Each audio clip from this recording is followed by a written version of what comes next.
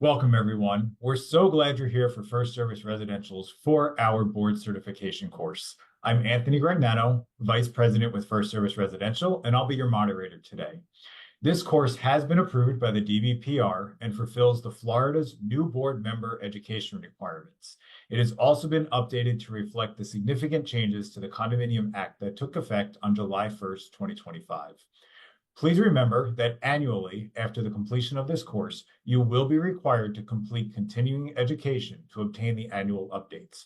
More information to be provided when you receive your completion certificate of this course. We understand that 4 hours is a big time commitment, so thank you for choosing to spend it with us. At First Service, we're passionate about educating and empowering board members like yourself, helping you stay informed, meet your compliance requirements, and ultimately run a stronger, more successful community. Today, we're going to dive into the most critical aspects of association leadership, including your roles and responsibilities as a board member, how to effectively run your association, plus governing documents and financial reporting. And to make sure we align with the latest educational requirements, we'll also be expanding on some key topics: association meeting requirements, board member elections, financial literacy and transparency, structural integrity reserve studies, also known as SIRS, milestone inspections, and record keeping. Before we start, there are some important instructions. You must watch the entire course from start to finish. Most importantly, you need to make a note of 6 code words we'll be sharing throughout the session. Please be sure to write them down. And at the end, you will be asked to submit the completed phrase into an online form in order to receive your certificate. This part is critical, so I will repeat it. Write down all of the code words as you hear them, because you will need to submit the complete phrase to get your certificate. They will not be repeated at the end. We're also going to break this 4-hour session into manageable sections with a short break in between. Certificates will be sent via email within 15 business days of submitting your completion form. Make sure you use the same name and email you registered with when submitting your final form. If you have any questions, we're here to help. Feel free to reach out using the email address on the screen.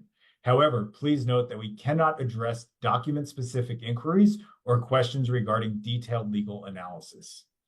Lastly, today's conversation represents perspectives from our panel of experts. This should not be relied upon as legal advice specific to your association. As always, consult your association attorney to determine the best course of action for your association. Now to our presenters. Joining me today, Darren Gursky, Senior Partner at Haber Law. Hello. Morning, Darren. Good morning, Anthony. Thank you for having me. Glad to have you. We also have Ivy Montero, Vice President at First Service Residential. Thank you, Anthony. I am looking forward to spending the next several hours sharing great information with our audience today. And then joining us later in the conversation will be Marnie Dalregan, Equity Partner at Haber Law. We've got a lot of material to get through today, so let's get started. So course objectives, right? Again, defining the role of the board, increasing knowledge of duties and obligations, understanding applicable Florida statutes, as well as hopefully answering some of your questions. So our agenda: the board responsibilities, association meetings, including meetings and meeting notices, association elections, association finances, financial literacy and transparency, financial reporting. We're also going to talk a little bit about fines and suspensions, of course, association record keeping and timelines, and then statutory inspections, including the milestones and SEERS. So 4 things that every association must do is obviously establish a budget, set aside funds for future maintenance, also known as reserves, collecting those assessments, being able to pay your bills, and then enforcing the rules and regulations of the associations and your governing documents. So board responsibilities. Ivy and Darren are going to help take us through this next section, but it's really to dive into the different board responsibilities, what you're responsible for, what your obligations are, as well as what the titles might mean. So Ivy, why don't you kick us off? Thank you, Anthony. So you are on the board. Now what? We're going to talk about the responsibilities and the importance of being a board member and what it entails. So 3 key responsibilities: to protect, to maintain, and to enhance. We want to make sure we're protecting the interests of the association at large as a whole, maintain all of the common interests, and continue to enhance the community. That's a large part of the board responsibility. So in order to do this, the board needs to set goals or have a 3-5-year plan. Very importantly is to act as a unit. I often tell board members that you have a board hat and you have a resident hat. Once you're on the board, it's the board hat, which means that you are looking out for the entire community and you are part of a unit. You and the other board members should work in unison. It doesn't mean you always have to agree, but it means that you have to come to a consensus in the best interest of the community. Enforcing the governing documents, very important. Maintain the association's financial stability, meaning that the budget is what it must be, not what you want it to be sometimes, right? And those are tough conversations. Maintain the value of the property, and obviously conduct board and annual meetings that we'll get to a little bit later on in the course. A lot of times we talk about the governing documents, and I just mentioned enforcing the governing documents. We talk about the docs, and like if it was one document, but it's not. It's actually composed of a couple of different parts. And Darren, do you want to go over what those parts are and why they're important?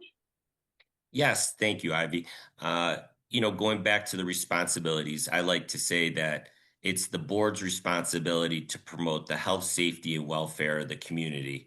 And you do that by the guidance and enforcing of the governing documents, which you just mentioned, which encapsulates the declaration.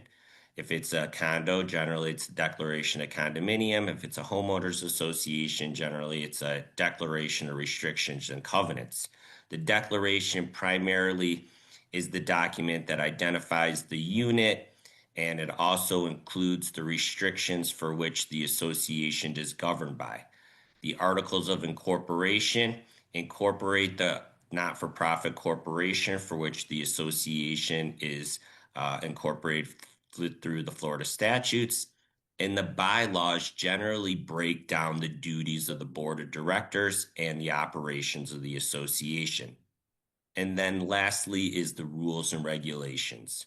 For the most part, the rules and regulations provide a little bit more restrictive component associated with the restrictions in terms of the operations and unit owners' abilities at the various communities. Thank you, Darren. Thank you for that. And just for a little bit of clarity, when we talk about the declaration, articles, and bylaws, those usually are harder to change, but the rules and regulations usually can be updated with a board vote. Is that correct? Correct. Generally, the rules and regulations are adopted by the board of directors after a revision and an approval of a 14-day notice. We'll be talking later on in this presentation as to timing of board meetings, and this would require a 14-day notice and mailed out to the community of the adoption of the rules and regulations. As you just mentioned, likewise, the declaration and bylaws generally are more of a complicated process whereby it would be a unit owner vote. Again, a 14-day notice, but there's more to it that we would talk about later on in this presentation as well. And just an important reminder, right? Don't forget your amendments, right? When you are looking and pulling these documents, especially buildings that might be on the older side, right? 30, 40 years old, many amendments might have occurred throughout that time, and making sure that you are actually looking at all of those is also important. So I know Ivy's going to take us through board responsibilities. So the actual responsibilities of the board, fiduciary obligation, we hear about that a lot. And that is the duty to act for someone else's benefit and act always in the best interest of the association. I can't stress that enough. It is about the association as a whole. You are the keeper of the association and the progress of the association. A duty of loyalty to your community, ordinary and reasonable care, and very important, confidentiality. When you sit on the board, you are privy to a lot of information pertaining to the community that that is sensitive information. So confidentiality during and after your term of service is very important for the integrity of the board as a whole. Also, building community.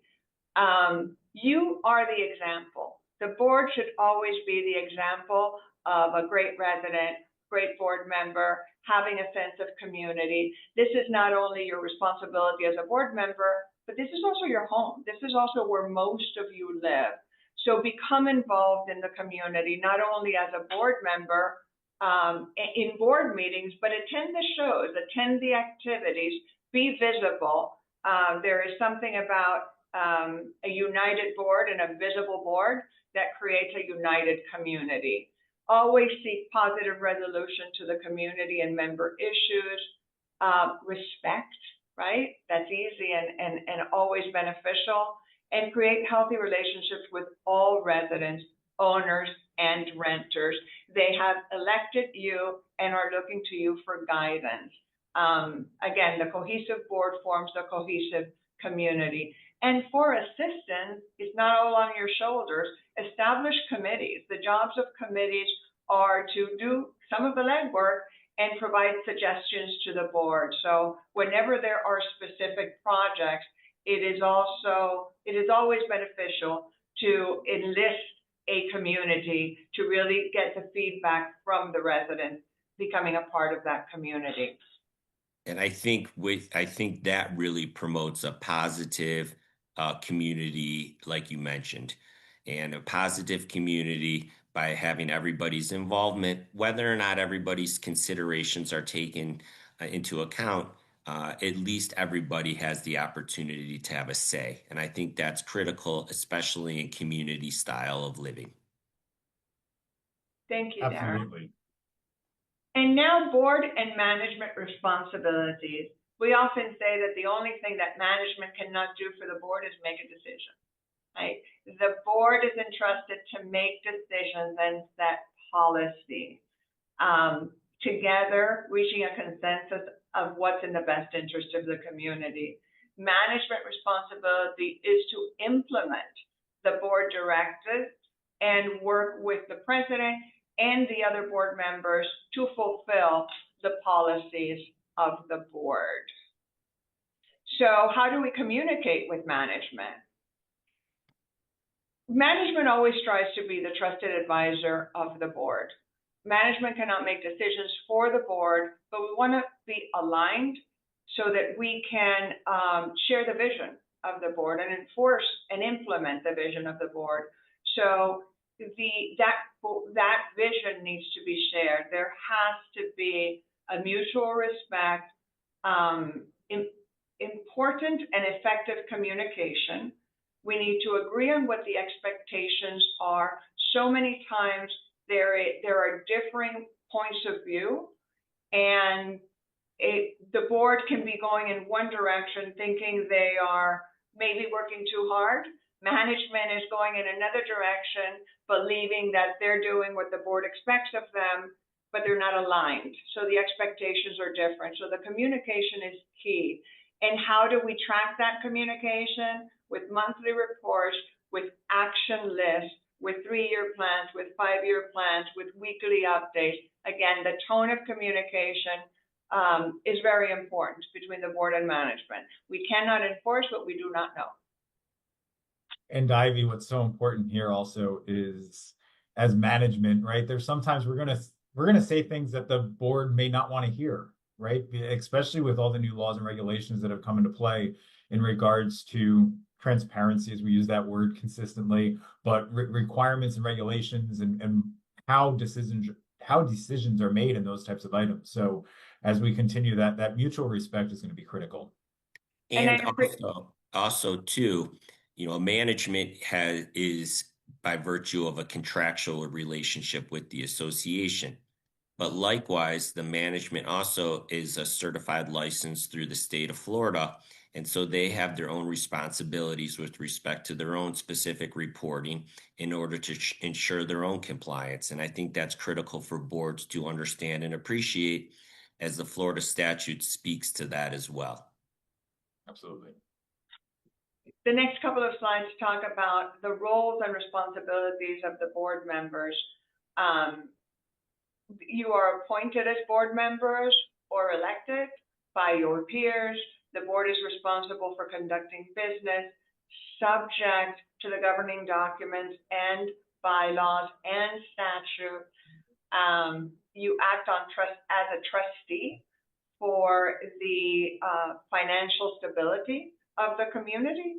You provide oversight and guidance to the association, and you're accountable for the results, and the membership will hold you accountable for the results, which is why, again, communication with the different, all different levels of communication are important. So effective board member versus ineffective board member, a smile and a frown. We always want to make sure that you are, as a board member, you're on parade, you're on stage, right? You want to make sure that you are always as effective and being part of the community. So good character, integrity, calm judgment, the willingness to serve. It's always a plus to have experience, whether it's in business or in social aspects or in organizations, just to bring that experience and your background to assist the other board members. Previous volunteer service, I've found that many effective board members were committee members before or participated in clubs and organizations within the community and bring that perspective to the board seat. Strong people skills, and always a servant leader or a servant heart. Ineffective board members. These are the people that are unable to put the welfare of the community of the whole, as the community as a whole first. And we've come across this sometimes when there is a motive or a personal interest, right, in the guidance of the community, and that is very ineffective. And it's up to the other board members to call a person on that, right? Because remember, that's not one person's decision. They work separately from the board, impulsive or quick-tempered, and puts individual interests first, unable to work with others for the common good. So I think this is an ineffective board member and an ineffective team player, right? All those qualities go about a person just being a one-man show or one-woman show, and that's not the way the board should operate to be effective. And Also, Ivy, go ahead, Darren. I was just going to say, there is a time commitment associated with being an effective board member that not all board members or candidates necessarily appreciate. But being a board member essentially entails running a business, and you are part of a board that is necessary to make decisions, and putting in that time is a commitment in order to serve the community in the effective manner you just mentioned, Ivy. And I think that is really a critical component. And I want to go back to one thing you mentioned with respect to an ineffective board member. Sometimes people may have felt slighted by the association, and that is the impetus to run for the board. I'm not necessarily suggesting that those people can't become good board members, but sometimes that's not necessarily the ideal reason to run for the board. But the ideal reason to run for the board is for the purpose of ensuring for the best interest of the community, as you mentioned. And I always, great points. And I always like to add effective listening, right? Making sure that there's so much that the wealth of knowledge that is typically within a community. There are a lot of experts. Not everyone knows how to just bring that to the table sometimes. So effective listening, but then also mentorship, right? And Ivy said a lot of your committee members can become very good board members. not every board member wants to be on a board forever, right? So who are you looking to sort of mentor or train into that next role in 2 or 3 years when you no longer want to be board president, right? So putting that sort of succession planning in place, because it really is a business. So Ivy's going to take us through now sort of what the different titles mean and the responsibilities associated with that.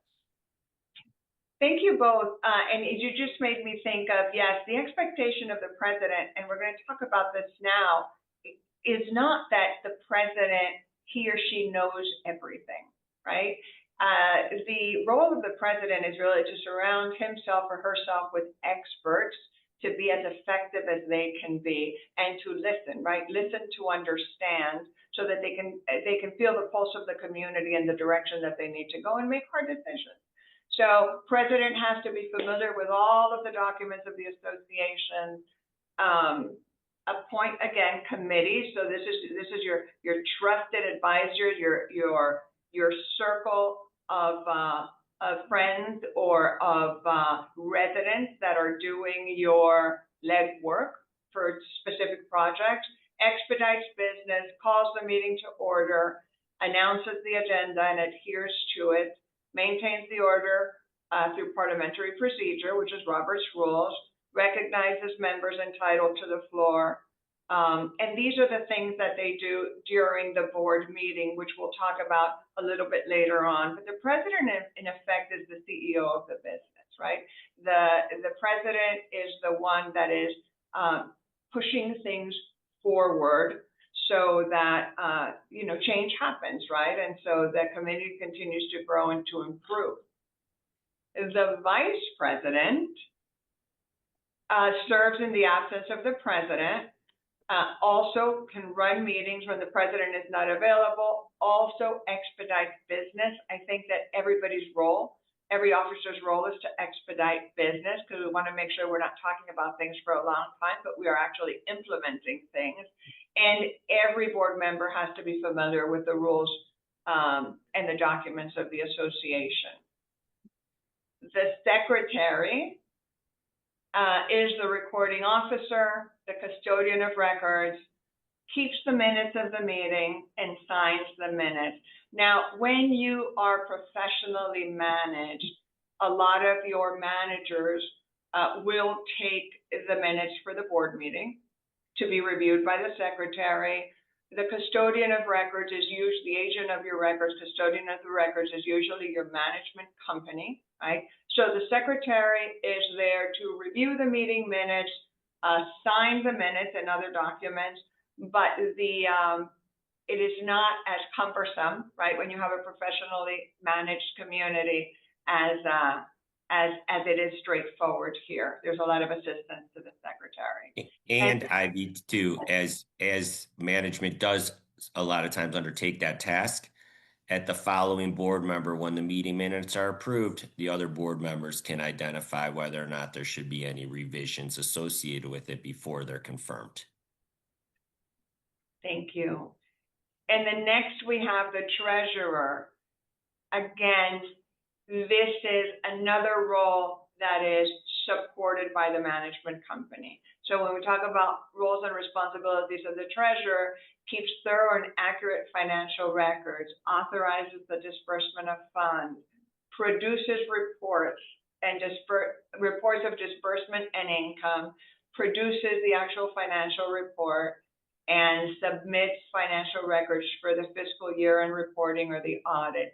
These are all tasks that the management company does on the association's behalf if they're professionally managed.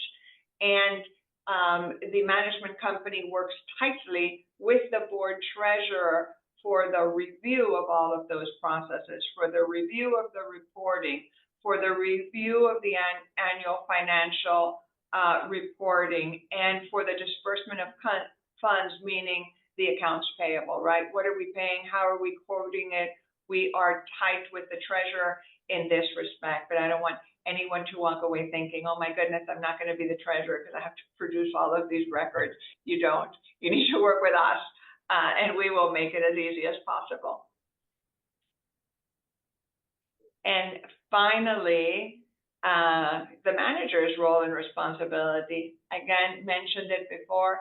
The only thing we can't do is make a decision. We have a contract that tells you what our roles and responsibilities are. We carry out the policies that are set by the board. We help to operate the association. The day-to-day operations of the association are completed by the management team. We provide information, training, and leadership, such as this, right? As a management company, we do assist the boards also in their knowledge and what their requirements are. Always act in the best interest of the association. That's where the board and management really, really align. And keeping board informed on the progress of key projects, that's the communication aspect. The management team and the board should always be working shoulder to shoulder in the best interest of the community. Ivy, I like to tell my clients that the manager is the boots on the ground. So the management, in going back to some of the discussion points you've mentioned, is key in component of the communication with the board as to all aspects of the association, which you just referenced just now, but also with respect to the condition of the property and any other issues associated with the tenancy of some of the residents. And I think that's a critical component of the role and responsibility as management as well, as not the board members aren't always at the property throughout the day in order to be aware of those particular issues. And that is a very important role, I think, of management. Thanks, Darren. Great And point. it goes back to what Anthony was saying a little bit ago, where sometimes we're telling board members what they don't want to hear, right? Some of the things that need to be prioritized, some of the things that need to be addressed. So the more we're communicating and working together, right, the priority list is a balance of what the community needs and what we need to do to run the business. Exactly. And time management is so critical in this piece. As we're wrapping up this section with sort of the definition of board members and management, it's so critical right now, especially as the legislator has put so many additional requirements, not only on management, but as board members as well. It's time management, right? So it is important to just think about how many things the manager is responsible for in a day. And we have to respect those boundaries as well, that certain things are just going to take a little bit more time now, right? Between the website compliance, we use this word transparency. The legislature is using the word transparency quite a lot, but some of that all relates to time and organization of files and information. So just making sure that we are working together for those expectations. So it is an exciting time right now because this is the first code word for the course. So again, please get your pens, your paper, your pencils. But the first code word for the course is first service. Please write that down. And again, the word is first service, just one word, spelled FIRSTSERVICE.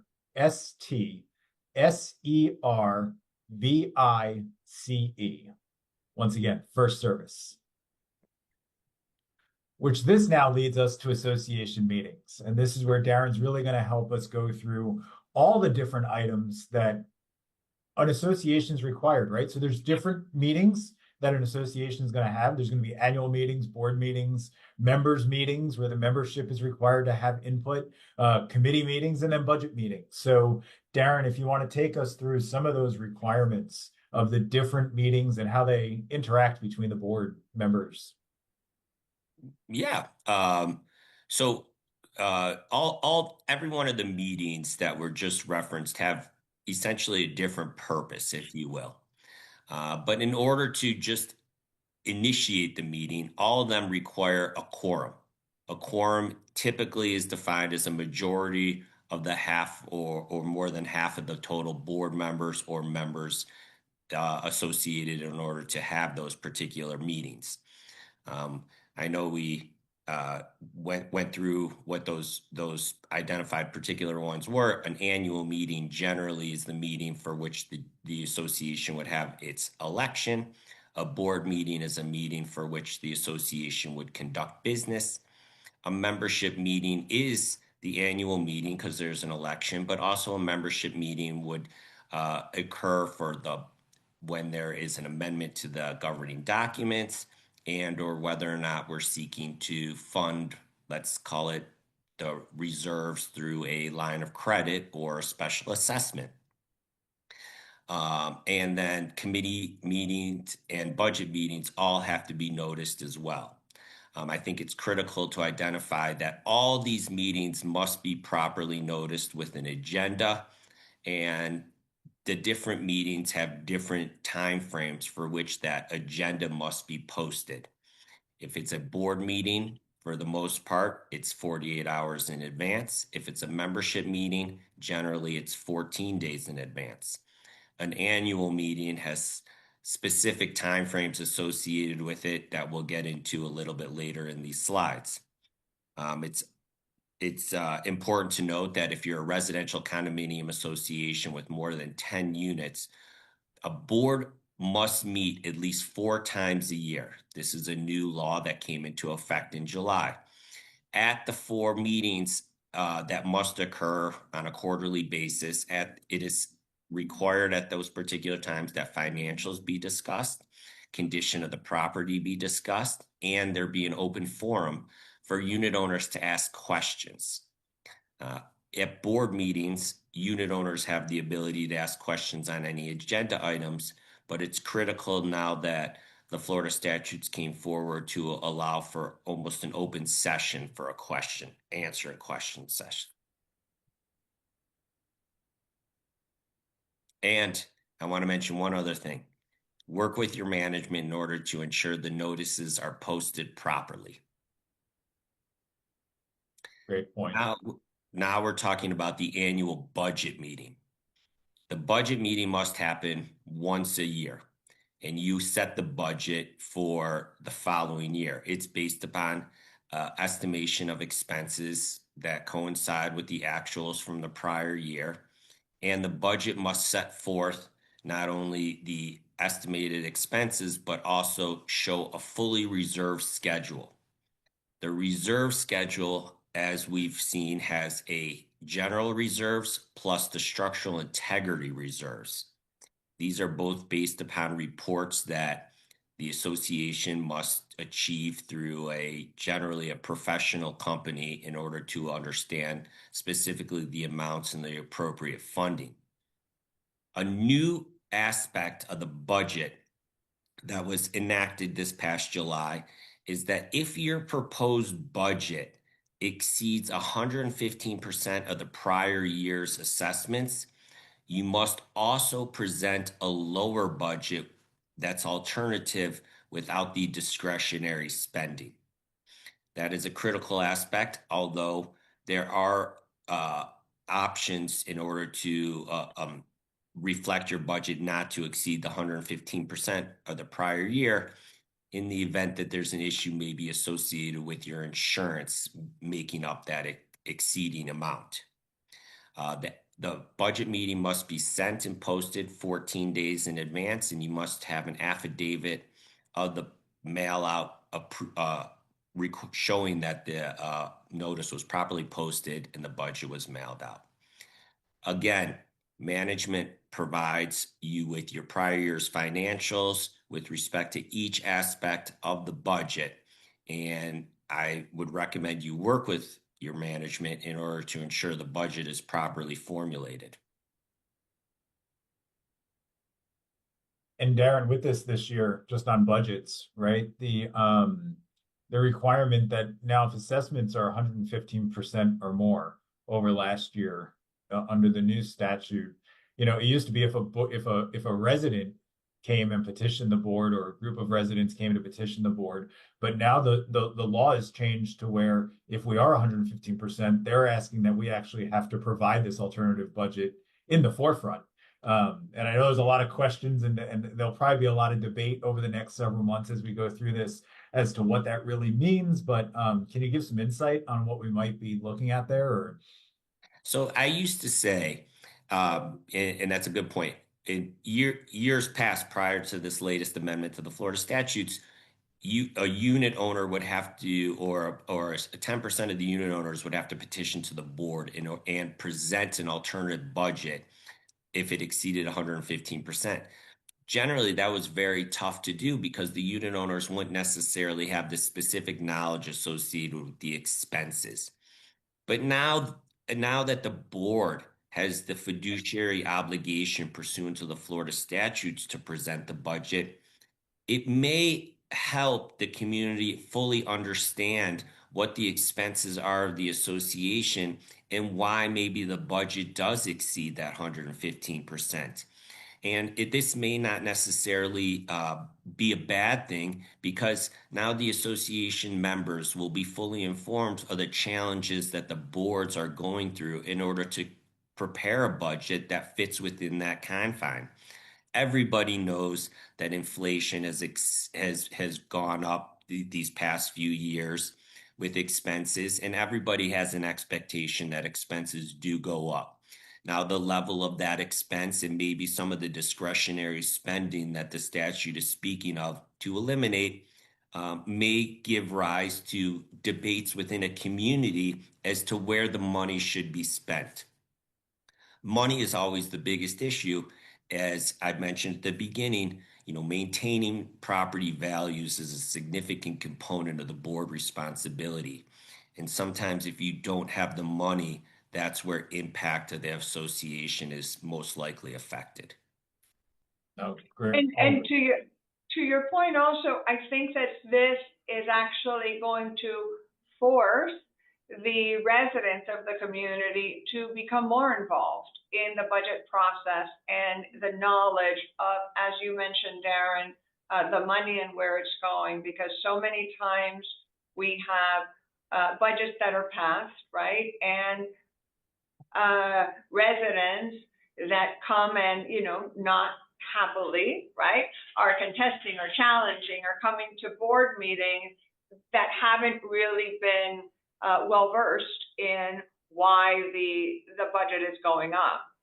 Another good idea, not only when the budget exceeds the 115%, but another good idea for an easier passing of the budget, even though it is only a board vote, you want to make sure that the community is supportive, right? Otherwise, it can get a little difficult.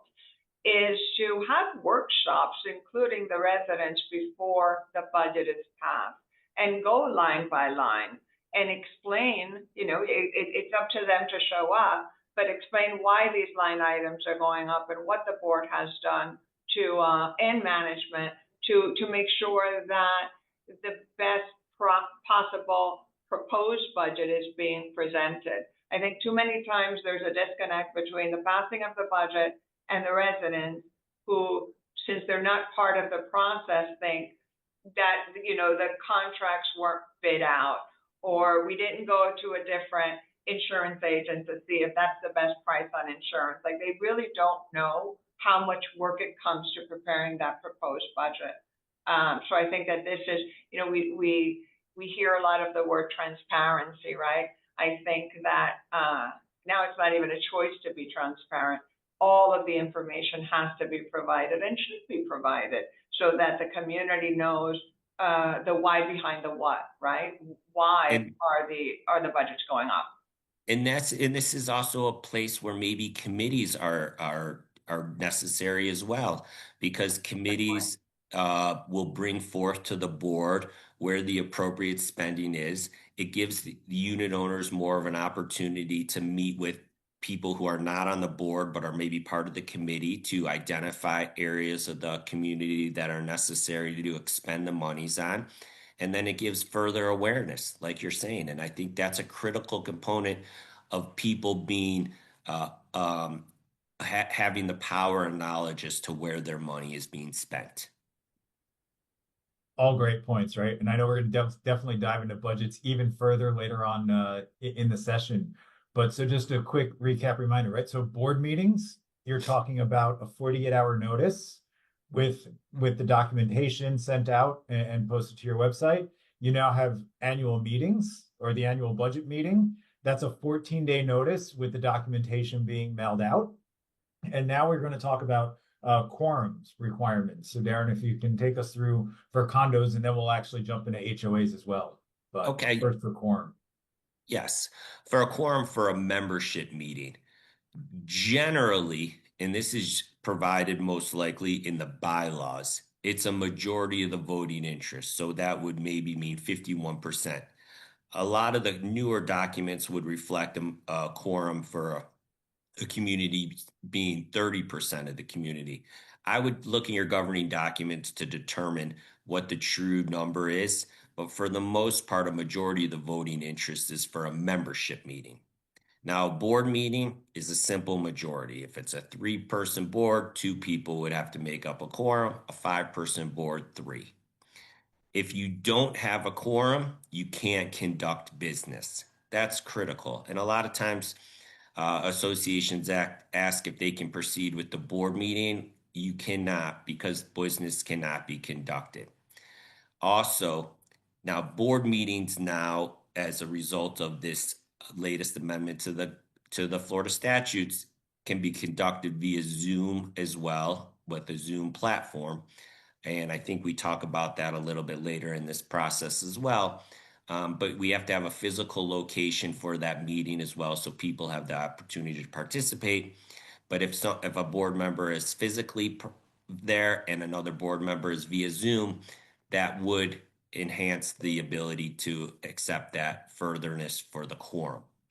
For a membership meeting, for a election, excuse me, you need to have at least 20% of the ballots in a condo submitted, valid ballots, in order to have an election. For the most part, the annual meeting, the main purpose or business is the election. So as long as 20% of the ballots have been submitted, you must have that allows for the annual meeting to proceed for the election.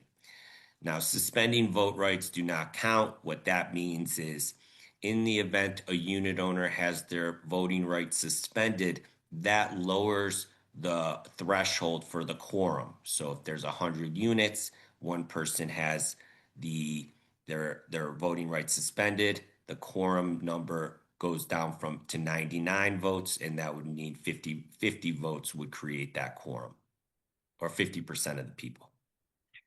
Darren, for clarity on that, because this conversation happens often, usually the voting rights can be suspended to someone that is delinquent 90 days or more on any of their monetary obligations. However, there is a process for that, right? It's not just, all these 7 people are 90 days over, so they're suspended. Correct. You have to go through the process of having a board meet. First, you have to give a notice to the particular unit owners, giving them the opportunity to cure their deficiency. And then subsequent to that, you have to have a board meeting for which you actually suspend their voting rights 90 days prior. Exactly. And that comes up a lot. And I see it actually on the eve of the election, or even at the election. A board member will bring out a delinquency sheet and identify the series of unit owners that are past due and say, we can't count this. That's not, unfortunately or fortunately for the unit owner, how it really works. And it's not fair without that notice requirement as reflected in an opportunity to cure in the Florida statutes. Good point, Ivy. Thank you. Quorum for HOAs. Now, the quorum for HOAs for a unit owner meeting would be 30% of the voting interest required for quorum, unless the bylaws state otherwise. For the most part, we see in HOAs, it's generally 30%. And this can also be accomplished through a proxy as well. So not necessarily 30% of the people have to be there, but 30% of the people in person or in proxy. Now, for a board meeting, as prescribed in the governing documents, again, generally, it's a majority of the board of directors. Now, sometimes, and we've seen this in the past for HOAs, the documents may authorize a quorum to consist of less than a majority. It's not necessarily as uncommon as you would think, as strange as that sounds. But a decision that requires a vote of the members must be made by a majority at a meeting where quorum is obtained. That is critical because where quorum is not obtained, as I mentioned previously, business cannot be conducted. And Darren, with quorum, and just I always say this, right? So if let's say you have a 5-member board, right? Yes, Condo HOA, right? And 2 can't show up to a board meeting. So now you have 3 board members, right? You can have a legal meeting. correct. But I always talk to my boards about that means that when you are taking a vote, though, that means that 2 people can control that vote, yay or nay, because they are the majority of that quorum at that time. Correct. So I know sometimes we see board members go, I'm going to protest and not go to this board meeting because I don't want my vote. But you're really not helping the process because now you're actually giving more power to a lesser number of people. Correct. And exactly what you're saying. You're almost lowering the threshold for approval of business in that sense. But also it goes against the purpose that Ivy talked about earlier as to what makes an effective board member. And I like to tell this to board members all the time. You communicate amongst each other as to business that's necessarily to be conducted, and you may not necessarily agree with your other board members as to certain particular items. But that doesn't mean on the next course of business that other members may not agree with you. So it's short-sighted sometimes to avoid a board meeting for that particular purpose if you want to not participate in a particular vote with respect to whatever the business may or may not be, because as a board member, you were elected or appointed by virtue of the pleasure of the community because of your positions and what you put forth. And I think that's it. Regardless of your feelings, one way or the other, it's necessary for you to participate in order to avoid the position that you just mentioned, Anthony. Absolutely. I also have some meetings with board members because in lieu of not attending board meetings, they choose to abstain from voting just because it is a contentious topic or because they don't agree with the whole thing. And the conversation is like that's why the board was elected. The board was elected to make decisions. And when the going gets tough, that's when the board's vote in the best interest of the community becomes more and more important, right? Those are the difficult responsibilities of the board member and why they were elected, right? The community is trusting them to take a vote one way or the other, and it's a big responsibility. Exactly. And we have seen this many times. Sometimes a vote is not necessarily popular to the community, but it's necessary in order for the community to proceed with its operations or business in order to, again, promote the health or benefit and welfare of the community. And I think that is the challenge that board members sometimes have in understanding their specific roles. So again, being a board member is very, very important in ensuring that the community does thrive based upon the decisions that you make for the other members and for the membership. So if we're Board holding a meeting, board meeting, what does that now look like, Darren? Because obviously owners obviously get to participate, right? correct, which is good. And the because board meeting attendance allows, and I'd mentioned this previously, each anybody who attends has the opportunity to participate or communicate on every agenda item. And the board can create some rules and regulations associated with that level of participation. But it is good so that if there is something to comment once a motion is on the table with respect to the agenda item, the unit owners who are present can speak up and question why or how or whatever that particular business may impact the association. Now, to the contrary, when there's a closed door board meeting, it's not open to all board members. And that happens for generally two reasons pursuant to the Florida statutes, and that's when legal counsel is present to discuss pending legal issues or possible legal litigation. But that does not avoid the fact that that closed door board meeting must be noticed to the community that the board is meeting. The agenda would reflect for legal issues, but so there's no hiding of the board. They are being present at a particular meeting so the community is aware. Likewise, for personnel meetings. Now, this would be a discussion amongst the board related to personnel, and legal counsel is not necessary to be present at that particular meeting, but notice is also required. And we just mentioned this earlier, that the Florida statutes now also requires a quarterly meeting with an agenda for owners to question. That is the open session. I think that's what you were getting at, Anthony. In that open session, sometimes, and with anything, unit owners will ask questions that maybe the board doesn't have the answers to, or maybe management doesn't have the answers to at that particular time. But there's nothing wrong with taking those questions or issues into consideration and to bringing it up at the next meeting in order for there to be full disclosure as to whatever was presented. But the open session is beneficial, I think, to the community in an effort to create the full awareness.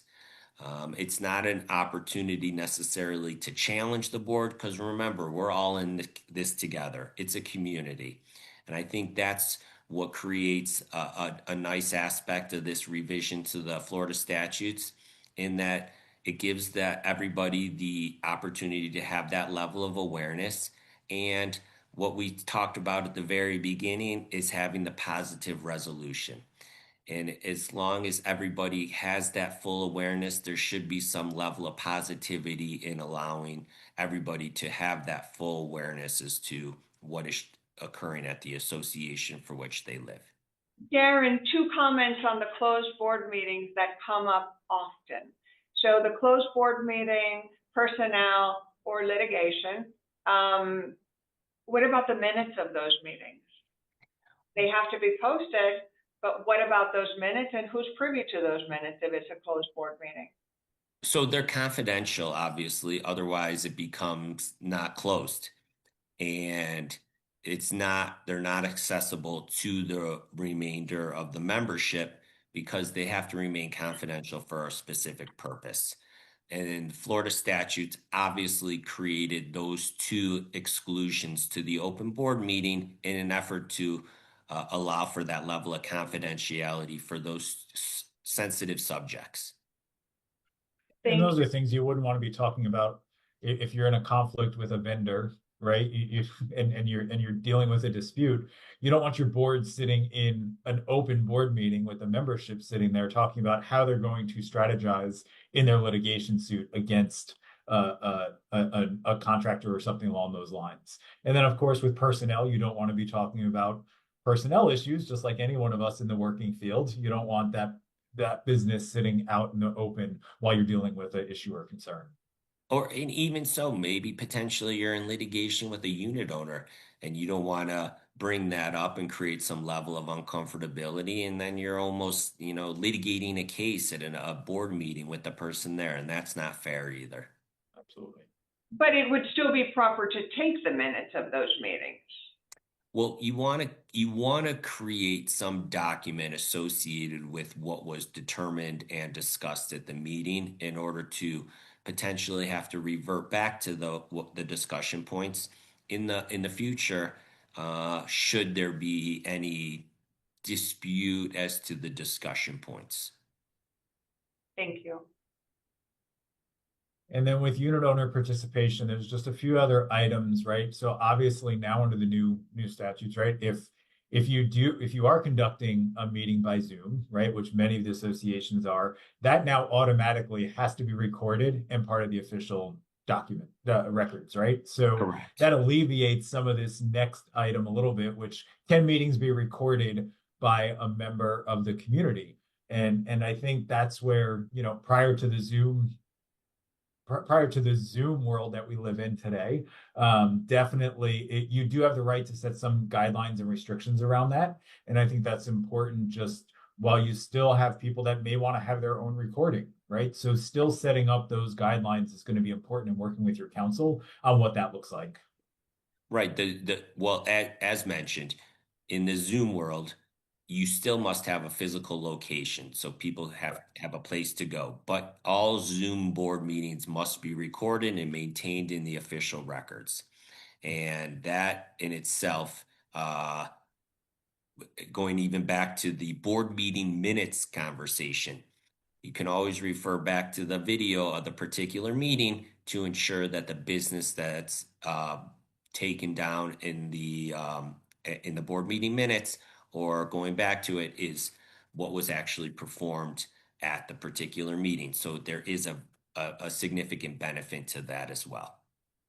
And that is a big topic of conversation, the recording of the meetings and the having to have the recording available on the website. Anytime that there is a hybrid, right, virtual and in person, which it has to be, because as you said, Darren, there always has to be a physical location. However, if there is not a virtual component, then the meeting does not have to be recorded. Is that accurate? That is accurate. And the Florida statutes also allows for board members to call into board meetings. And in that sense, it doesn't have to be recorded either. So that should be taken into consideration as well.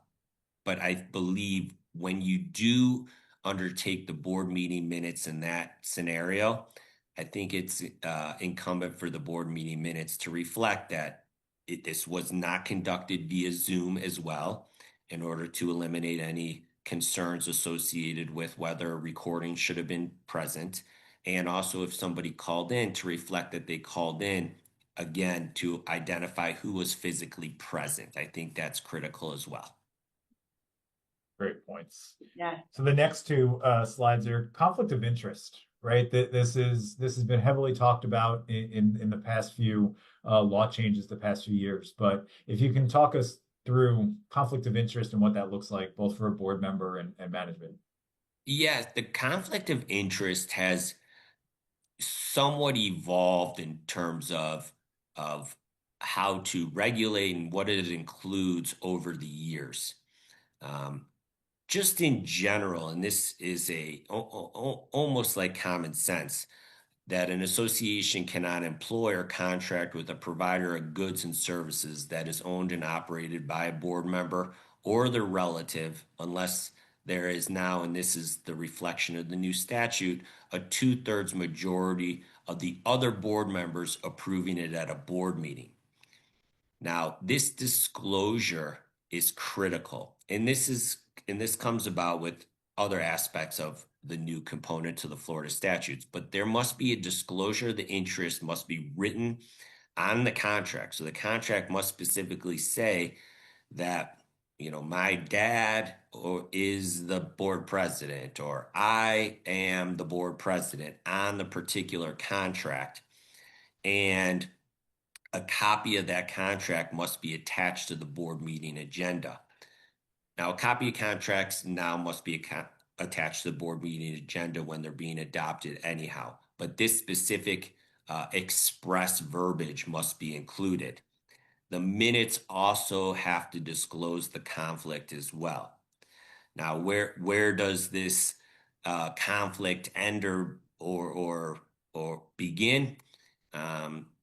It's suggestively that the relative is defined in the third degree, meaning blood or by marriage, like a parent, child, sibling, or grandfather, and I've taken it to the extent of even a first cousin.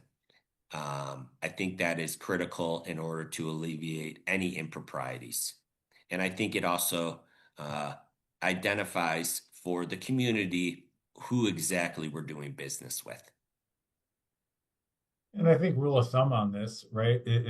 If you think there could be a perceived conflict, let's talk about it, right? Engage with your counsel, engage, so that it is on the table.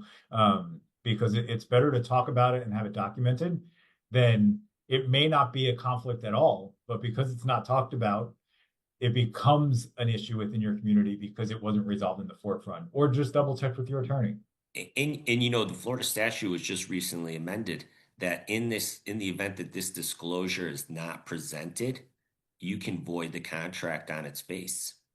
Right. And the Florida statute speaks to that directly. So again, good points that you made. Discuss this with your counsel, and in order to eliminate that potential damage to the association and or the vendor as a reflection of the failure to disclose. Yep.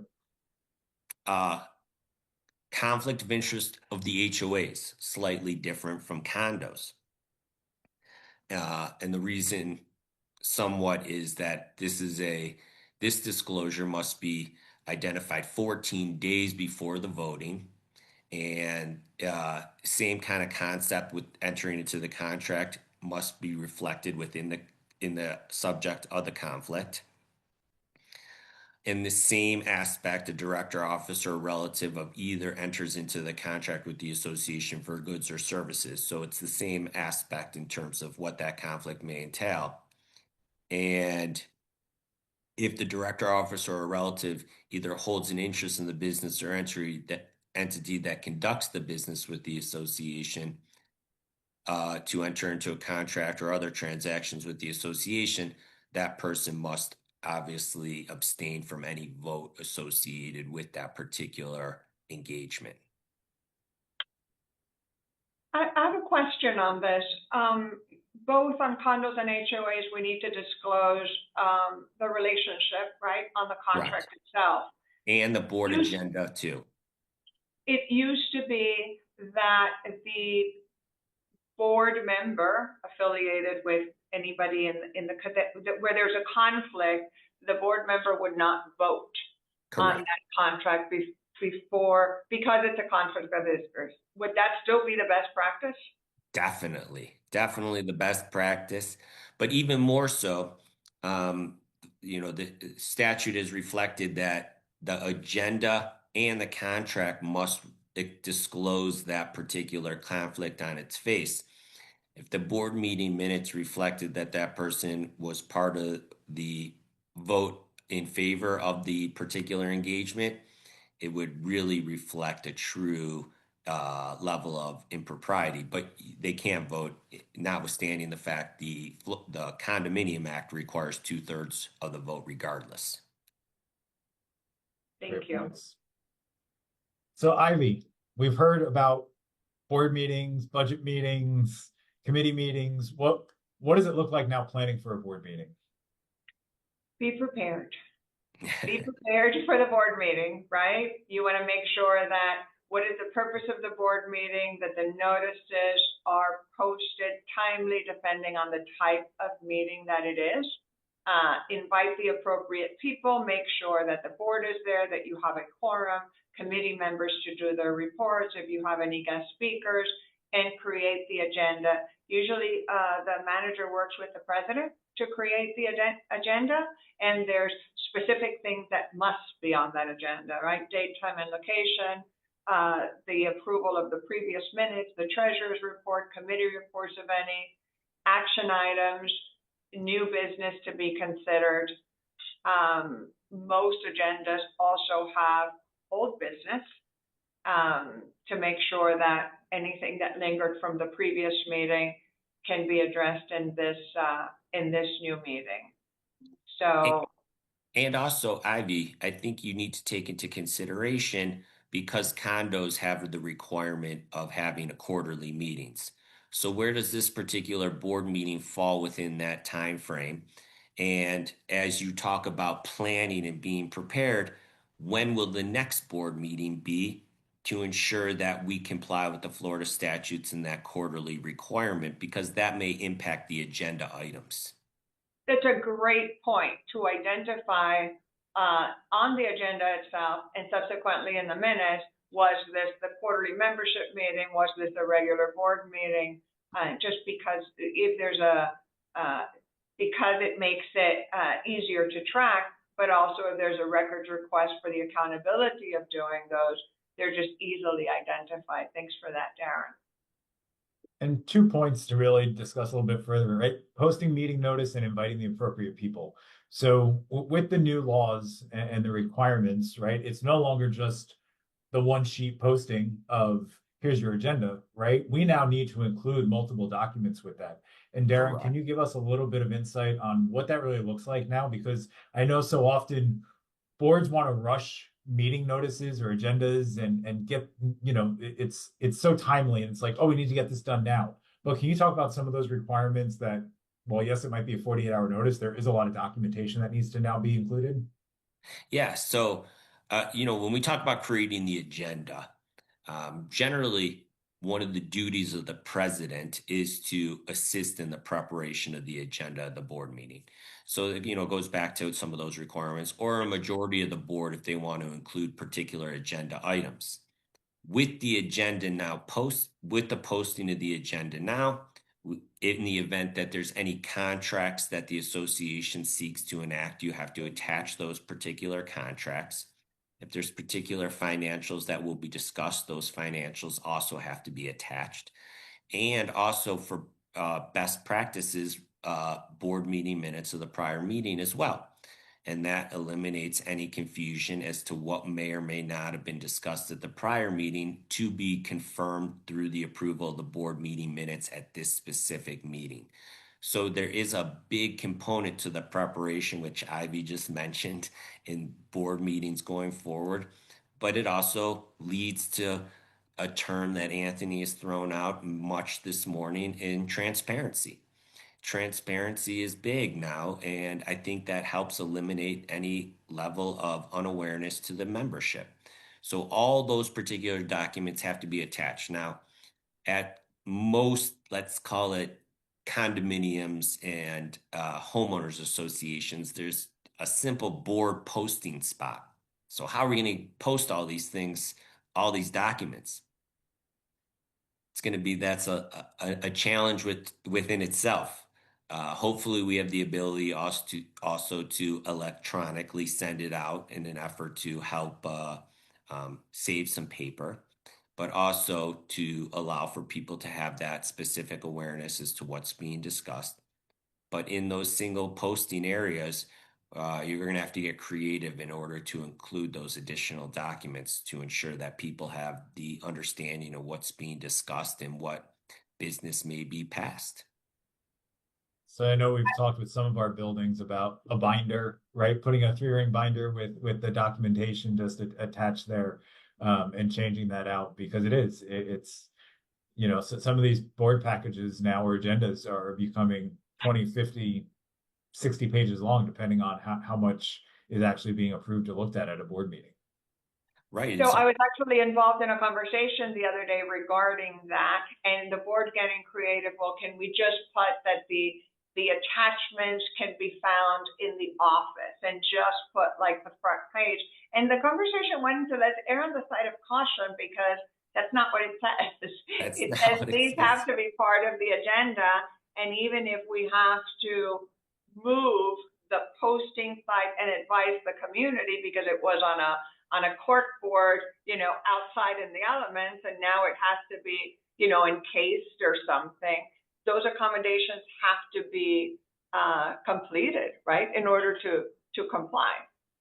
Well, yeah, and you know, the binder idea is a really good idea, and maybe, you know, we see it too in elevators at condominiums. They will post a single posting for the board meeting. It may make sense to say there will be a board meeting, but the full board meeting notice and package is in a specific location in order to comply. Because the reality is this: you want everybody to be aware that there's a board meeting, and you want everybody to have the opportunity to be fully prepared for that meeting. That's really the purpose. So if they have a place to go that's public in order to view those documents, that's ideal. It's supposed to help and eliminate the I don't know and why are you doing this? So That's And the great part. I never heard of this before.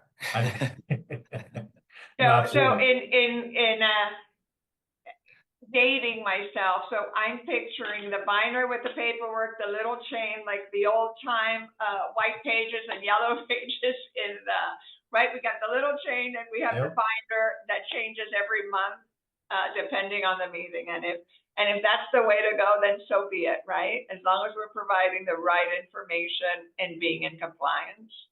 Another component, a client actually mentioned this to me, and I think this is actually a good idea, may comply. You could get one of like an iPad specifically associated with it, and it has the board meeting. You can just swipe the pages to look through, and that's Yep. also an easy way of maybe eliminating paper and paper. having a single source area. Something No, to great idea. consider.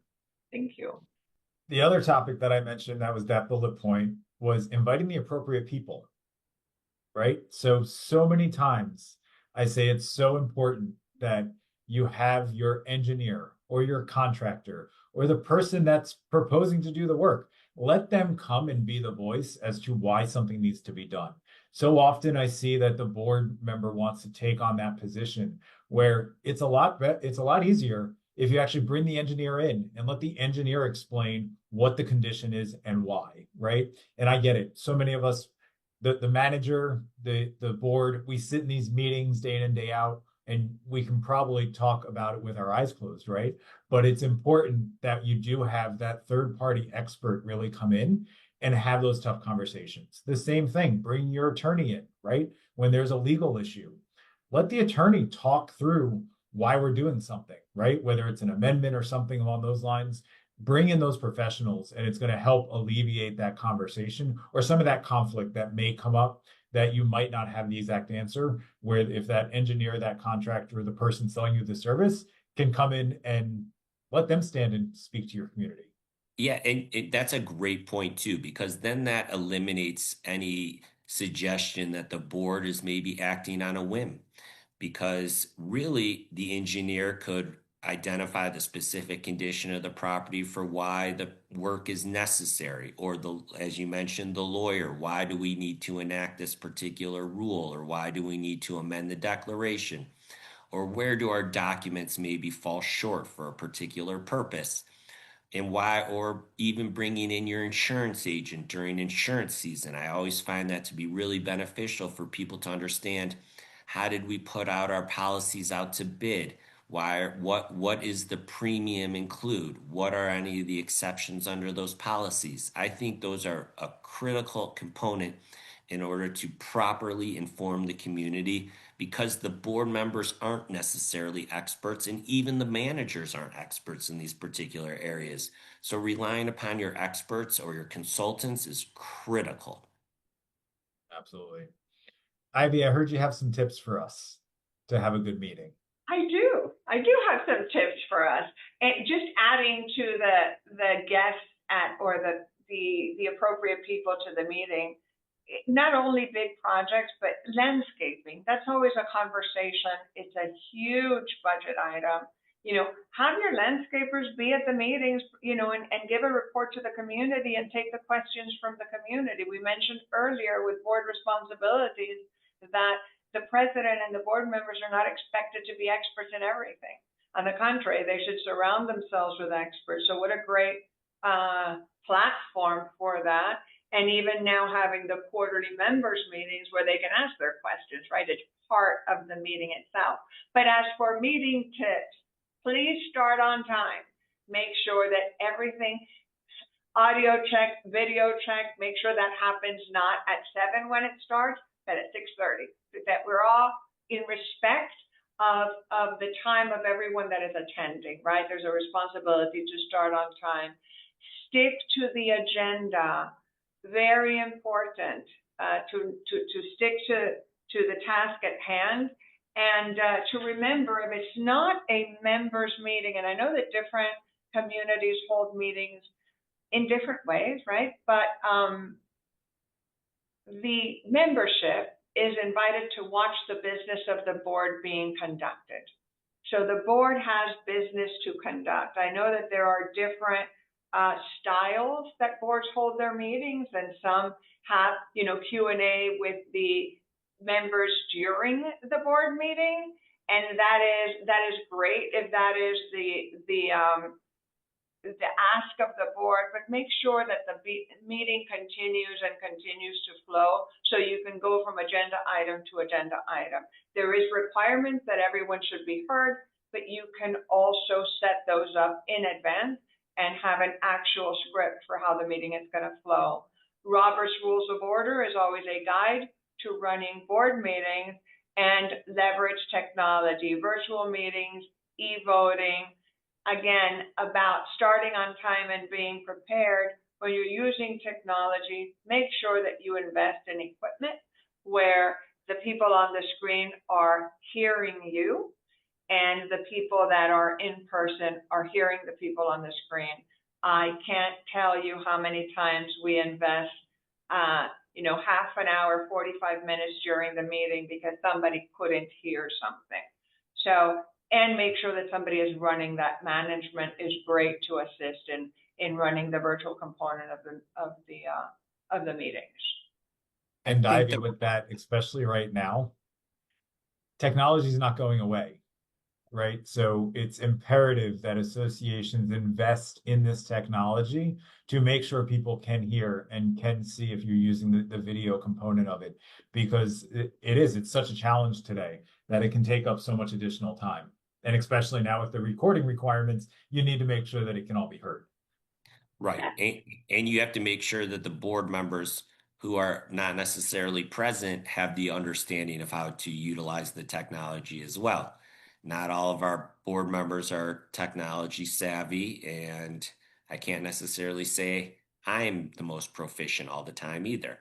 And I think likewise, in order to ensure that, test runs are sometimes important. But yes, I think it's very critical. I wanted to mention one thing with the Robert Rules of Order, because I think Robert Rules of Order is a great way of keeping board meetings organized. And for the most part, that allows for a 3-minute conversation with respect to each agenda item for each unit owner. Now, that may seem to last for a very long time, but if you stick to the particular agenda item for the type of conversation and you don't expound upon it, generally it's very informative to the community as to what other thoughts are. So that's really the purpose, I think, of Robert Rules, in order to allow for that level of organization. Plus, it gives the board members understanding also as to motioning for particular business, seconding, and opening it up to the floor for further conversation. You read my mind, because I was going to ask. I said I had skimmed over Robert's Rules, and I have some associations are very strict, and there's always usually one person that is very knowledgeable on Robert's Rules, and other associations use the procedure of motions and seconds and discussion and vote, but are not as stringent on every aspect of Robert's Rules. Is there a right or wrong way to do that? And what if your documents say you have to follow Robert's Rules? So there is no right or wrong way unless your documents indicate a requirement to do so, and only a few documents really do. But I would say, again, we're trying to promote a community living situation, so everybody's voice is important, as long as it coincides with the specific agenda item at that particular time. The free-for-all conversation questions, if you will, is set for the quarterly meetings. But this particular, I think it's very important that if a unit owner has a question with respect to an agenda item and it's open to the floor for discussion, you allow for that discussion to take place. I think that coincides with the spirit of the Roberts Rules. I want to say one final thing on the meeting tips that we were on is if you have your agenda properly lined up, and you have your technology in place, and you have your quorum, and you have your structure for the meetings, most board meetings should not exceed 1 hour. If you are conducting business, right, you have everything organized, you have the contract, unless there is a large capital project going on in the community, or you have a guest speaker, make sure that you're also mindful of moving the meeting along, and that all comes with the preparation of the meeting. Too many times we go long. I mean, I've been in meetings, I'm sure we all have, that are 3 and 4 hours long, and by the time we're at the end of the meeting, we really don't even remember what the discussion was about, right? And everybody else has gone home. So make sure that you're mindful, because you do want your community and your residents to remain engaged, right? And to remain listening to the items that are relevant. So be prepared and get on with business.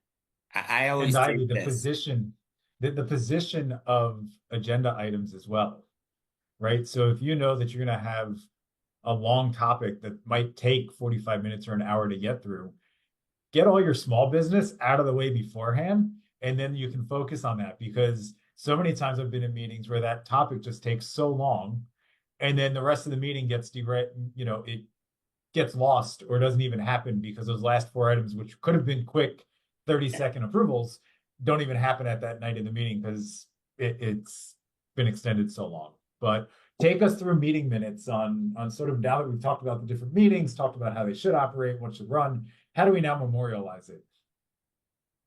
Okay, so meeting minutes are reflective of the business that was conducted at the particular meeting based upon the agenda items.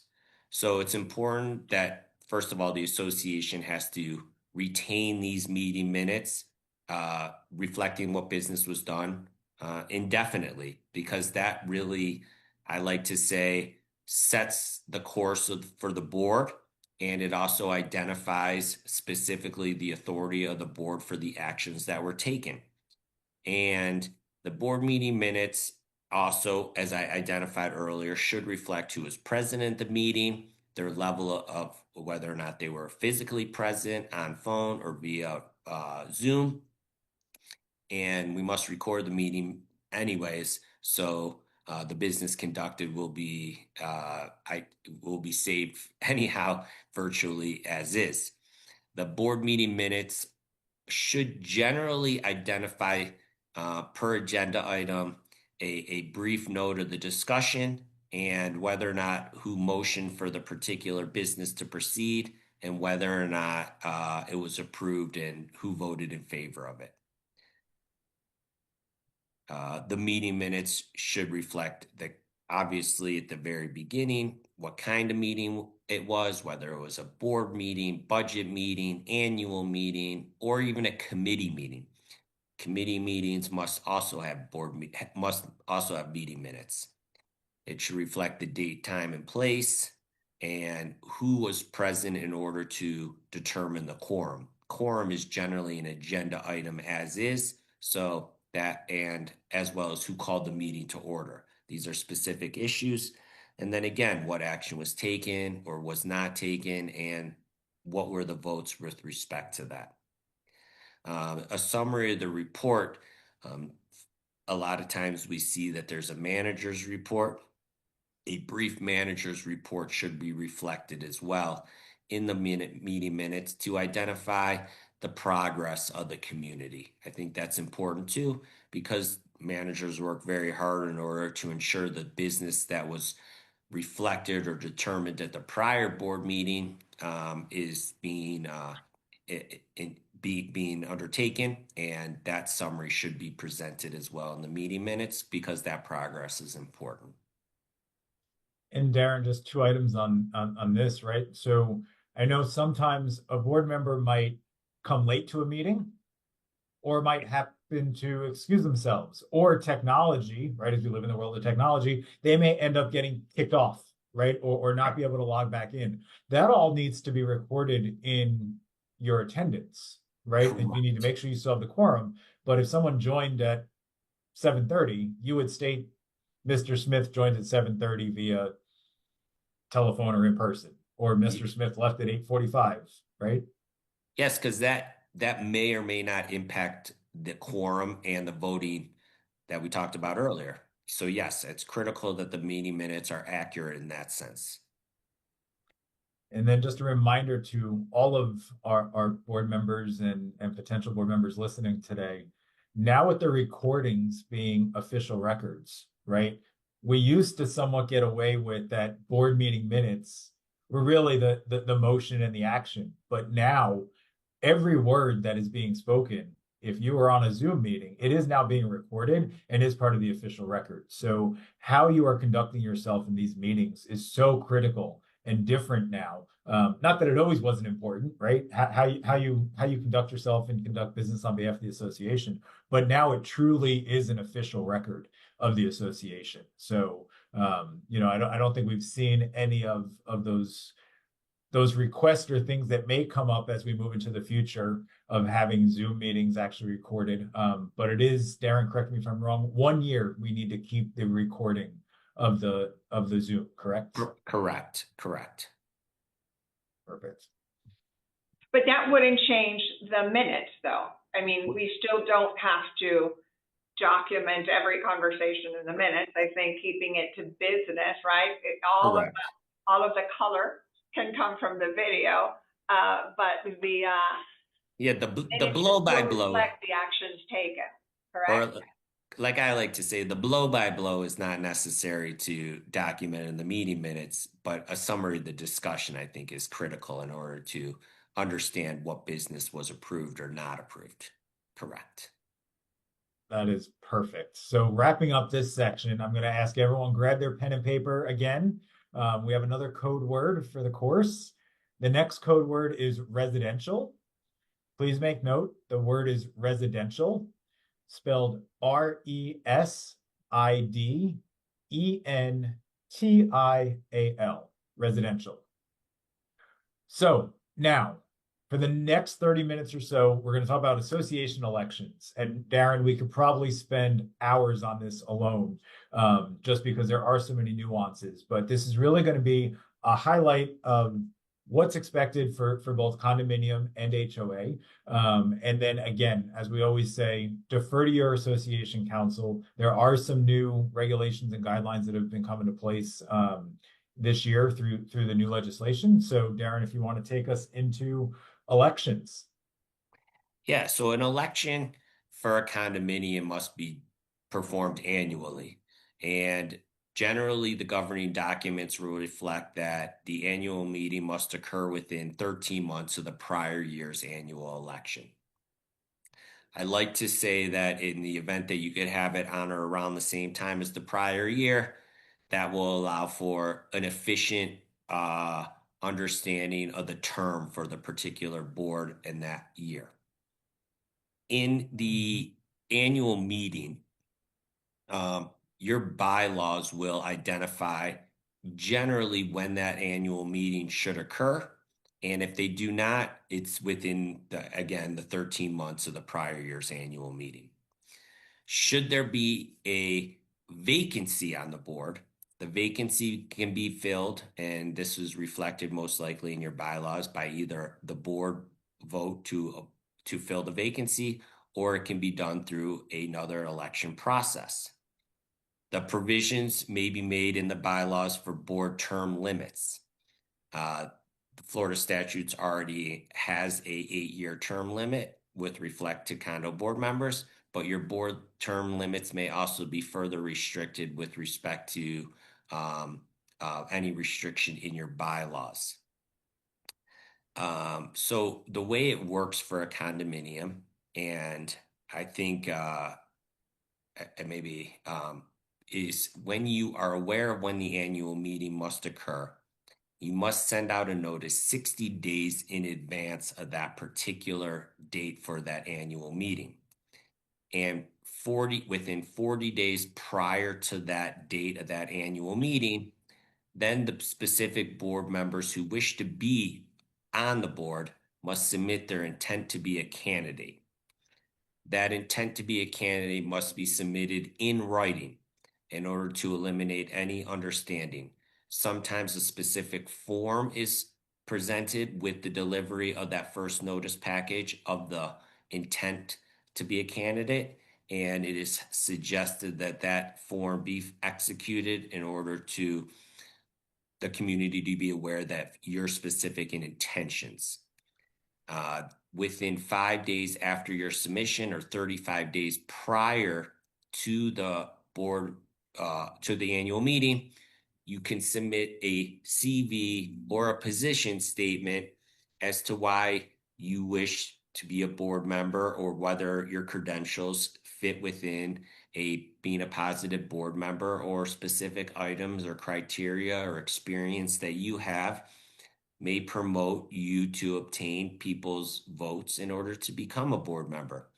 I always suggest that a candidate sheet should be submitted because it will identify positives in your particular experience as to the benefit of voting for you to be a board member, or why you wish to serve at the pleasure of the community.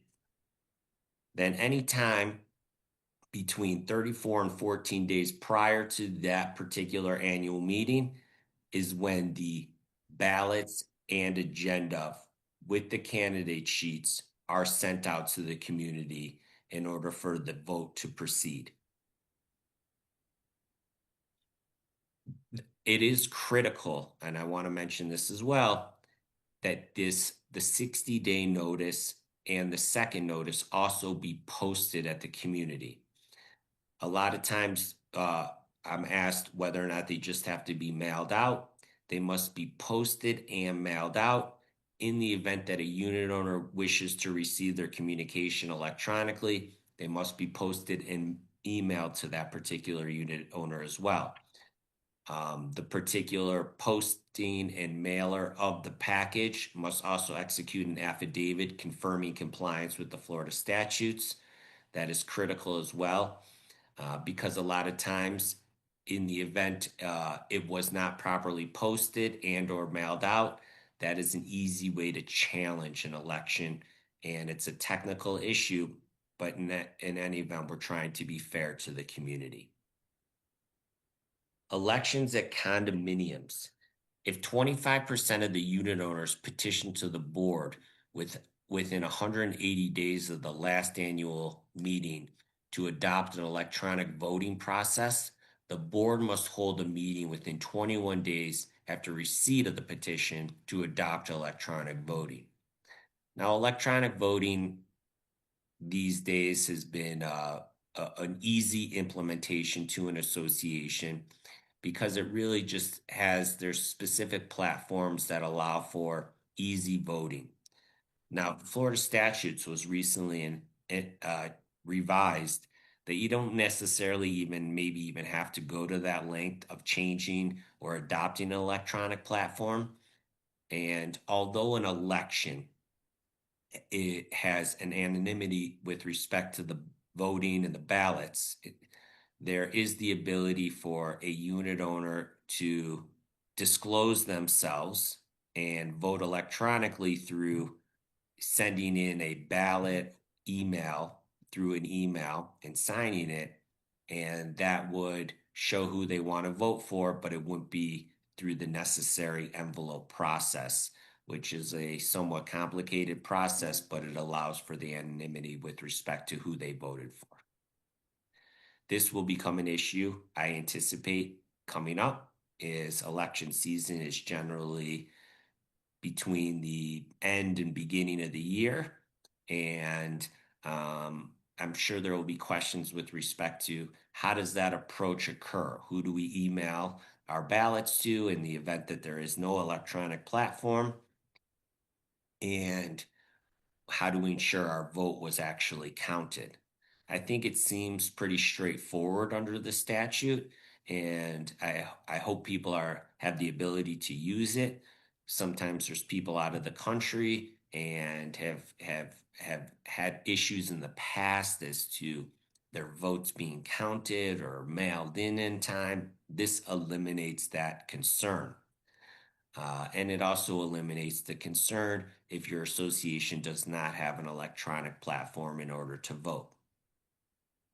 And Darren, with that, I think what's so critical today, right, is connect with your association council to make sure that we have the right process in place.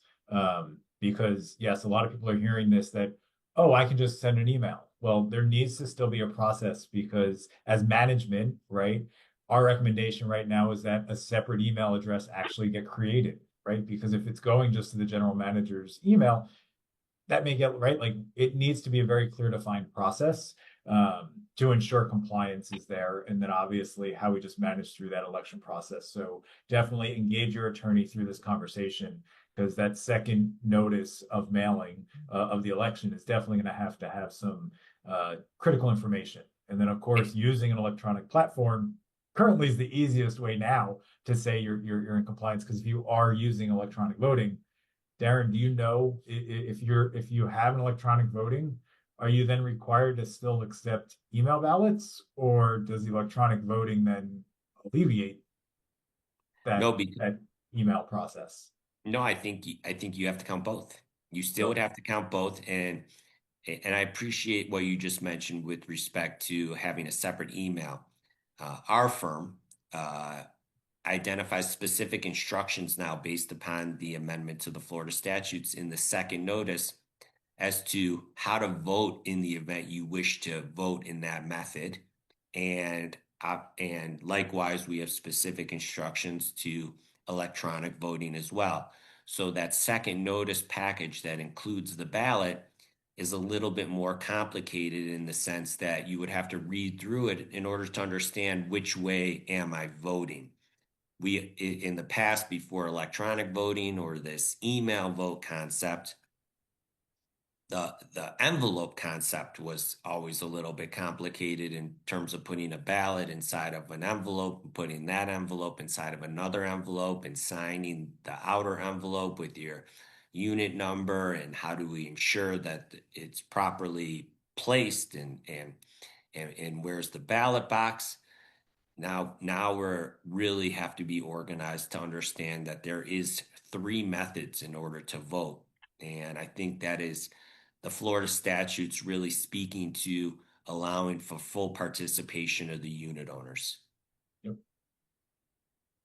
And I, So great if recap slide here just for condo timeline. So definitely take a screenshot. This information will be available after the course. But now we lead into HOAs, right? Slightly different than condominiums. So Darren, if you take us through HOAs. HOAs are a little different, that is correct. So at an HOA, that necessarily complicated process with voting is not entirely how things work with the HOA with HOAs. HOAs, you can vote. You have to look at your bylaws first of all to determine that it's the type of voting process. But for the most part, HOAs, the voting process is done via proxy at the annual meeting, and at the particular annual meeting is when the specific people who wish to be appointed as board members or elected as board members put in or identify themselves as wanting to be board members for that community. And then the vote is undertaken through that proxy or ballot process at the annual meeting, and a plurality of the votes determines the board of directors. Slightly different process. Now, if you are unavailable for that particular meeting and you still wish to vote, you can send in a proxy and have somebody vote in your stead. That happens all the time. And if you're concerned as to who they or may not vote for,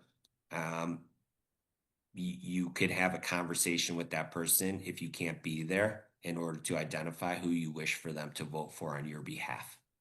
And so it is actually a pretty streamlined process, and it allows for unit owners to have that ability. The notice requirement is less. I would look in your bylaws to confirm what that notice requirement is.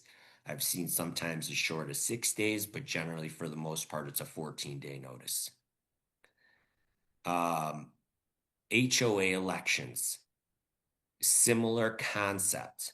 Any person that's delinquent more than 90 days or who has been convicted of a felony and has not had their civil rights restored for at least 5 years is not eligible to serve on the board.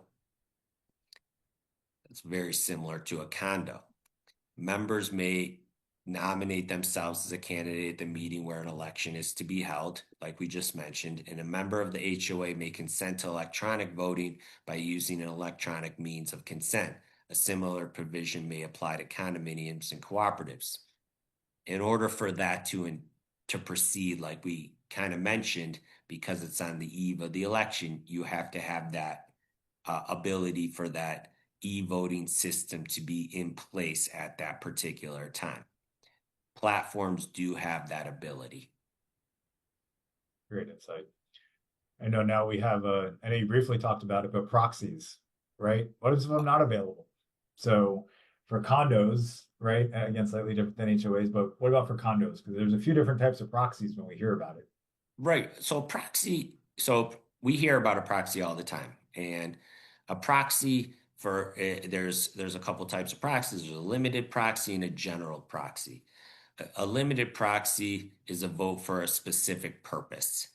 Generally, a limited proxy is utilized as a voting tool for an amendment to a governing document and or a vote in order to enact a line of credit or a special assessment in lieu of the collection of a reserve or SUR. And that's a discussion for later on today. A general proxy is used primarily for purposes of in the best judgment of the person voting on a particular issue at an in-person meeting, or to serve as a purpose for creating a quorum at a unit owner meeting. So a proxy is given effective only for the specific purpose of the meeting, which originally was given for any lawfully purpose. So when you're voting to utilize a limited proxy for a particular purpose and you're at that meeting and there is not enough proxies in order to create a quorum for the business to potentially pass, that proxy will remain good for another 90 days for the association to renotice the specific meeting, utilize that particular limited proxy at a later date in order to create that particular business and quorum purpose. A vote, a critical aspect, unlike an HOA, and I think this is critical when we talk about elections. The proxy can only be utilized at a condominium for purposes of creating that quorum for an annual meeting. We already talked about it. You really only need 20% of a voting interest to submit their ballots to have the election anyways. And so quorum is somewhat questionable, the necessity, unless there's some other business being conducted. But a proxy at a HOA can be utilized for voting. At a condo, you cannot utilize a limited proxy or a general proxy for voting purposes unless you have 10 or fewer units. That is critical. All the time, people show up to an annual meeting and they're saying, I'm holding somebody else's proxy. Well, that's great for purposes of creating the quorum, but you can't vote on their behalf unless you're in an HOA. And I think that in itself is a confusion that a lot of people don't understand, because for the most part, if let's say we're voting to amend the declaration by virtue of utilization of a proxy, you can't hold on to somebody's proxy and vote on their behalf for that particular amendment, which is different than the election. All great insight. And then proxies are valid for 90 days, right? So if the meeting is tomorrow night, and let's just say you didn't obtain the vote, right? You can extend that meeting to a future date and those proxies would still be valid for that vote, correct? Correct. You are correct. Great insight. And it's important to note too, if a unit is owned by a corporation, that corporation must fill out a voting certificate in order to identify the specific person voting on behalf of the corporation. And that person must have a specific tie to that corporation in order for the voting certificate to be proper.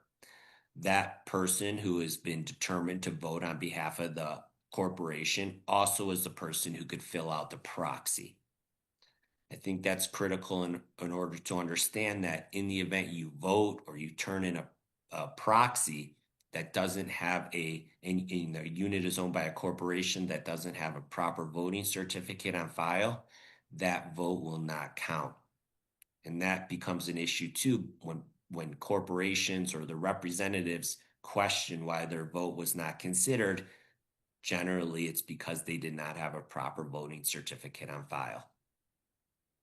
And Darren, so what I'm hearing, and we've said it a few times this morning already, or today, is ideally, right, when there's these items that come up, we're talking in the generics, right, for what typically occurs in most of the associations, right?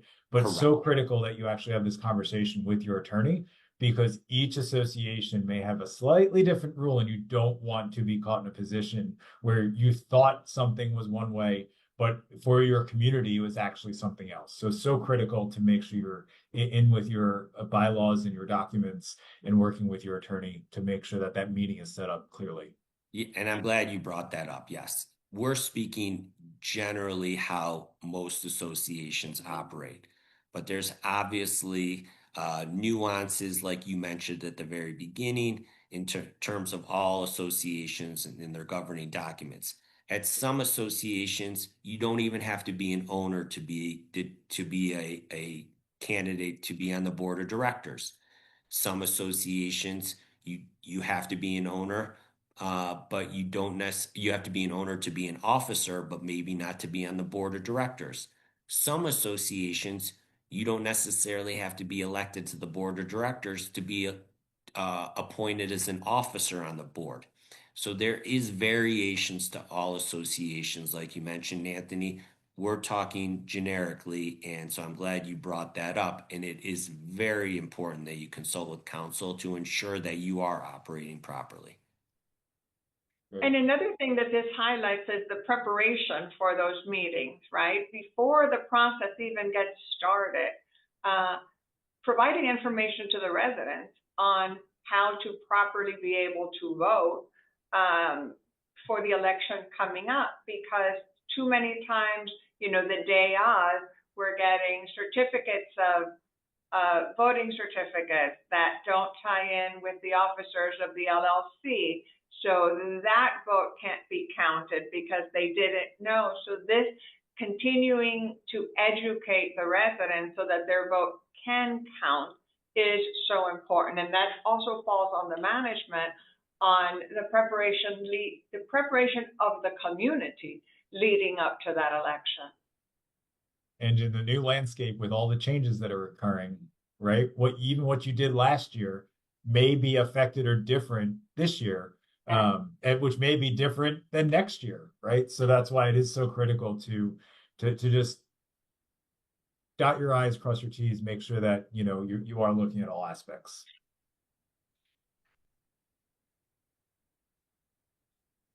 So Darren, the HOA proxies, I know we pretty much hit this similar, but not the same for condo. Correct. So directors may not vote by proxy at board meetings at HOAs. Members have the right to vote by proxy for a membership meeting at an HOA. The proxy is only good for the particular meeting for which it's intended. I think that's a critical component because people sometimes think that they have a proxy in perpetuity, but it doesn't really work that way. For the most part, what I recommend is counsel or the person who prepares the particular proxy identify the meeting date and time on the proxy. That will eliminate any confusion. And then, as we just mentioned, it expires after 90 days in the event that the meeting is what's termed lawfully adjourned. And I think those are critical terms, lawfully adjourned, in your meeting minutes so that everybody has an awareness that that proxy will remain good for at least the next 90 days. Great insight. So candidate eligibility. Candidate and eligibility. So, we just talked about it previously. To qualify as a candidate for a condo, you must submit your notice of intent at least 40 days before the election, and you are allowed to self-nominate. Eligibility must be confirmed at the time of submitting the notice. We talked about earlier some particular issues associated with what does or does not include your eligibility issues, specifically whether or not that you are a felon or and your rights have not been restored within the past 90 days. That in itself could create an issue. I mean, within the past 5 years, that in itself could create an issue. You also must be current in your assessments at that particular time. In the event that you owe a monetary or 90 days delinquent in your monetary amount to the condo, you cannot be considered you cannot be deemed a candidate. Also, if you've been removed or suspended by the DBPR, and this occurs based upon probably prior service in that you engaged in some impropriety, the DBPR may suspend your rights. And yeah, we mentioned at this particular time also any outstanding assessments at the time of submitting your intent. In the event you're delinquent and you have not given, and if you've not cured that at the time of submitting your intent, you cannot serve as a board of directors. This comes up all the time too.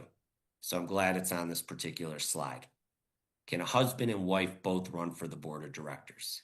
You cannot unless you have a community of 10 or less units. That it always comes up. Or also if it's a corporation. Now, if a corporation owns more than one unit, or then you can. But it's not a husband and wife, but I mean different members for each particular voting certificate that has been submitted. And in the event that corporation identifies who their voting rep is, that voting rep has the ability to serve or put in their intent to be a candidate. For an HOA, any owed fees or fines or monetary obligation, you cannot be eligible as a candidate. That's critical too, because that comes up as well as to what a fee or a fine or a monetary obligation may entail. And it could be anything associated with any money due to the association as a result of anything that may have come up previously. And so Darren, something that comes up on that, for condos, it's, I believe, more clear because it says any outstanding assessments at the time they submit their intent, which is the 40 days prior to the election. For HOAs, it says any owed fees, fines, or monetary obligations. Now, I've been in situations where here it is the day of the election, and the opposing parties are scrounging through delinquency reports to see if somebody owes any money, especially if the election coincides with the beginning of the month, right? So we can have people that have paid on the 1st, but it hasn't posted technically on their ledger yet. So what's reasonable guidance on that? Well, first you have to look at your governing documents to determine when it's deemed late. That is a critical time frame. Generally, the governing documents will say that it's due on the 1st of the month, but it's deemed late on the 15th of the month. And I utilize the term outstanding to mean that outstanding would make it late at that particular time. So I think you got to look at the governing documents to determine.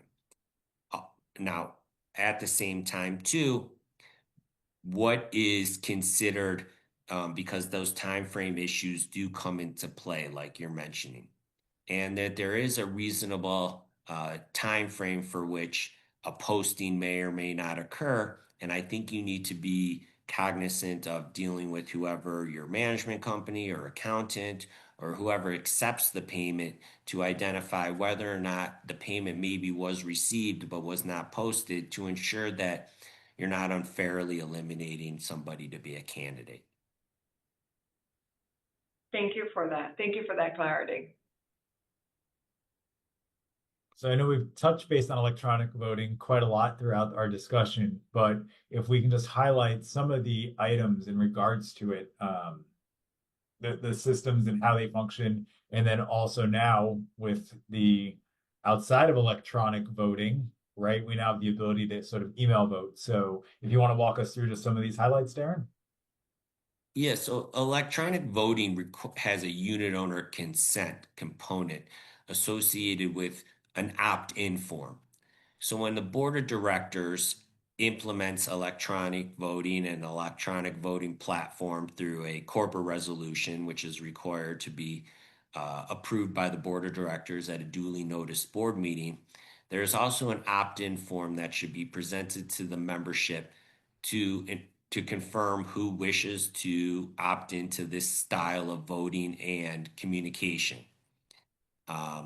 At that particular time, the platform will present the unit owner with an email in order to confirm the authenticity of that particular voting person through those specific means. At the same time, too, when you vote through that email that was presented or you provide to the association, that email also becomes part of the official records of the association. So I want unit owners to know that you are also putting forth to the membership that email association as a means of method of communicating with you, open through a records request. But at the same time, too, that email will be utilized with a link from the electronic voting platform for you to vote, and it will retain the secrecy of your vote. When the electronic platform prints out or provides the who voted results, you cannot identify who voted for who. It just gives a particular tally. The electronic votes do count towards the 20% and or quorum, depending upon whether or not it's an HOA or a condo. And at least 14 days prior, it is always recommended that we confirm the functionality of the system and the proper documents are uploaded so the unit owners understand who they're voting for and how to go about it.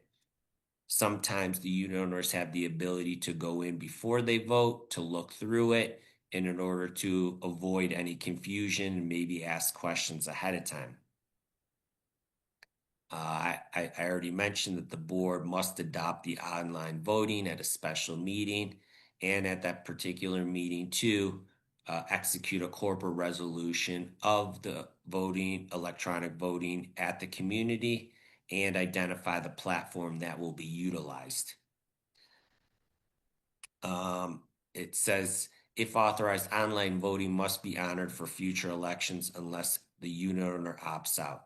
So once you opt in, you're opting in forever, but you do have the opportunity to opt out. There will be an opt-out form that the association should maintain as well.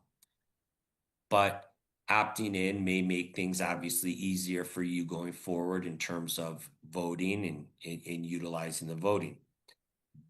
Future boards could also have the ability to eliminate the electronic voting platform by revoking the corporate resolution. But as we've seen by the latest amendments of the Florida statutes, that may not really change much in terms of voting anyhow. So eliminating an electronic platform doesn't necessarily avoid the opportunity to allow unit owners to vote. Great insight.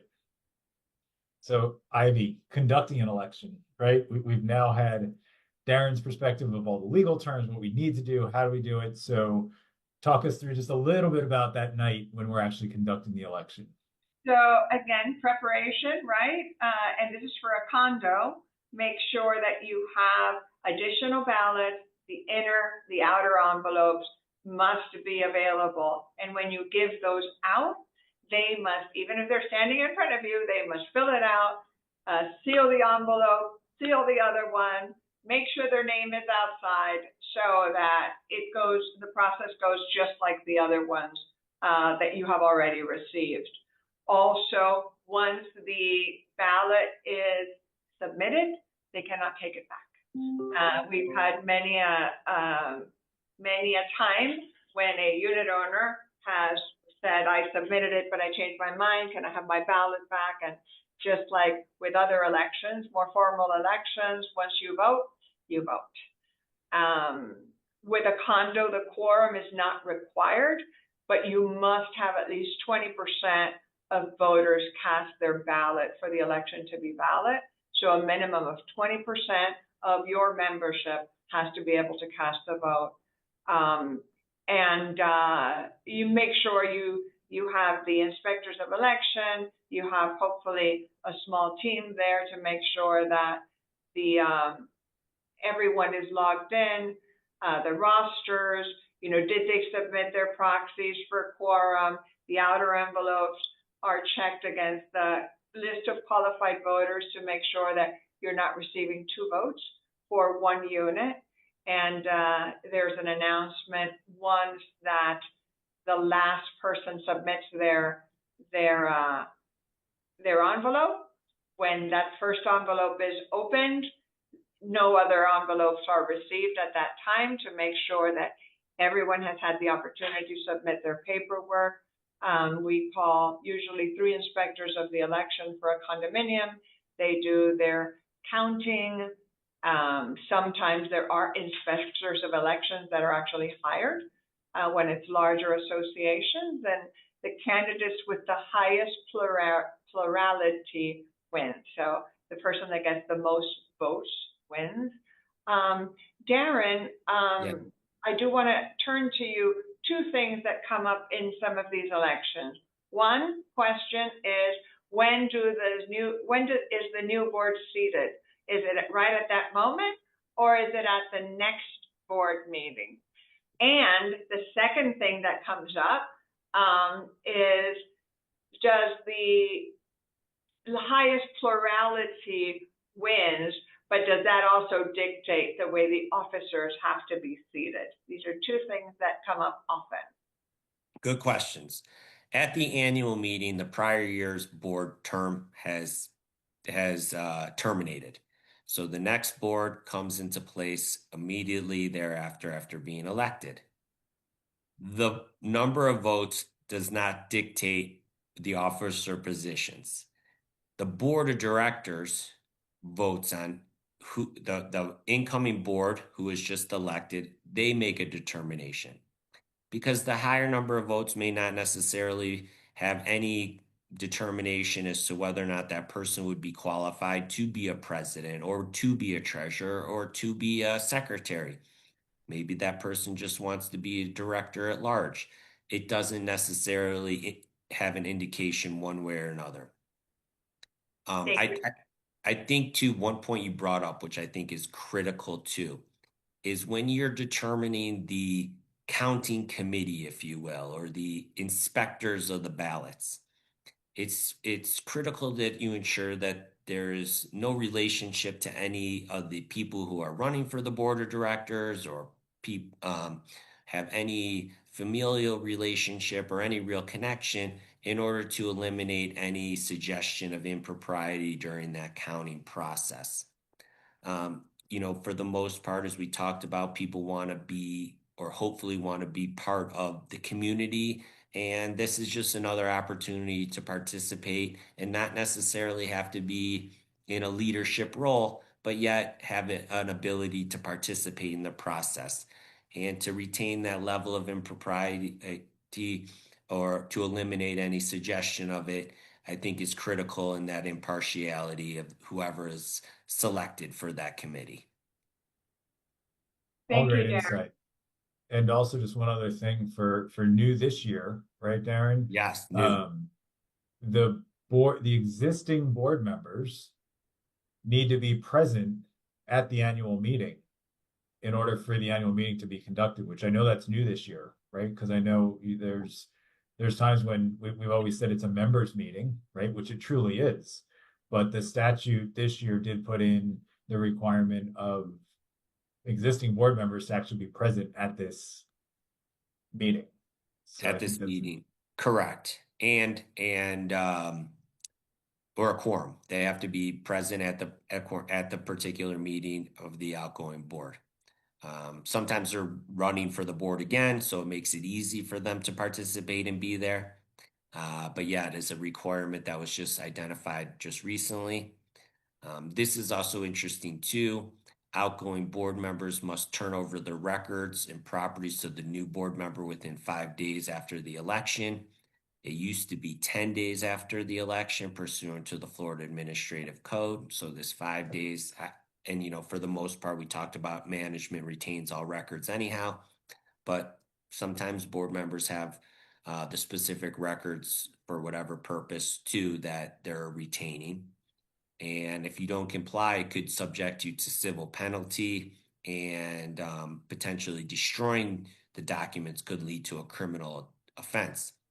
Florida statutes have gotten really critical with respect to this.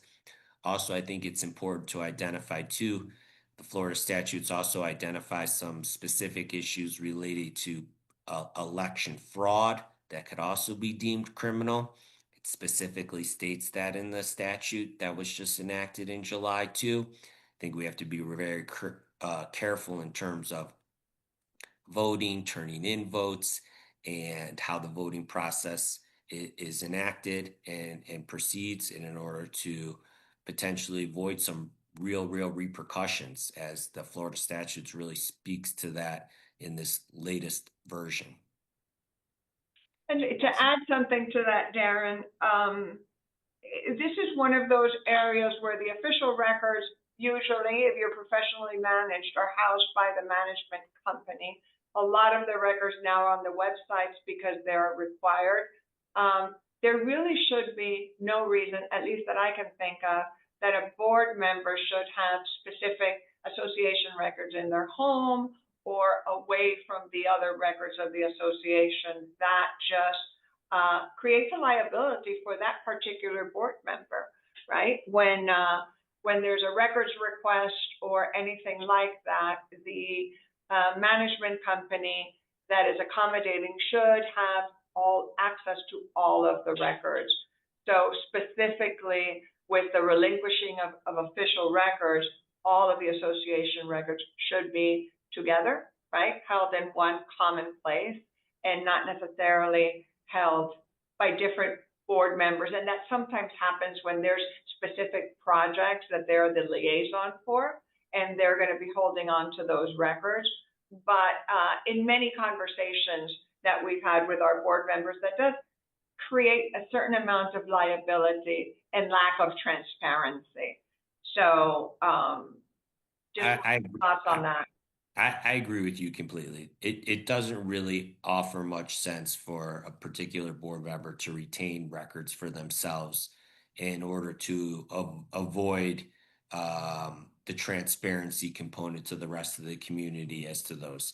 Plus, as you mentioned too, the Florida statutes requires, for the most part, most of the association's official records to be posted online. In my view, the only time this really comes maybe into play is if it's documents associated with like a litigation that are confidential documents associated with that relate to that. Otherwise, for the most part, you're right. Most governing documents and official records and contracts, minutes, and for the most part, and I know you get into it a little bit later, are already posted on the association's website, are required to, or within one central place in order to continue with that level of continuity of association operations. One of the areas where this is, which this has come to my attention, is with smaller communities that are self-managed and they don't have that kind of structure. So I think it's very important for those board members to be wary that all records should be kept, whether it's an on-site office or something like that. When you're self-managed, I know it's a little bit more difficult. Correct. Awesome. Well, the exciting thing is that we've come to the close of another section. So I do need to ask everyone to get your pens, get your pencils, your paper. We do have that third word, and that word is. So please make sure you have the next word in the phrase. It is IS, is. We appreciate you writing down that code word. As well as we're going to take a quick break. But before we do, I do want to thank Darren Gursky again from Haber Law with sharing all your expertise with us today. And is there any final comments or thoughts before you leave the panel today? I want to thank you, Anthony and Ivy, for having me participate.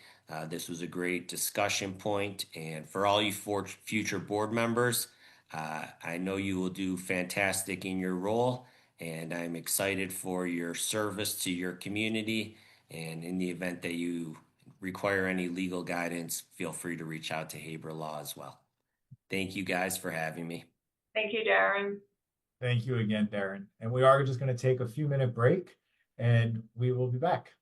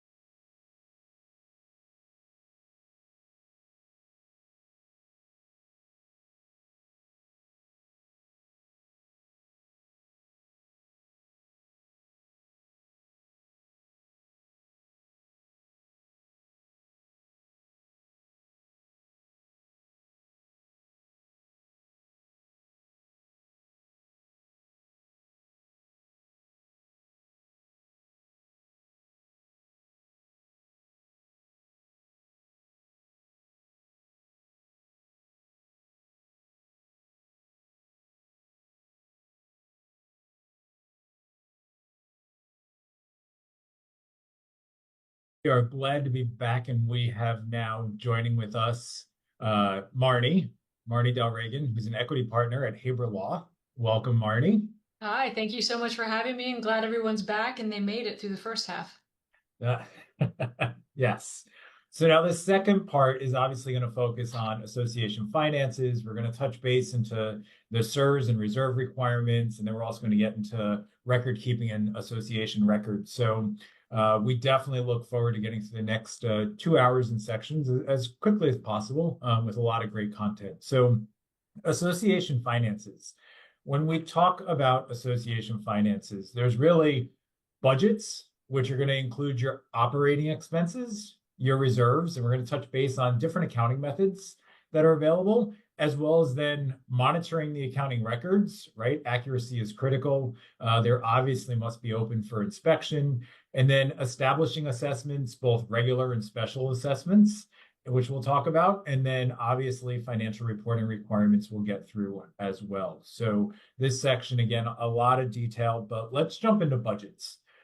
So with your budgets, this allows for, this is really your preparation and your baseline for next year, right? So your budget is really your foundation. It's really going to look at and include all of your operating expenses, as well as estimated revenues. So for condominium associations, right, unit owners are entitled 14 days prior. They're going to get a copy of the budget. They're going to have, unless your bylaws or governing documents might say slightly different, but on the norm, 14 days prior, you're going to get a full copy of your budget with that proposed budget in place. Now, if you remember earlier in our discussion, if it's over 115% increase, the board actually now needs to provide you with an alternative budget. But again, that's without discretionary spending, which when we start to get into this financial section a little bit deeper, you're going to realize there's not really that much discretionary spending when you look at an association. And then you have your HOAs, similar, right? The association shall provide each member with a copy of the annual budget and or written notice that's available upon request. So I would just jump in here real quick, Anthony. I'm sorry. Absolutely, Marnie. This is one of those times where in the first half you talked about affidavits for mailing. And I would suggest that anytime you're talking about dollars, numbers, that affidavit is going to be a requirement. And when in doubt, go ahead and have it executed and have it be part of the association's records. Absolutely. And Marty, you touched base on a great topic because, again, as we talk association records, all those affidavits are now even more highlighted throughout this last legislative session as well. So great point. So budgets, right? So you must prepare an annual budget, the board's formal written plan for the association. It's going to have your estimated revenues and expenses for the upcoming year, but it must include beginning and end dates. So some of you may be on a fiscal calendar year, some of you might be on or the calendar year, right? So knowing exactly when that is and what that looks like for your association is critical. So the beginning and end dates, all of your revenues and expenses, right? What are we anticipating as revenue coming in? What are we anticipating as expenses? And as you'll hear me discuss a little bit, and Ivy, I'm sure will chime in with, we're usually a little bit more conservative on revenues, just because that does start to reduce how much your homeowners actually pay when you're putting against other revenues against your budget. And then fully funded reserves. A lot of conversation and topic around what does fully funded mean? And Marty will definitely touch base on that as we go through, because it doesn't mean that you have to have $15 million in the bank tomorrow, right? There's a process, there's a place, and it's really about the funding of how you get there. And then the assessments per unit type. You have to have that breakdown of what does the assessment look like per unit according to your schedule, whether that's monthly or quarterly. And then for HOAs, the budget must also include the estimated surplus or deficit at year of the current year end, right? Because that either needs to be applied as an expense if you need to collect more money, and or it's going to be a surplus as a revenue going in. So your governing documents really set forth the responsibilities for preparing and implementing the funding of the annual budget. Most contain your administrative costs, your maintenance, your vendor contracts, insurance, utilities, and reserves. Those are really the high level items that make up your annual operating budget. And I always say your vendor contracts, those are sort of the easiest, right, Ivy? Those are set. They're predetermined for the most part. You know what the annual increases should be. You know your level of services. You then have your insurance costs. Pretty much a known entity, right? It may influx up or down, but it's a set number that with your insurance agent should give you some good indications. Utilities, we have to pay them, water, sewer, trash. We will typically know from your water departments or from FPL or your energy departments what those increases may look like or what anticipated items they've done. Now, certain items I always like to say when you talk about utilities, as many buildings are doing capital improvement projects right now. More electric being used, more water being used, right? As you start to do the pressure cleaning of the buildings and those types of projects that are definitely putting a strain on those utilities, just make sure to account for those, because in some buildings I've seen that could be a 10% increase on your electric or water usage because you now have this construction project going on. And then you have your maintenance, repairs and maintenance. You have to be maintaining your building. And with that, I always ask my boards, don't get stuck in the individual line items year over year. To me, it's very important to look at what your trend is as the total component year over year. Because one year you might spend more in paint, the next year you might spend more in light bulbs, right? And the following year you might spend more in HVAC or the elevator. So I always look at sort of what your overall trending is, and then know what's upcoming. Right? So not only do you have your reserve study, but you have all of those upcoming known expenses that might happen. And then your administrative costs, right? That's your accounting, your office expenses, all those other items that typically are well enough known to be able to project. And then your reserves, again, going to talk heavy on that in the near future. But definitely having your reserve analysis done and really completed with detail, and understanding that report is so critical to be able to really build that full foundation for your budget. Anthony, to add, one of the things for a successful budget, just like we were talking about in the first part of this course, is preparation, right? The same way we prepare for board meetings, we need to prepare for the budgets, and we don't start preparing for the budget at the end of the year. This is something that, that mid-year mark, depending on what your fiscal year looks like, if it's a calendar year, by May, June, you should start reviewing the contracts, reviewing the increases, reviewing the trends as you talked about. And also you brought a really good point. If you're having a capital project going on this year that's consumed more electric, then you may not be incurring that next year if the project is completed.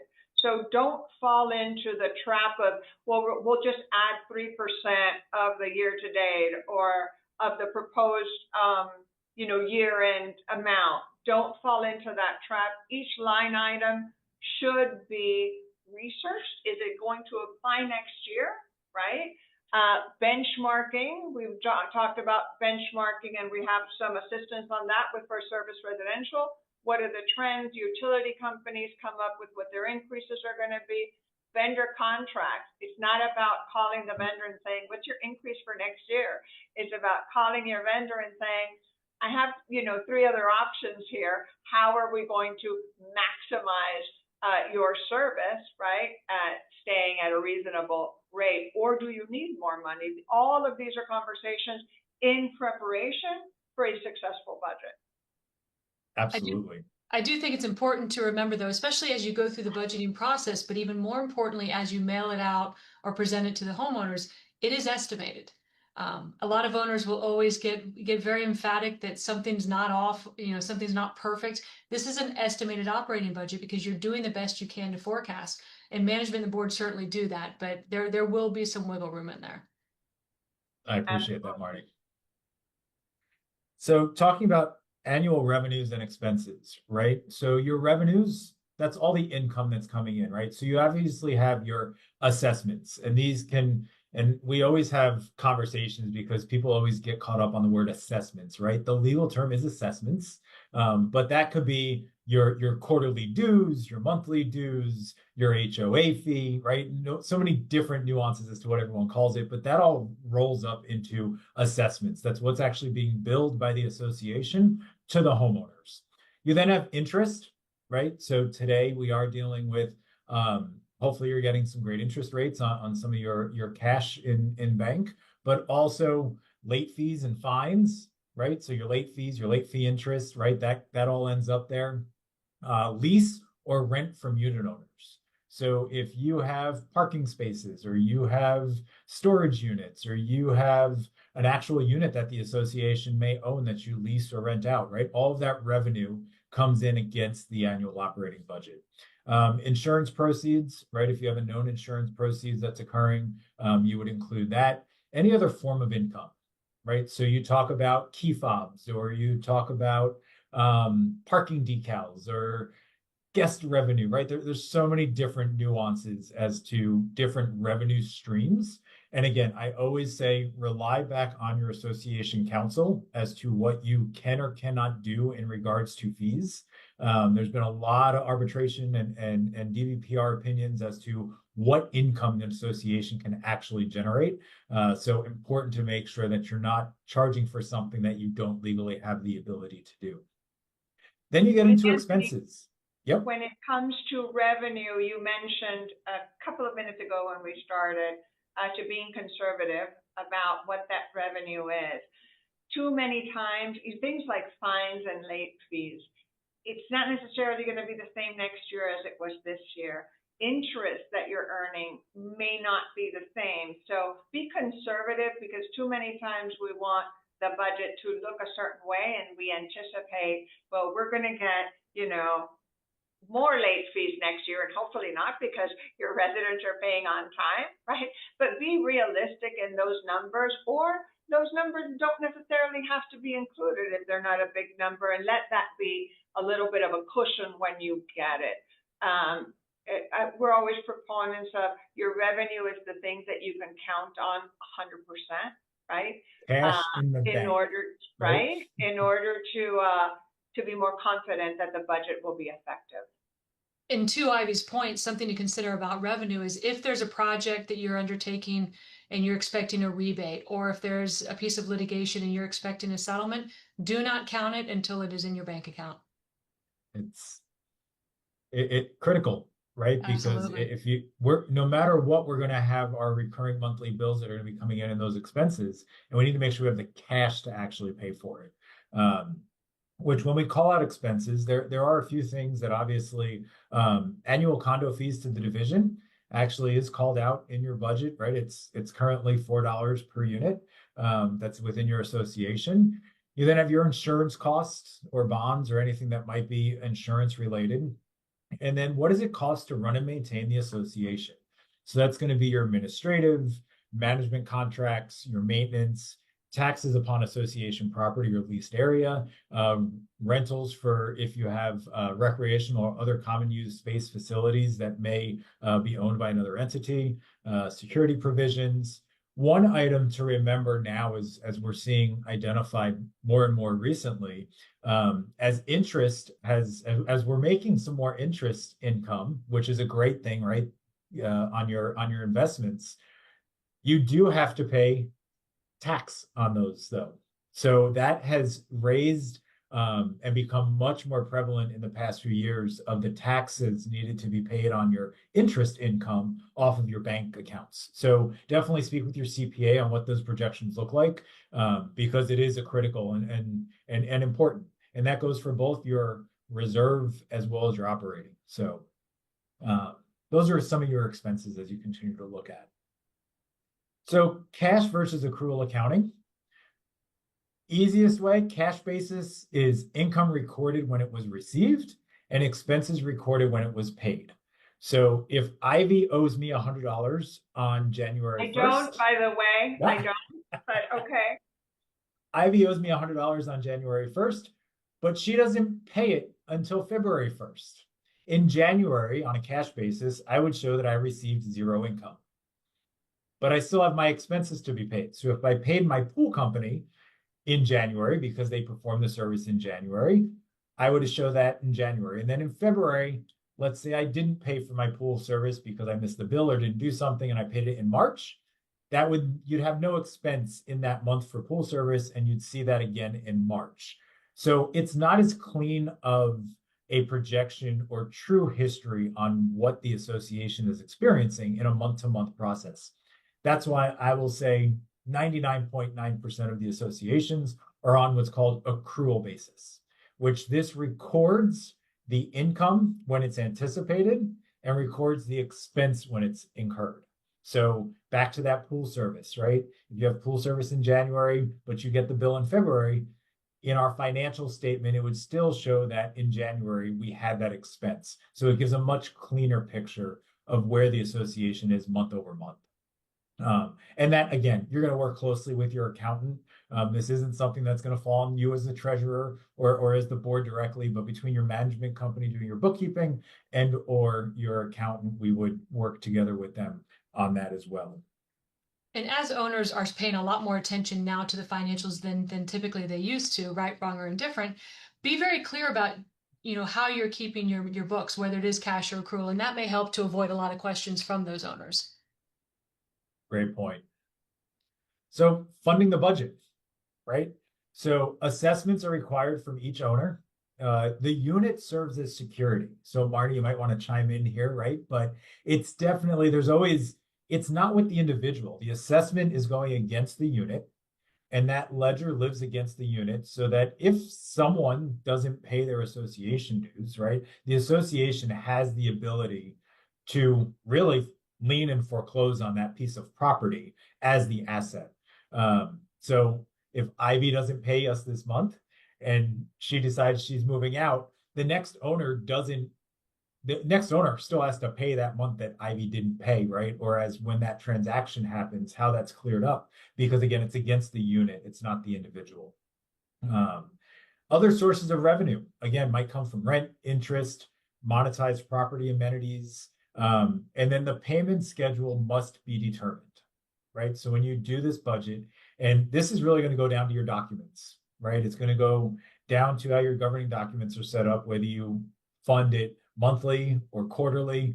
Typically, you don't see too many other options outside of that because no one's really asking for an annual payment, but at least monthly or quarterly is the baseline. Yeah, absolutely. And in a lot of HOAs, you see the quarterly situation far more than the condominiums. And so that's something you also need to take into account when you're forecasting, once you get to that, mid-year portion of the year, if you're looking for additional funds, because amending the budget may not really be an option anymore. You may be left with a special assessment situation, but just be aware of which one you have and communicate it accordingly. Perfect. So you've heard us talk about this a few times, and again, in 2025, this has now changed a little bit. But if year-over-year assessments increase is greater than 15%, it's really 115% in total, that owners can request a special meeting to consider a substitute budget. In 2025, the board now actually has to send out a new budget, or alongside, if you meet these requirements, that show the budget without discretionary spending. And Marty can chime in a little bit on this because, we laughed about it a little bit earlier, because if insurance goes up 20%, that's not discretionary spending, right? Not at all. If your reserves go up 20%, 15%, 10%, that's not discretionary spending. So Marty, if you can give us an idea of what might this look like, or what we might anticipate as we start to go into the budget seasons? Absolutely. I think what is typically used to be is you had that situation where owners could petition, and longer than I'll admit online how long I've been practicing, I never saw it happen. And I never saw it happen successfully. So this is a different situation in that if we see the budgets increasing over that 15%, you have to create that other budget that takes out all discretionary spending. What's discretionary? Anthony hit it right on the head. It's not insurance, it's not reserves. So mainly what you're looking at would probably be a capital project. Potentially, you could look at it if you were supposed to increase a scope of services for some of your vendors, that might be considered part of it.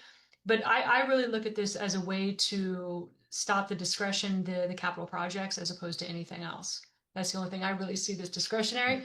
And I think you're also going to find that a lot of associations are going to do everything within their power to keep that budget from hitting that 15%, to not have to have the second option. Absolutely. Also, I want to call attention, because some of our slides and a lot of the information that's out there, sometimes we talk about 115%, and sometimes we talk about 15%. And we're talking about the same thing, right? It's 15% going over the 100% of the budget. So earlier today, in a lot of the slides, it said the association has to present a different budget, right? Reducing the discretionary funding if it goes over 115%.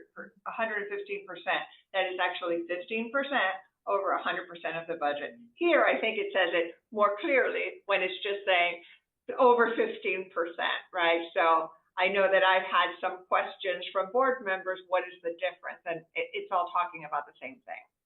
Absolutely.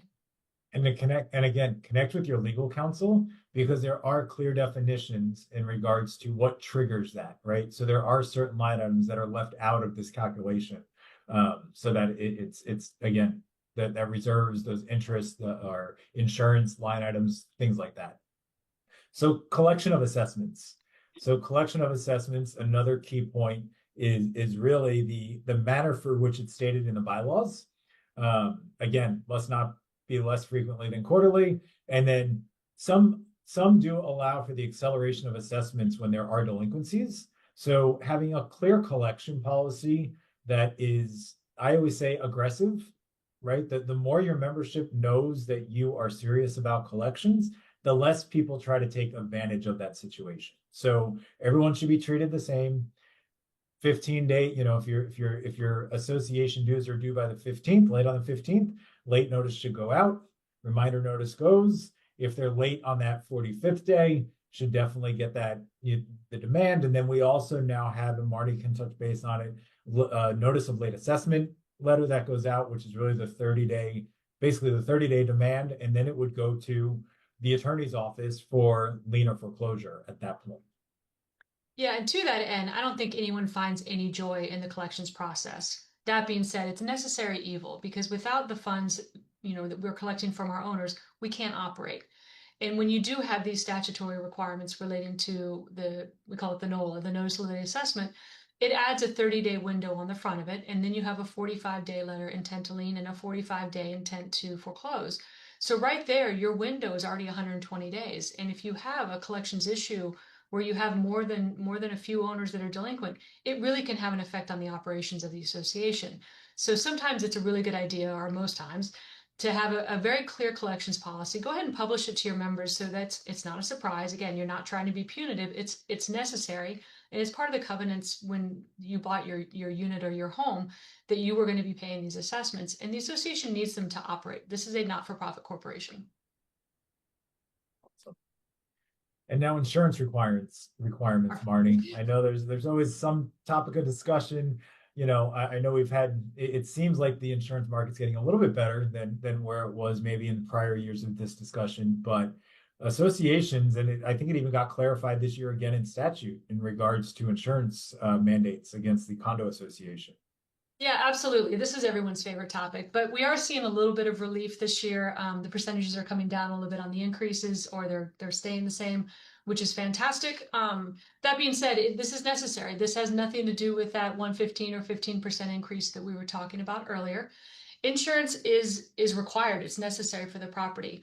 The language was amended this year to say adequate.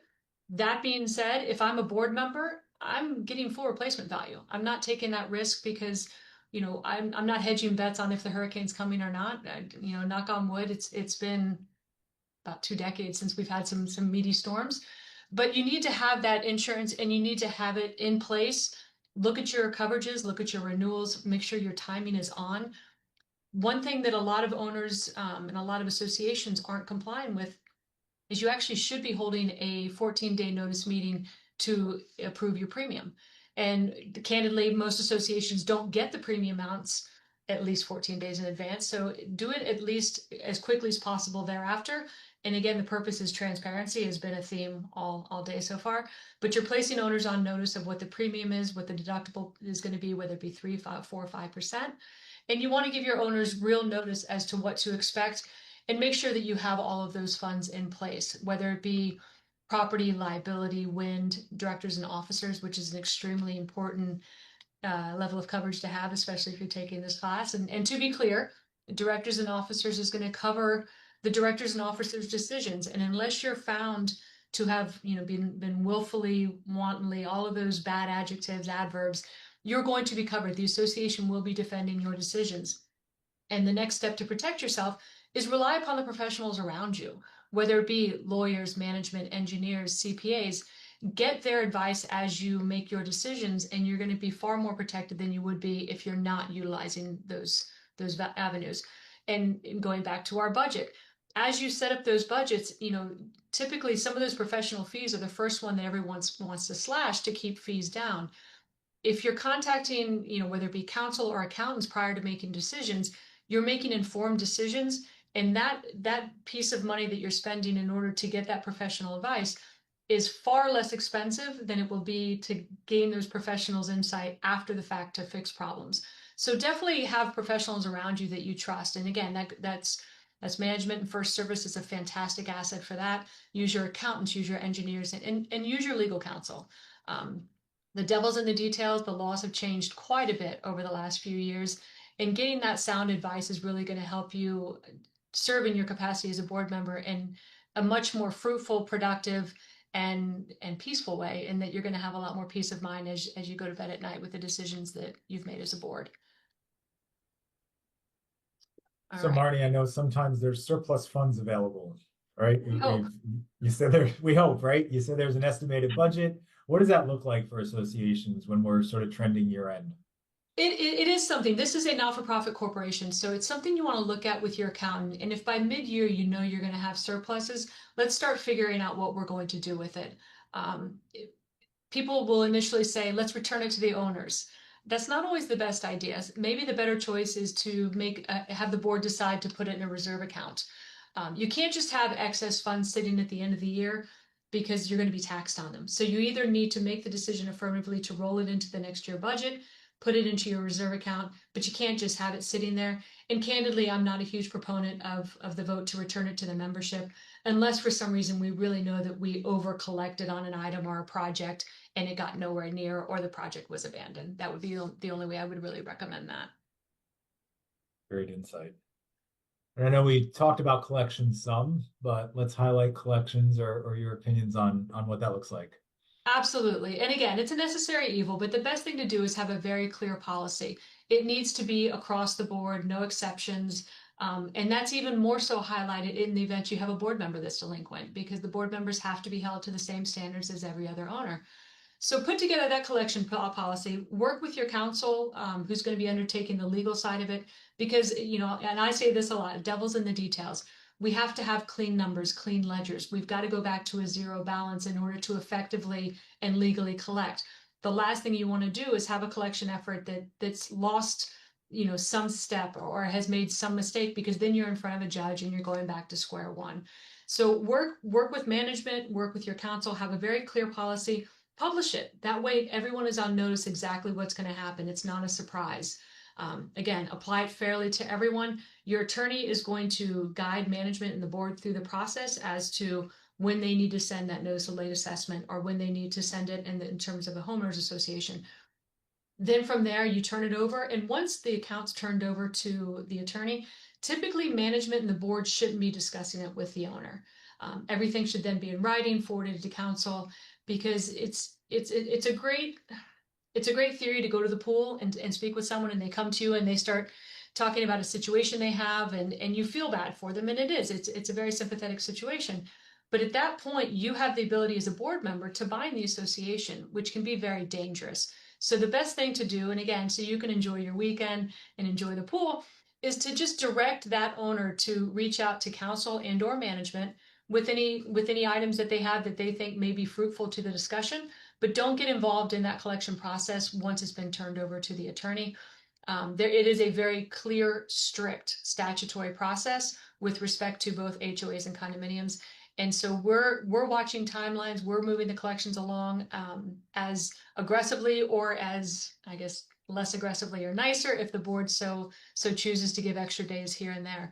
But again, there's really not a whole lot of option to be very lax in your collections, because you're talking about time periods that really can start to have an effect on the operations of the association financially. When you have delinquencies, it was touched on a little bit earlier, but we can also suspend use rights, suspend voting rights. And a great tool that we're going to talk about a little bit more in depth coming up is the collection of rent from tenants. But, you know, typically what I see is owners that are delinquent don't typically vote, but they may. And so if you're going to seek to suspend voting rights, it has to be done in the legally appropriate manner. You know, amenity restriction makes a lot of sense, because there's nothing that gets people fired up more than an owner down at the pool that hasn't been paying their assessments, but they're hanging out, they're going to the gym, they're going to the pool, having people over. It's it can be a little grating, but in order to do that effectively, you have to have those enforcement mechanisms. And that enforcement mechanism is not having the front desk or the security guard get in their face, because that's not going to be something, that kind of type of confrontation we don't want. So, but if you have, you know, fob access that can be turned off, that's certainly a way to suspend amenity rights, and it's a way to go forward. Safe harbor rules relate to mortgage foreclosures and how you would proceed forward. It's a very document driven issue, both in condominiums and homeowners associations, in how the association can collect a piece of those delinquencies back in the event of a mortgage foreclosure. Sometimes it's 6 months, sometimes it's 12 months.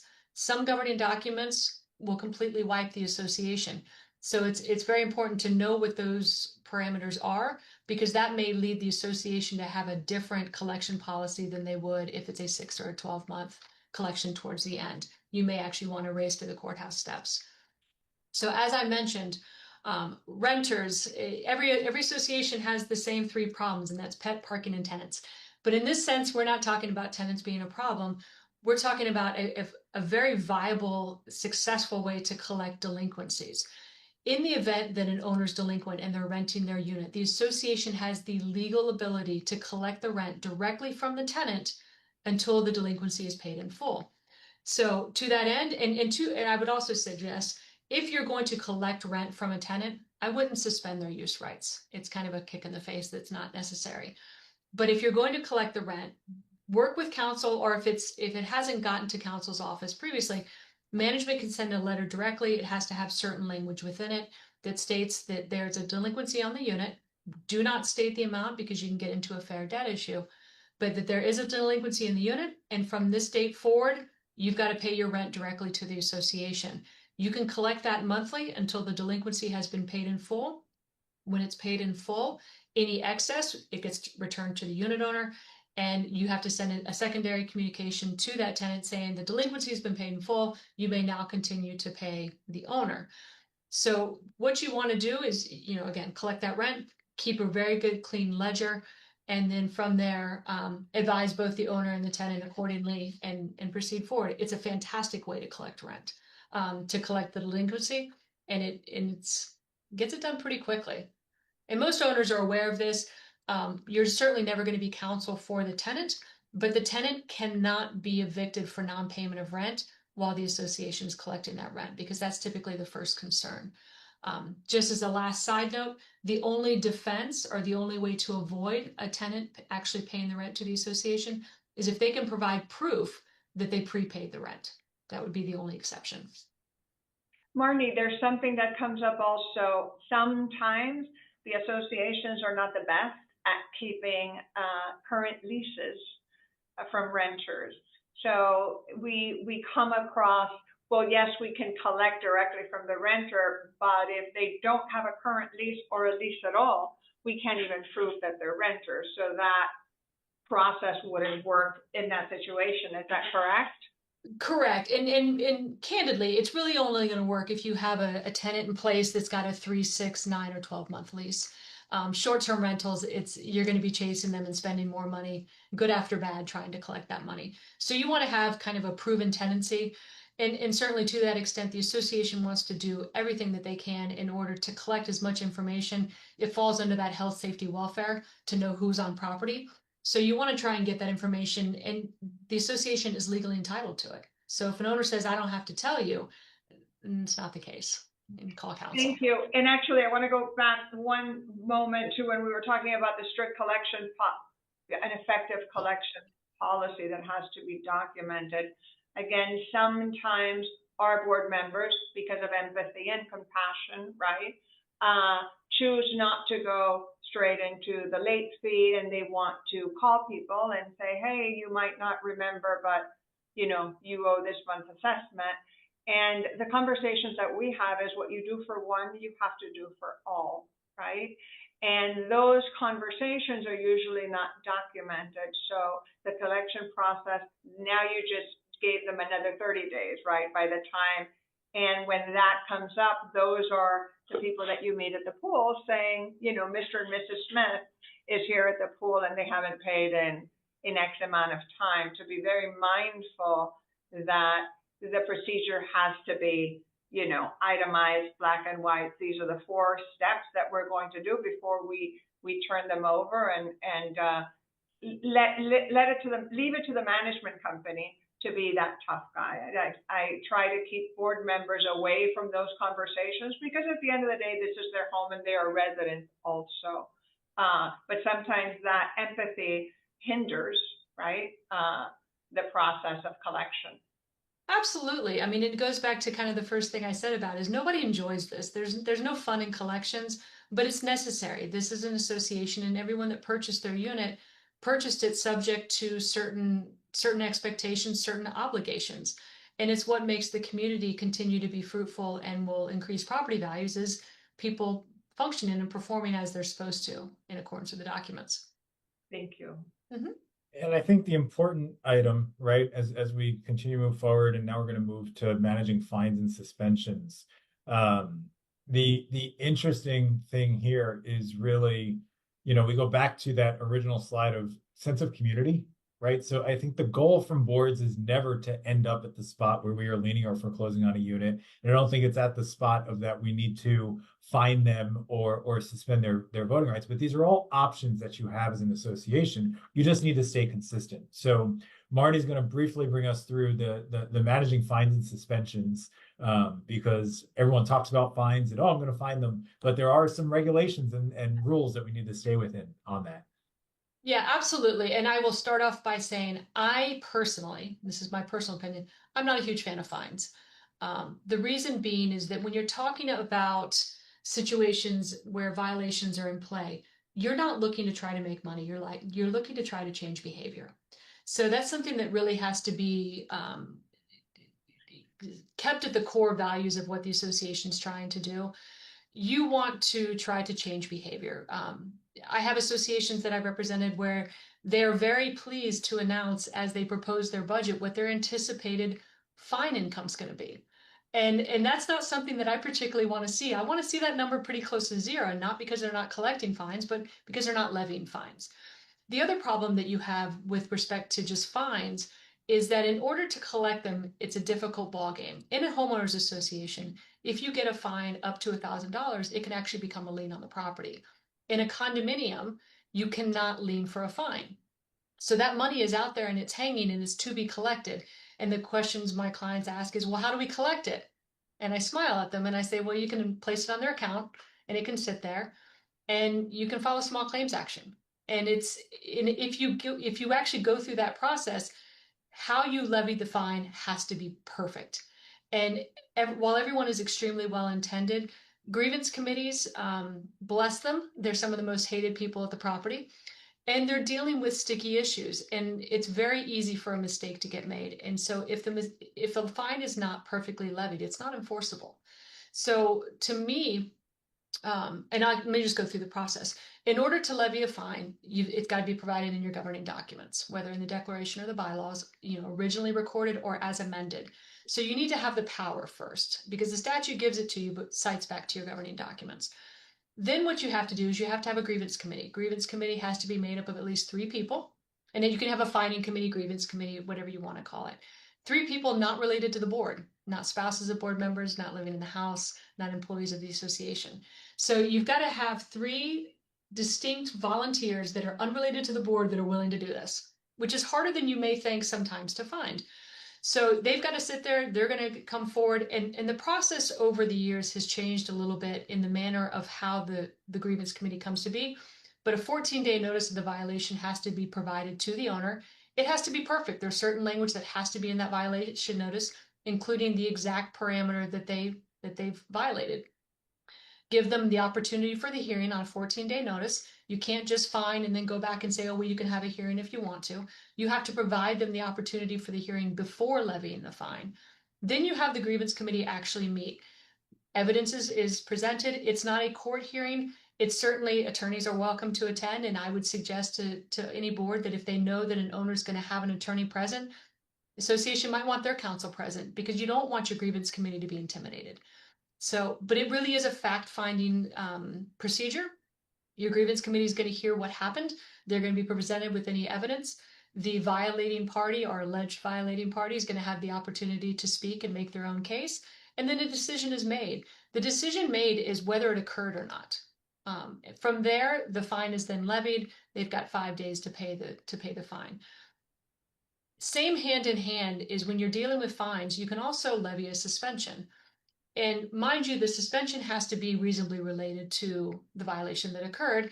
So a very typical one is somebody dropping weights in the gym. And you could fine them and or suspend them. So you actually can do both at the same time. You don't have to do one or the other. But a suspension of use rights can go a lot farther to changing behavior than maybe the fine would. Suspending use rights for that would be you can't use the gym for 30 days. Has to be a reasonable period of time. We don't really know what reasonable is, but it's, would your mom approve, I guess. So you have this suspension of rights. And so if you've got someone that's by the pool and breaks glass, or has a party by the pool, or you want your suspension to be of that amenity, you don't really want to suspend somebody's use rights to the gym if their violations are based upon the pool. But what I found is that suspending use rights can be a stronger tool than fining going forward for an association. It's just something that works really well. And again, this is about changing behavior. This is about having a community of people that are living harmoniously. And, easy for council to make comments. I'm not in the elevator. I'm not in the parking lot with other owners. Board members, grievance committee members, that's what we want. There's also always grace. The board and or the committee can choose to kind of give grace to the owner. And in the situation of a homeowners association, if the violation has been remedied prior to that grievance committee hearing, you can't levy the fine. So again, be very, very careful as you go forward if you're trying to collect on fines, to make sure that the process was perfect, or else you might get your hand smacked on the other side. And typically, if someone's going to fight you, they've got the axe to grind, and they will be more than happy to publish, whether it be by WhatsApp group chats or otherwise, that they won. So be very careful with the process. All great insight, right? And then with HOAs, I know they may exceed the $1,000 if permitted by the governing documents, right? So again, I always take these items and say, refer to your association counsel on the nuances specific to your association, because there's some gray areas within, not gray areas within the law, but some flexibility within the law in regards to what you may or may not be able to do. But again, back to process, very critical. And the fines, again, it's changing the goal is to change the behavior, right, at the end of the day. Absolutely. And if you're looking at, exceeding $1,000 on fines, I almost kind of wonder what's the bigger issue. If you've got, continuous painting violations, because your fine is typically $100, and if it's continuing, it can be up to 1,000. So if you're looking at exceeding $1,000, it'd have to be in your documents, but you're probably looking at a mixture of various violations. And in that situation, you probably have in this sense, a home that's not performing and not abiding by the governing documents. So you may need to look at a stronger course of enforcement as opposed to simply fining. Here So we touched based on this already a little bit. You did talk about, that instead of doing a fine, the suspension of use rights tends to be a little bit more adaptable to changing that behavior sometimes. So again, the notices, the requirements, and as you spoke about already, all those nuances that we need to make sure we're following closely. Because the next item is really the suspension of voting rights as we're talking about collections. And if you can dive into that a little bit, because I think that affects it. People don't like not to be able to have a voice in their community on something. So if you can dive into this a little. sure, and just real quick on the suspension of use rights, it's interesting in that when you have you don't have to go back, but when you're looking at fines, it's for a violation. Suspension of use rights can be not only for violations, but for delinquencies. And there's a distinction, but the process when you're talking about suspending voting rights is that you can, again, violation or for delinquency. If you're looking at it from a delinquency standpoint, you're looking at the 90 days delinquent, obligation's got to be $1,000 or more. And then you've got to provide them the notice. You're going to do it in writing. You're going to provide them, very clear guidelines for what they've got to do to restore, and that's going to be payment in full. So, you've got a lot of tools. You have lien and collections, you have suspending voting rights, you've got collection of rent. So there's quite a few tools in the arsenal in order to collect delinquent assessments. So it's something you want to, keep on the radar, keep working with management and make sure that everybody knows what's coming. And owners will start to learn because they'll see what's happening around them, and it may help for collections for sure. So recap, I love this slide because it is sort of the snippet of what you need to do for the different items, whether it's suspension of use rights, suspension of voting rights, or the fine or suspension. So critical to be able to follow this. And you can see that some require a 14-day notice, some are 48-hour notice. So definitely rely on something. it. Yeah, I'm sorry. Something real quick you might see is some documents and some interpretations of the statute require the board to send something to the grievance committee as a preliminary agenda item. So while it's not required always to be on that 48-hour notice or agenda, typically it needs to be on a board meeting agenda to have a clear record going forward that it's going to the grievance committee with that 14-day notice and hearing. So it's kind of a safety net to help everyone. Perfect. The next few slides, we're going to talk through some of the reporting requirements when it comes to your annual financial statements. So obviously, 90 days prior to year end, you should be preparing, completing, or contracting with your accountant or auditor to be able to do your final year end report.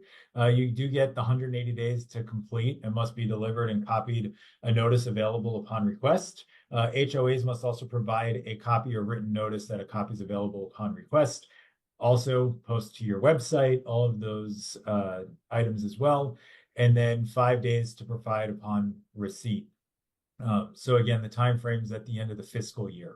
So whatever the end of your fiscal year is, that's when that starts to trigger those items.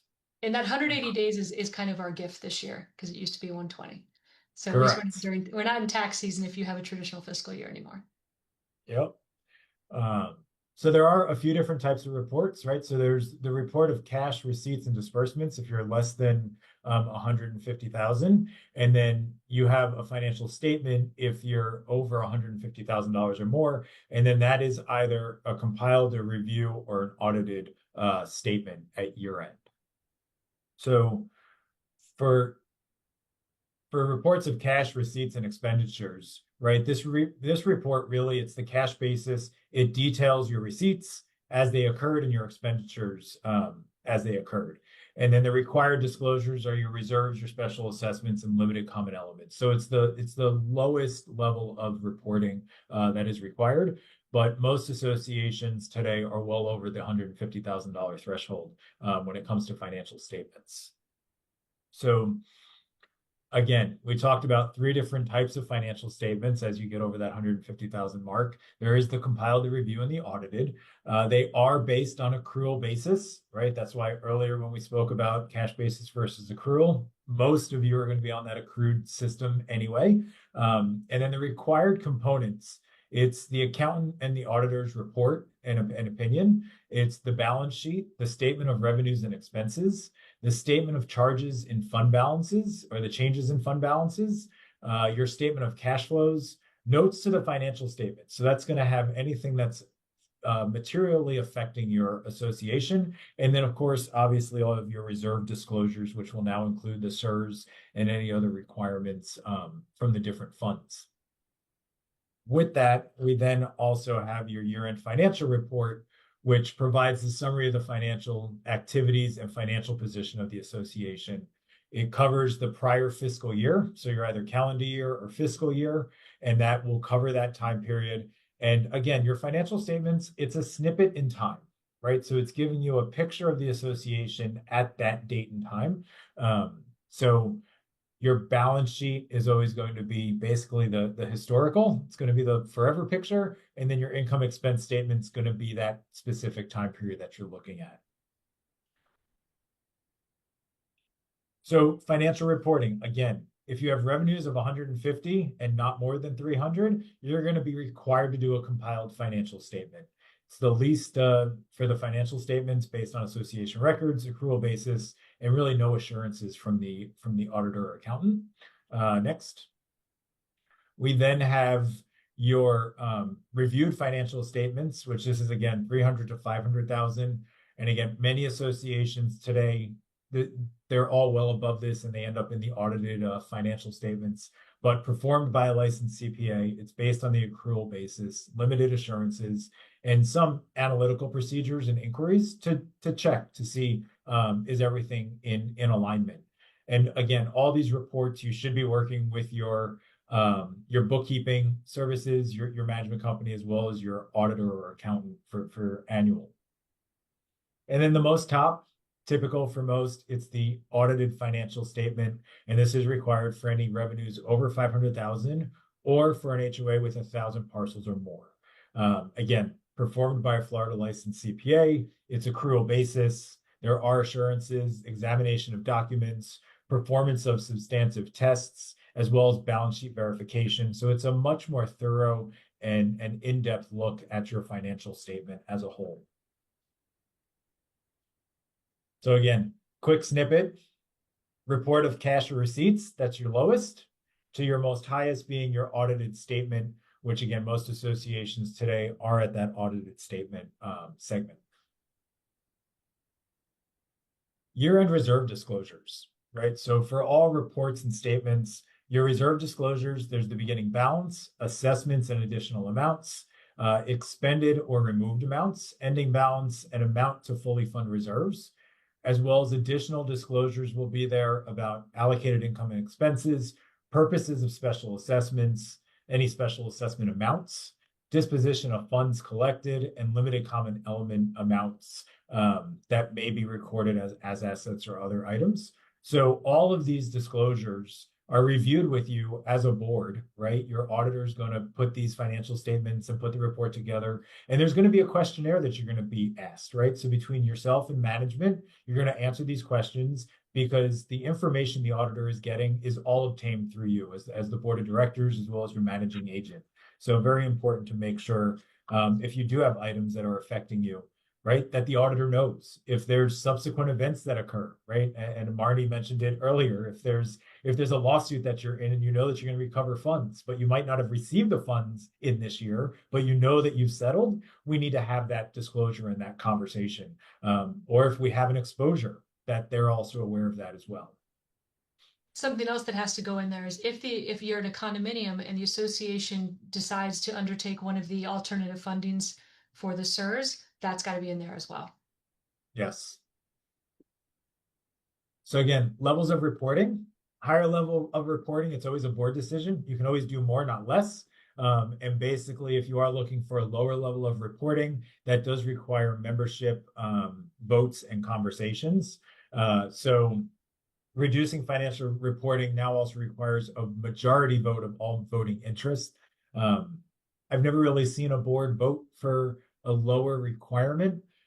So not typical, but definitely, again, there are now safeguards within the new legislation that a board doesn't just have that authority, and they've raised the level of requirement for if it is going to be voted on, that it now requires a majority of all voting interests. You also can't do it 2 years in a row. That's something that I've seen a few associations take the vote, but or at least attempt the vote, but it's once every 2 years. Yep. Great point. Thank you. And then you have HOAs. So higher level of reporting, this is where it is slightly different. 20% must petition the board to have this. You must hold a duly noticed and hold a membership meeting within 30 days of the petition to be able to do this advanced or the increased reporting, as well as a majority of total voting interest is required. And if approved, you must amend the budget or adopt a special assessment to pay for the financial report. So obviously it's going to cost more. So you just want to make sure that you have the funds to cover that. And then must be provided to the owners within that 90-day time period after the fiscal year, whichever occurs later. Lower level of reporting, same thing. You can't repeat for consecutive fiscal years. So that goes back to Marty's touch point on that. And you can't waive the requirement to prepare a year-end financial report at all. So again, you can lower it slightly, but you cannot waive the requirement in its entirety.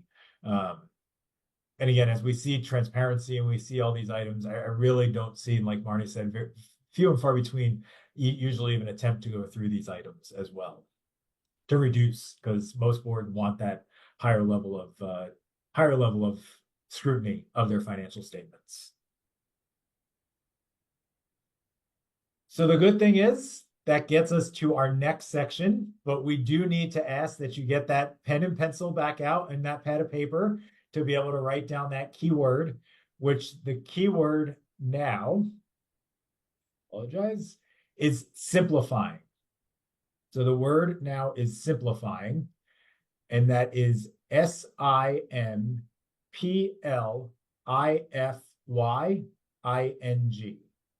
So again, this is the fourth code word, and it is simplifying. So next, we're going to have Marty take us through probably what's going to be a little bit of a heavy lift over the next 50 or so minutes. But we're really going to dive into the reserves and milestone inspections. So definitely, Marty, I'm going to let you take that away. All right. I hope everyone's caffeinated. When we're talking about reserves, there's really two types. You have your capital expenditures, which is the one that's listed up top.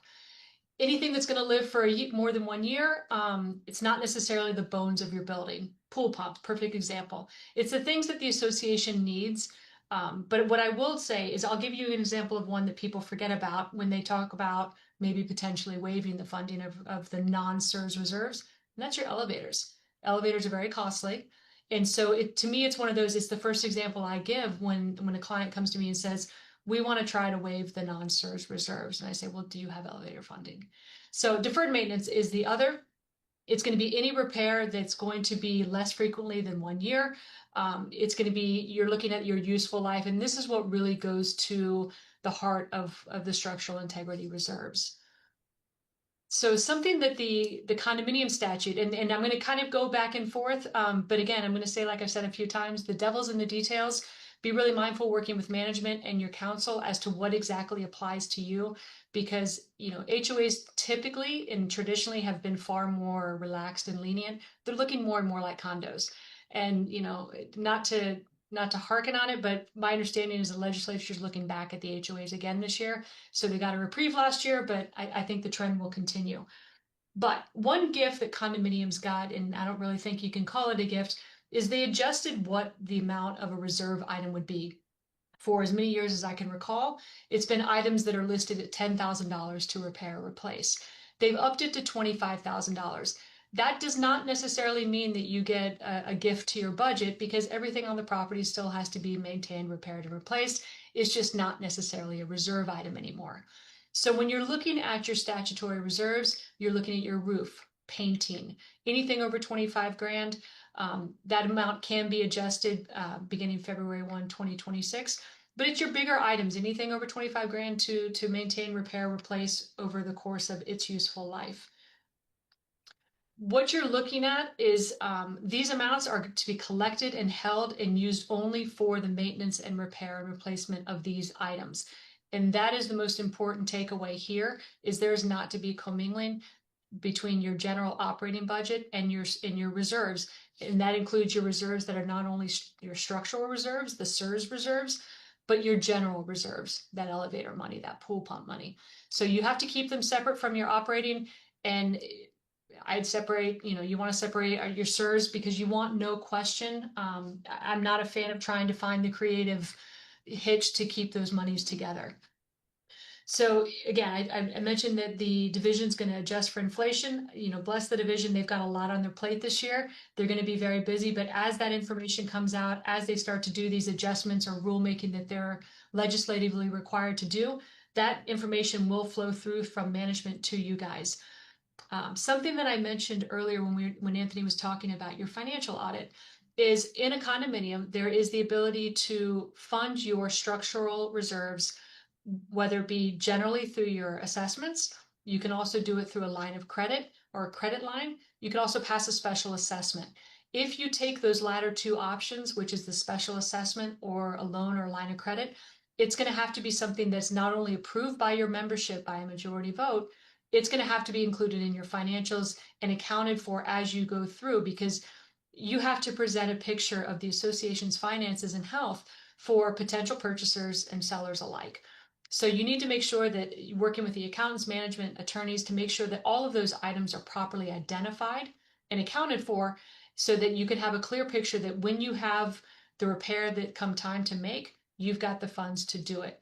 That line of credit's going to have to cover that entire item that's going to have to be repaired. And then you can have your budget as you prepare it has to have that fully funded reserve schedule. If you're going to take that line of credit or special assessment, the budget's going to have to reflect that information. That way your owners, your potential purchasers have that clear picture of what the association's finances look like. Oftentimes you hear the pooled method versus the straight line method. And I personally prefer the pooled method. We're going to talk about that in a few slides. But for now, what we have to talk about is the structural integrity reserve studies. This is something that we've been talking about since 2021. We're now on the Condo 4.0 bill, and we've seen the different variances and iterations of this legislation. It's not going away. The requirements aren't going anywhere. And so it's something I think everyone is used to. They're used to seeing. And after last year, the original deadline to have that SERS study completed, I think a lot of people understand the financial impact of it now and truly see it in their assessments. Your structural required reserves include the items that are on the screen right now. It's your roof, fireproofing, electrical, windows and doors, your structure, your bones, your plumbing, your waterproofing, and anything else that would be considered a structural component of the property. These are items that you're going to have to collect for, and they can't be waived. This year, they found that the December 31st, 2024 deadline might have been missed, might have been close, might have been whatever it was, but there was a fair percentage of condominiums over 3 stories in Florida that had not complied. So as the legislature looked at the issues, they said, okay, let's give some alternate funding possibilities. And as we were talking about it, at that special assessments or potential line of credits, but they also extended out the deadline to this year. I've had the question from clients that said, this has been extended out. Can we amend our budget and not fund? I don't think that is a strong, smart financial decision, especially if you're already collecting for these items. Because at the end of the day, if you have a useful life of 9 years left and you started funding last year and you want to change that, there's still only 9 years left. So you're going to be collecting more in the future. So I would never, ever recommend that. They just have extended the deadline to try to continue to gain compliance from all of the condominiums in Florida that have not yet complied. Flipping over to HOAs so that I know that everyone in the HOA world is still awake. There are no statutorily required reserves in a homeowners association. Typically, developers will not create those reserve accounts. They want to suppress those budgets. And whether it's a condo or an HOA, they want to sell homes or sell units. So those budget numbers are very attractive. And then you get kind of the gut punch when you see the actual operating costs. So in an HOA, you'll see that a lot of times those reserves are not there. They haven't been considered. They haven't been established. That being said, you don't have to have them, but it's always a good financial decision, because if you own your roads, if you own a lot of your amenities that are fairly expensive to repair and replace, you're going to want to have those reserves. And if you don't have those reserves, the future owners, when that asset starts to depreciate and those repairs made, they're the ones that really will have to pick up the pieces. So as community living goes forward, all owners should be paying all the time for the health and well-being of the community. To that end, an HOA can create reserves. I think it's a very sound financial decision to do. Yes, it may mean that you're paying assessment towards something that doesn't have to be repaired right now, but in the future, when that item has to be replaced, the money is there, or at least a portion of the money is there. So majority vote of the membership can actually create that reserve account, and then from there you treat it just like you would in a condo. It's a majority vote in order to waive the funding or to have less funding. So the HOA reserves, your budget then could include reserve accounts, which is fantastic. Very similar to a condominium in that you look at the asset, you look at what its useful life is, then you look at how old it is, as well as how much money it's going to take to replace it. You create a formula with that money and you create it. Not a mathematician by any stretch. I always say if a roof is $100,000 and it's got a 10-year life, you want to be collecting $10,000 every year. That's the formula by which you would look at the reserves and how you should be collecting.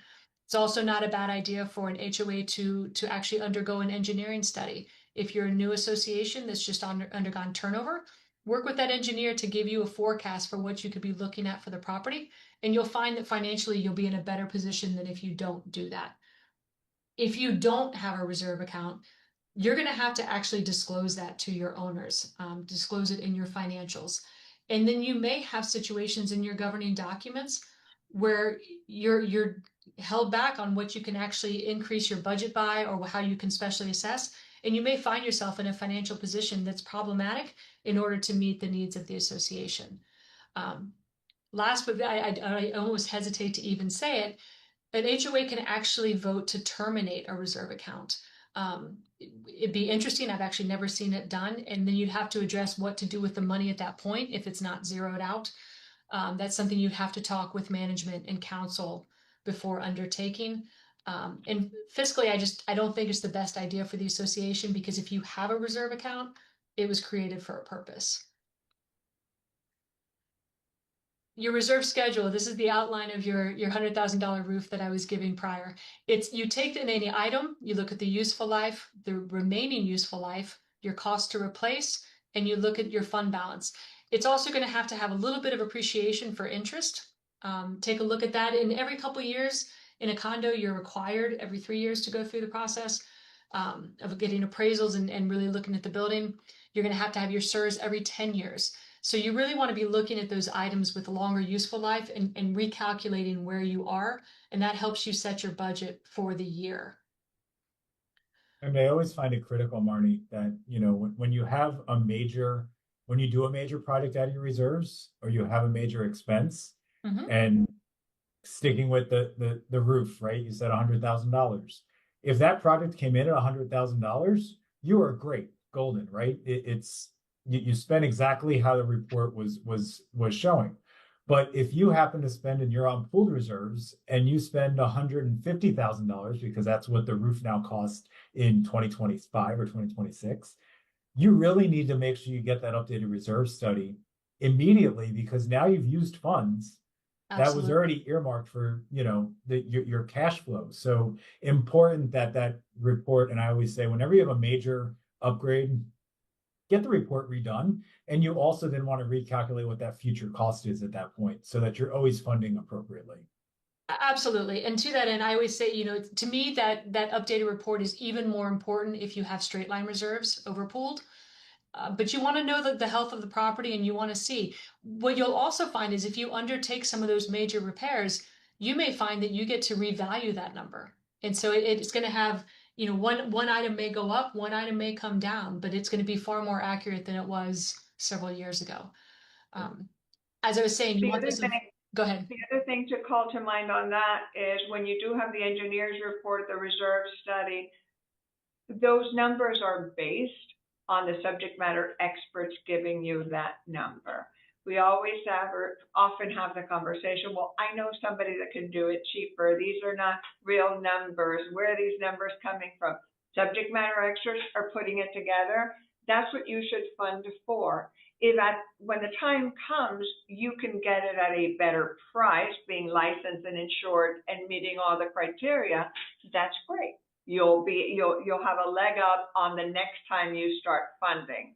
But it's easier and better to follow the direction of the experts, and you also have something to show the residents where the numbers are coming from, which is so important.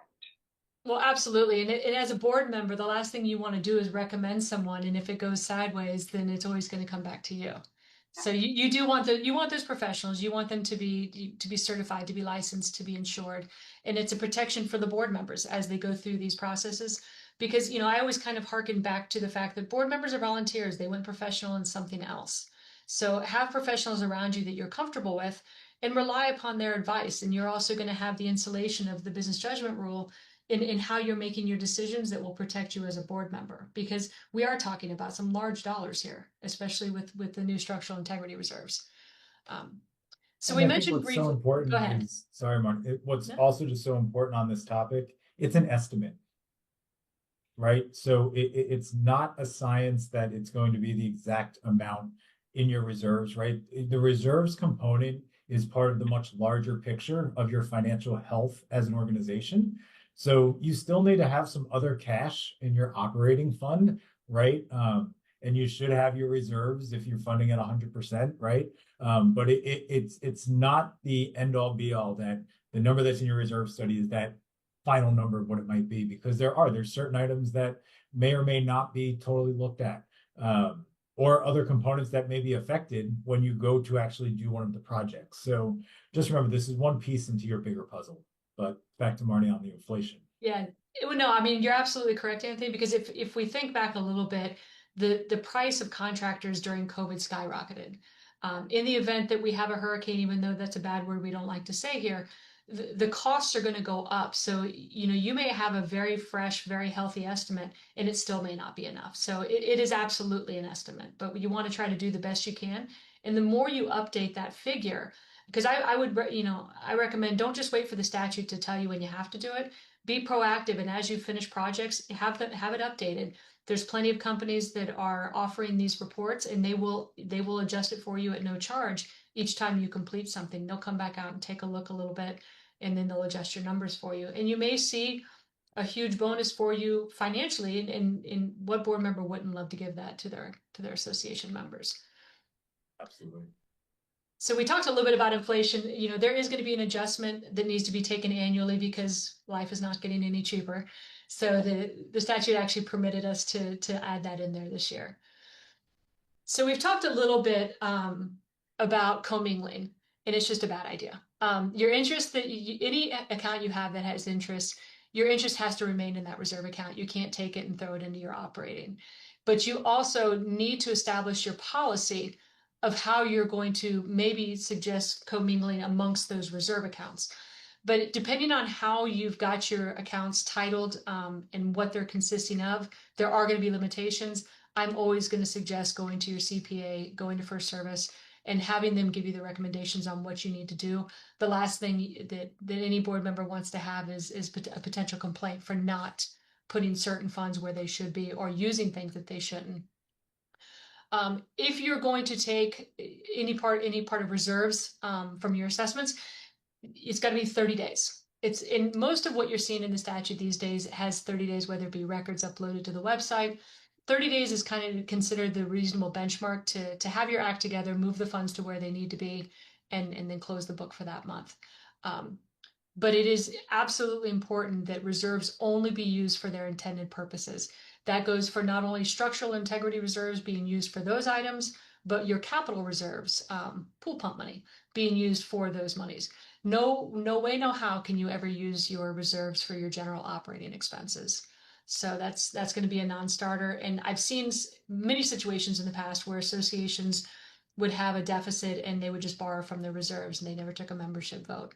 So the only place you might be able to consider doing that is your general reserve account, but it's still just a bad idea to take money from those reserve accounts, because if you've got to make those repairs, you've got to have the money there. All right, you've heard us talk a little bit about straight line reserves and pooled reserves. This is a decision that now can be made by the board of directors. No longer needs to be a membership vote to have a straight line or pooled. I am a fan of pooled. I will own it outwardly. Straight line reserves means that if you collect money for a reserve item, it can only be used for that item, meaning pool money goes to the pool and elevator money goes to the elevator.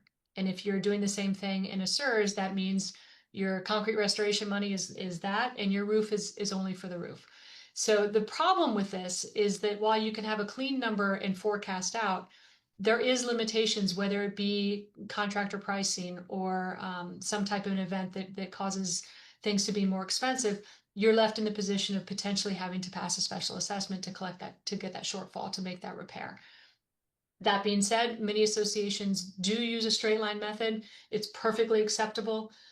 It's just not my personal preference.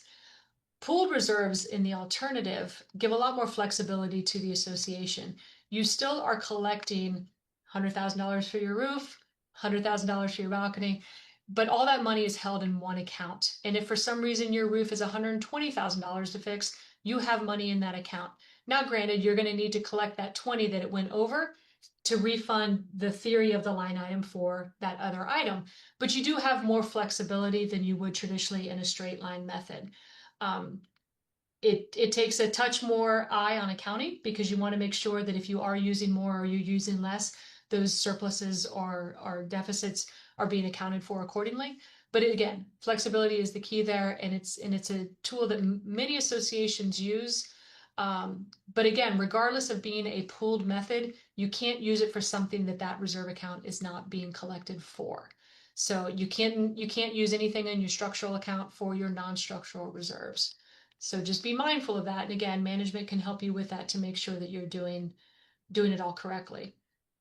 And I want to echo that for that sentiment, straight line versus pooled, and that in the pooled section, right, it is not a free-for-all slush account, as I hear often when we're talking about pooled reserves. It is a very calculated, documented account that has your reserve study. It just has to do with the cash flow funding.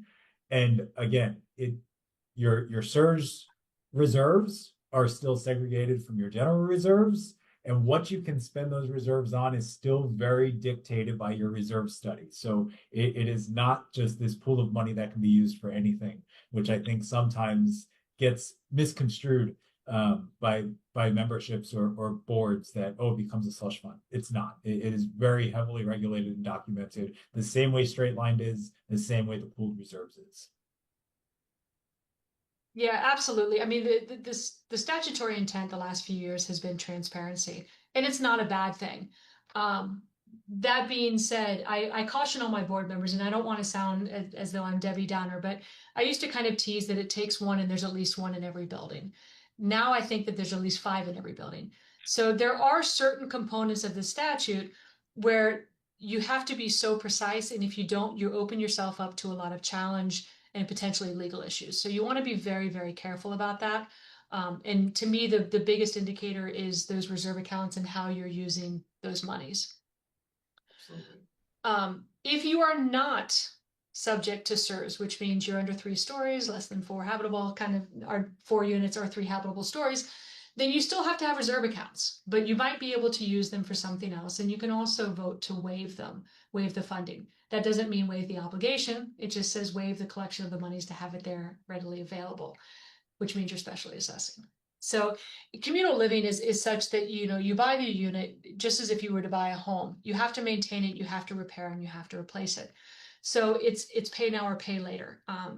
The intent of the statute over the last 3 years has been, we're going to make you pay now. We're going to force these associations to do it, and we're going to give board members the tools that they need to collect this money so they can make necessary repairs.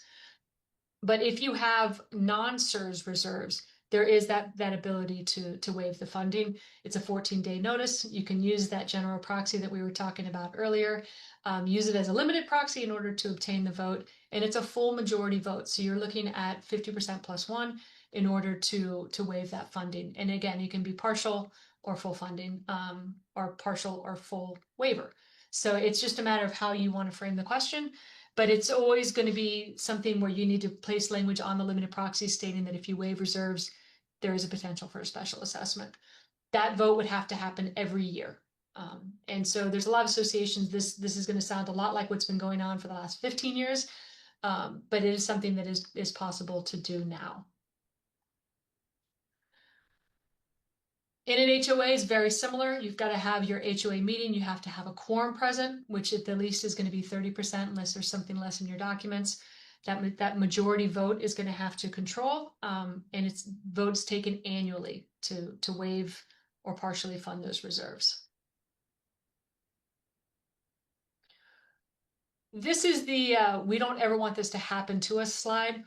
In the event that there is some type of natural emergency or something that determines that your building's uninhabitable, you can actually pause the funding of your statutory reserves as well as your capital reserves. Prior to commencing again, what you need to do is go ahead and make the repairs, get an updated SERS, and then you would need to proceed forward. You can use any reserve funds that are in play to make the building habitable. But again, this is the we never want to see this slide. But it is out there, and it's relief, because there would be nothing kind of more insulting than having your building uninhabitable and still paying for the funding of your reserves. But it is a relief that was provided.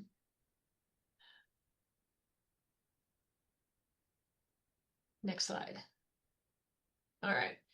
Marty, So- just on that, sorry, just on that, Go on ahead. that prior slide, just in regards to, because there's been a lot of conversation in this, and I know it's new this year.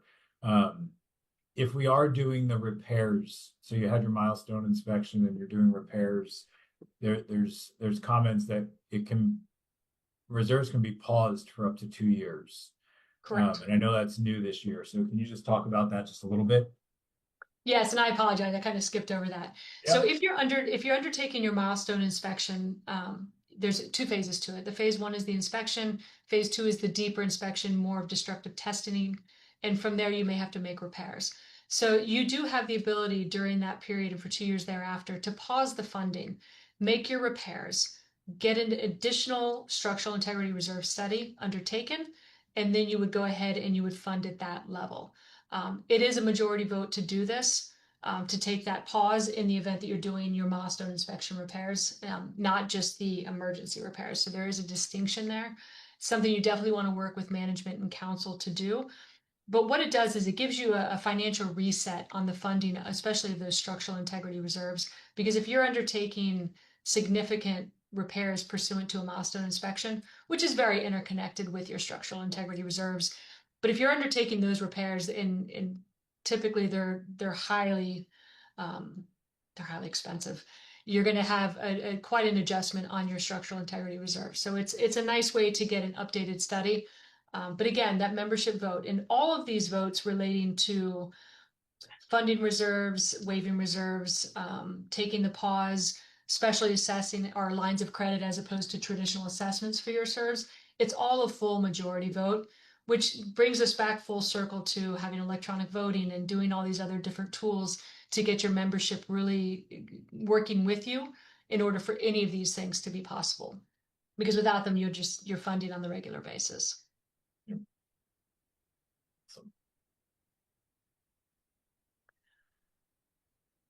We talked about this a little bit with the ability to waive the funding of your non-structural reserves, but you're not going to be able to do this for your structural reserves. It's something that is just it goes back to Surfside, and it's the requirement that's there. There are the exceptions.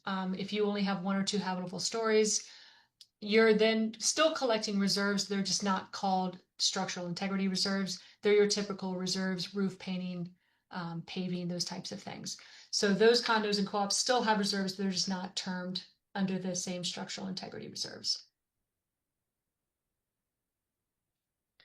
So we talked about the 3+ habitable stories. The habitable is the key word for this year, because there was lots of questions of if there's parking underneath. And so now on the 3-story building, so what you see a lot of those towards the quays closer to water, but now it's very clear that it's 3 habitable.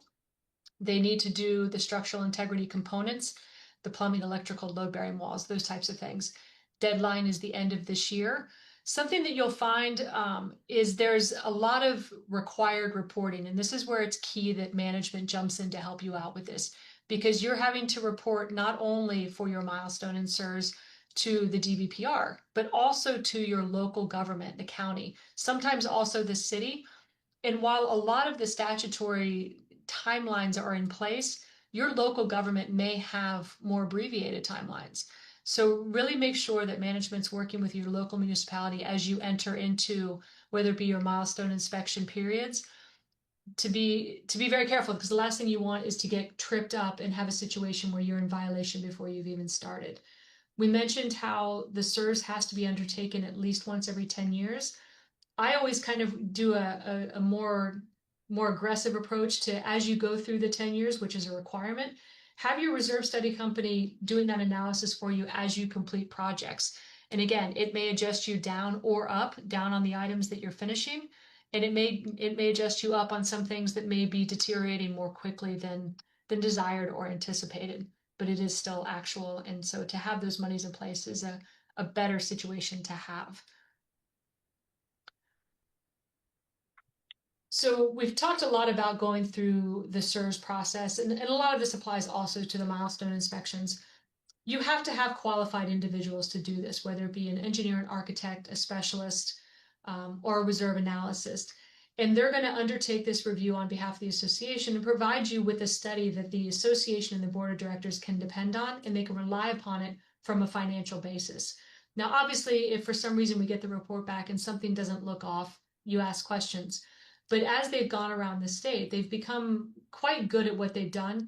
And so they can create these reports and give you real actual timelines, as well as financial forecasting for how these different components are going to need to be replaced. But they do have to be qualified engineer, architects, reserve specialists. This definitely should not be your brother's uncle's friend. Not the situation you want to have that kind of scrutiny on. Because again, your SERS is going to be your cornerstone for your budget for the foreseeable future.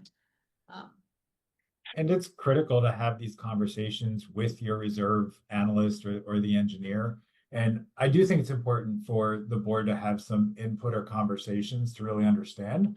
But what is critical for you to take away is that you do want that third-party provider to have the final say on the report, right? So you shouldn't be taking a report and then altering it after you've received it, right? Whatever they come out with and whatever they're saying is your reserve funding, do not create your own reserve schedule after. Do not alter something, right? That is then what is required. That's what should be reported to the state, and that's what's required to be funded too, and especially on the SERS component. Yeah, absolutely not. And that goes for even if you have engineers on your board of directors. I respect that. I respect their opinions all day, but they do not want to be the ones as decision makers on behalf of the association on that one. Leave it to a third party.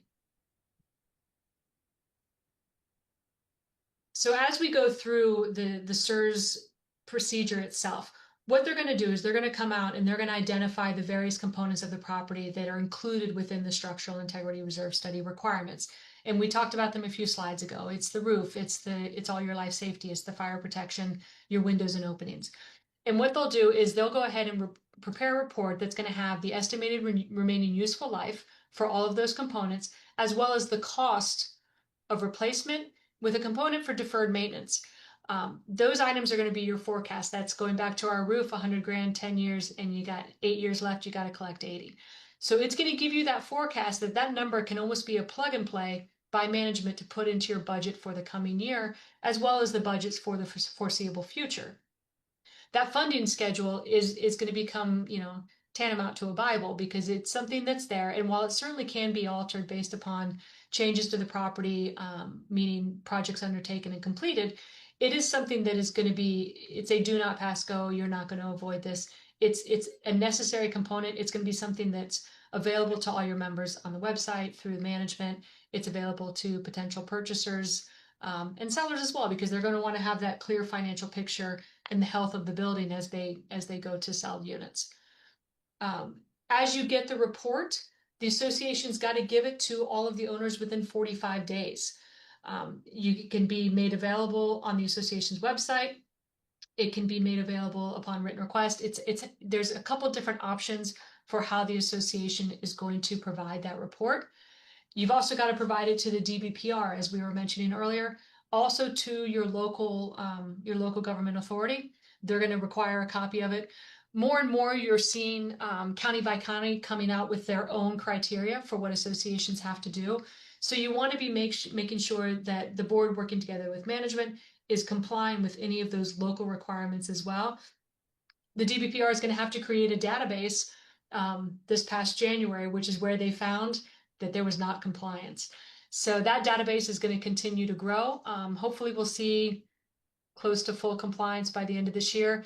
12/31/25 is the true deadline. I shouldn't say the true deadline. It's the deadline pursuant to statute as of July 1 this year. So if you're in a building that has not yet complied, you've got a couple months and you definitely want to get that done. I'm going to tell you to direct all of your questions to your specific council and management, because this is all dependent on the age of your building. And there's a lot of wiggle room here. So really what it comes down to is your building 30 or not? And if you're 30, you've got to do it December 31st of that year for your milestone inspection. There is a caveat of space for if you were 30 before 22, but not before 2024, you've got a year difference. And I think that was mainly to stagger, as all these reports were being undertaken, all these milestone inspections were being concluded, to stagger those buildings with that age range. But I have also seen where counties have started the process earlier, depending on where you are, if you're closer to the water, if you're South Florida, North Florida. Just the devil, again, is in the details. So have management working with your county or your city for that matter, because again, they can require certain ideas and certain components as well. You want to be in compliance here. The last thing you ever want to have is a situation where a red tag gets put on a building for something that was foreseeable because a deadline was missed on these milestone inspections. This is something the association absolutely has to do, depending on the age of the building. It's statutory compliance with 553. The association is going to be responsible for all of these costs that are related to the milestone inspection. Again, this all goes hand in hand with the structural integrity reserves, but they are two separate and distinct procedures that have to be complied with. And so it's something that obviously management, the board's going to have to undertake, and it's based upon the age of your building. Typically what happens is the municipality is going to provide notice to the association. Association's then going to have to give notice to all of its owners what's going to be happening within 14 days of receiving that notice.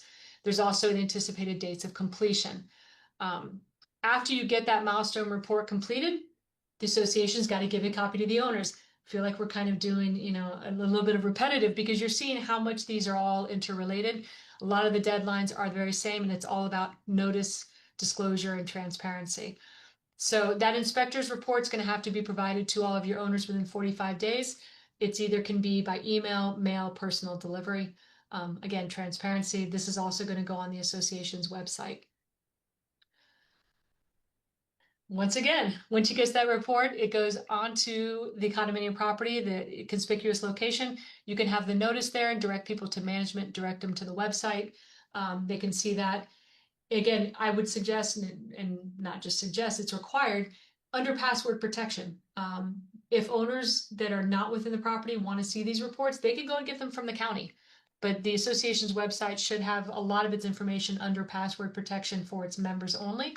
And it's a great way to have a lot of the association's records in one place. And this is one place that it's going to be required to be. As we were talking about structural integrity, very, very similar with milestone inspections. These have to be professionals, architects, engineers. They have to be design professionals. They've got to be licensed, insured, and they're going to have signed and sealed reports that they provide to the association, which the association will then provide to the municipality as well as the state. There's 2 phases in a milestone inspection. The hope is that we all only have a phase 1. The phase 1 is going to include both the habitable and non-habitable garage parts of the building. And again, for all the HOA people, I'm really sorry. Don't fall asleep on us. This is condos. So you're going to have to take a look at the property, habitable and inhabitable or non-habitable. And then within getting the notice, it has to be completed within 180 days. This is a visual inspection, and they're not going to see a kind of a small crack down the side of the building and say, you must do destructive testing. There will be some settling cracks on the property that they can deem with their expertise are not structural and are not going to be detrimental to the association by their existence. If you can get through the phase 1 inspection and report, and your engineer or architect can say, you're good to go, you're done. Congratulations. You don't have to do phase 2. But if you have to go to phase 2, some of the real work is going to begin. That's where you're going to have potentially destructive testing, potentially non-destructive testing. It's going to be a far more in-depth inspection of the property. Again, another 180s, they're going to have to, from the submission of the phase 1, the phase 2 is going to have to go to the local enforcement agency, provided to the association as well. And there's going to be a timeline for completion of the projected work that's going to be undertaken as well. Sealed copy of the inspection report, signed, sealed, so you get the nice little raised seal stamp. With a summary is going to have to be provided to the association. It's going to be available to all of the owners. It's also got to go to your local building official and the local government who's got jurisdiction over the property. And depending on where you are, that could be a city or county. It just depends. Also goes to the official records of the association, as well as the DBPR. If you have to get to this phase 2 and as well as the phase 1 inspection, there's a couple keys that the board, together with management, should be looking for. And again, it's that seal and signature of the engineer architect. They've got to describe the manner and type of inspection that they undertook, identify the deterioration of the property, say whether there's unsafe or dangerous conditions. And I want to highlight this area because you may have to go phase 2 and actually complete work, but if you have the qualification on there that the property is safe, that is not dangerous, that is not going to infect the habitability of the building. So that's very clear that if there are going to be repairs that are necessitated based upon your milestone inspection reports, you want to make sure that distinction is included, that it is safe and it is non-dangerous.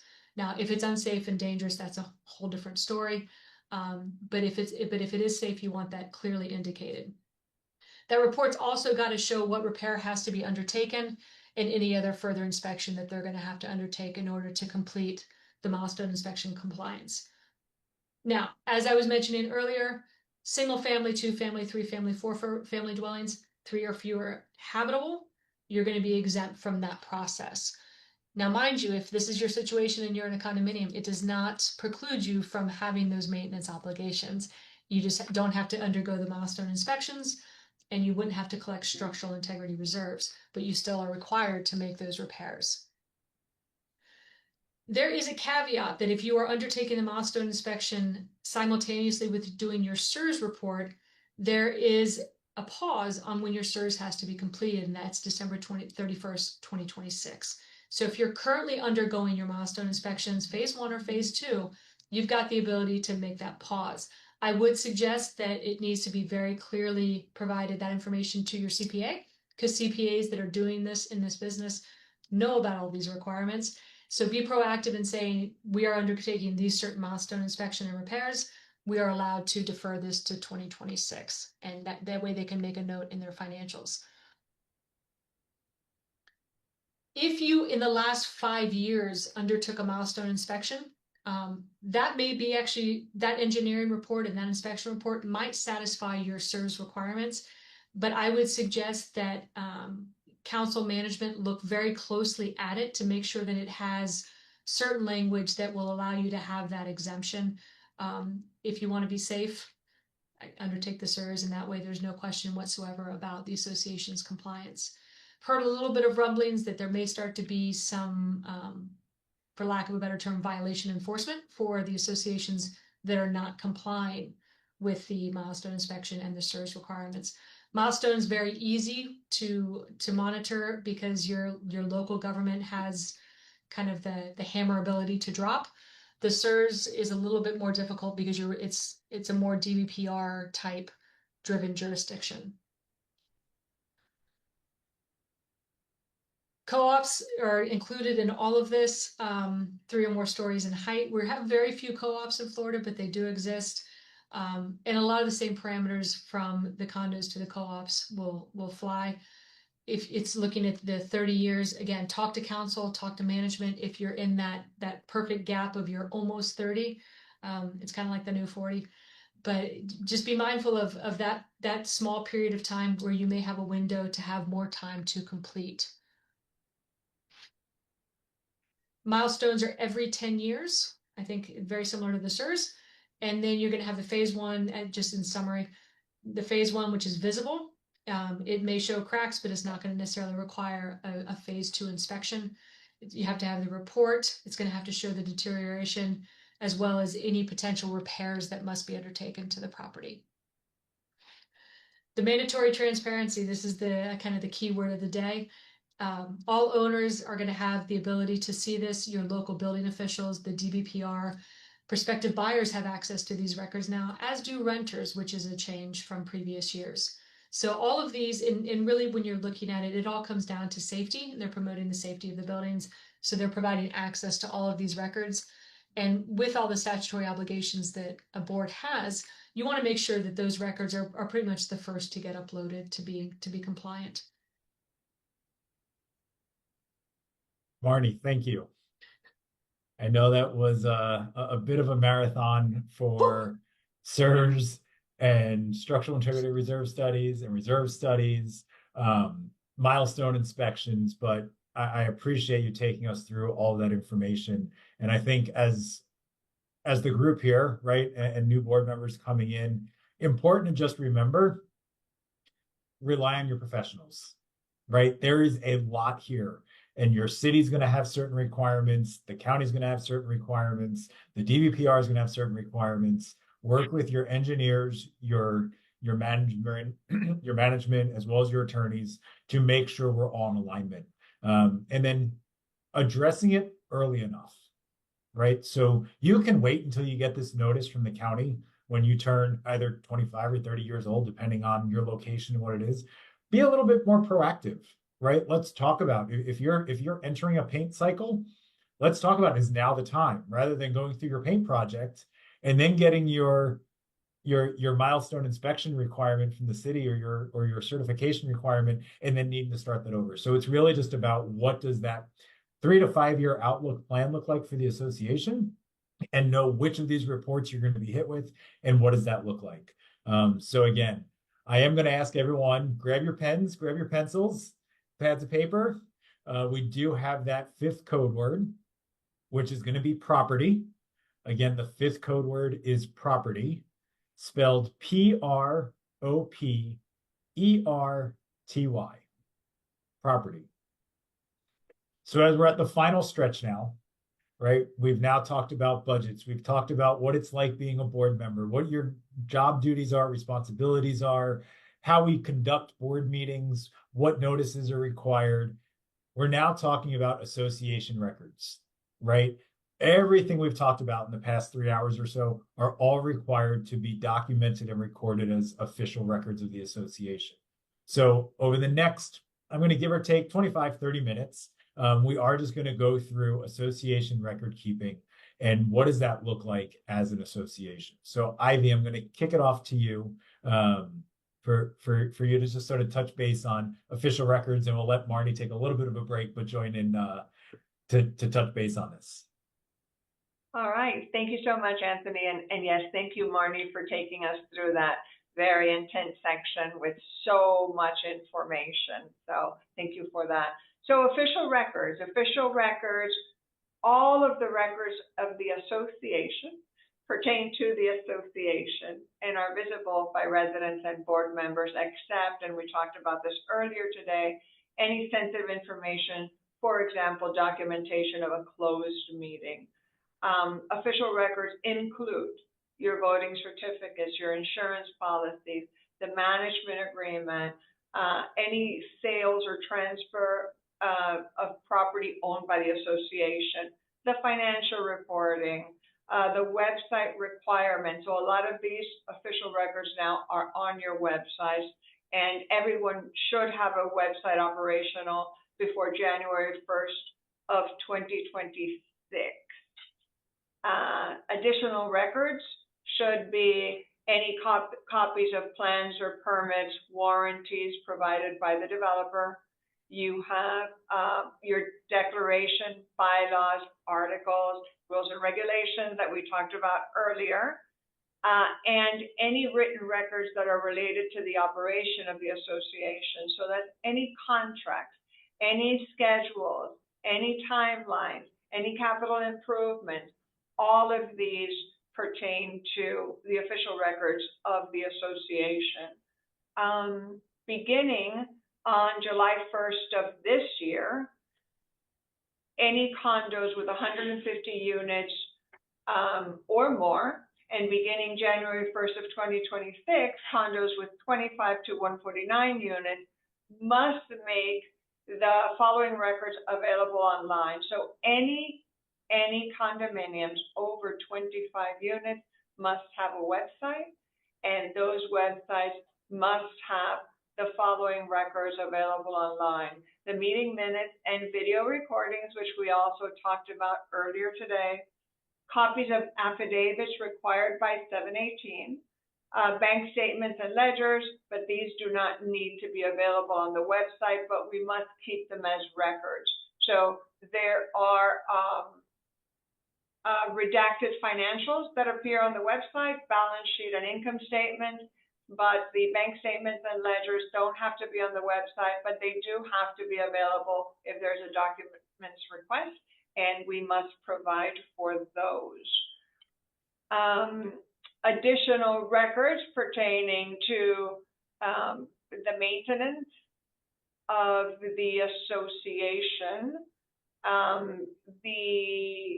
All the records are open to inspection by any association member, and the authorized representative of the association member at all reasonable times. The right to inspect includes the right to make copies at a reasonable expense.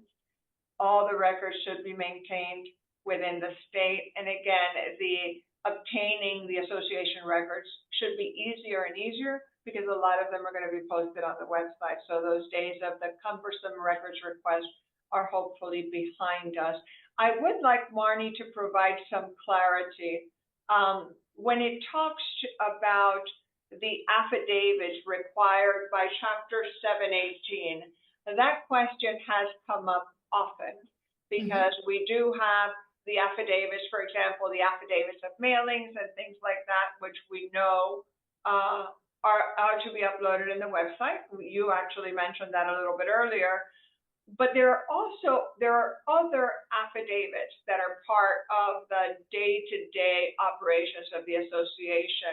For example, there are some affidavits that associations that are like master plan community that have a clubhouse may have affidavits that the residents have to sign to give them the right to be members of the club, things like that. What affidavits are we talking about here? Sure. The short, easy answer is everything. And the reason I say that is because at the end of both 718 and 720 relating to official records, there's catch-all language that says, and all other records relating to the operations, which is everything. But to that extent, there's also documents that are excluded. And I know that we're going to talk about those in a few slides. But unless they fall under one of those exclusions, they would be deemed an official record and would be available.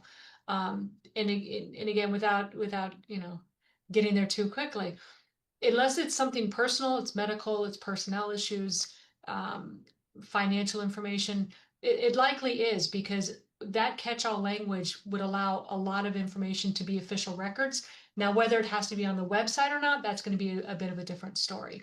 But just, speaking about the official records, having them up on the website is certainly a front-loaded, very difficult task to undertake. That being said, at least in a condominium, we have to provide a records checklist, which can be looked at one of two ways. One, it's very helpful. Hey, you asked for this and we gave you this. But if you don't give it to them, you've pretty much written the DBPR complaint against yourself. So the association has to be very mindful that not only are they complying by providing records, but they're, for a condominium, providing that checklist and having it available. And that checklist has to be kept as an official record, even though it's a record of official records given. It's a bit ridiculous, but it's there. It's a requirement. But one thing that's really nice is, last year the condominium statute read that if you knowingly, or if you failed to provide records twice in 1 year, the board could be deemed to have abandoned their seats. Whereas now that got removed, and now it's, repeatedly, and who knows really what repeatedly means. But one thing you can do is, by having those documents already uploaded to your website, that checklist can say available on the website. And by doing that, it's a little bit work on the front side, but it's keeping the owners out of the management office and taking away from management time to actually get those records in place. But to answer your question of which affidavits, all the affidavits relating to money are certainly going to be deemed official records and should be there and should be visible on the association's website. The more questionable ones are the ones you reference relating to whether or not, someone has to sign in order to have access privileges, but they may still fall under that category of an official record because they relate to operations. They just may not have to be on the website. Thank That was a you. long answer, sorry. So records retention. The records must be kept in an organized way that facilitates inspection. Again, the days of the box filled with records on a table are gone. We need to have them organized, both because we're supposed to have records organized and to make it easy for that resident that needs to go through some records or is having some concerns.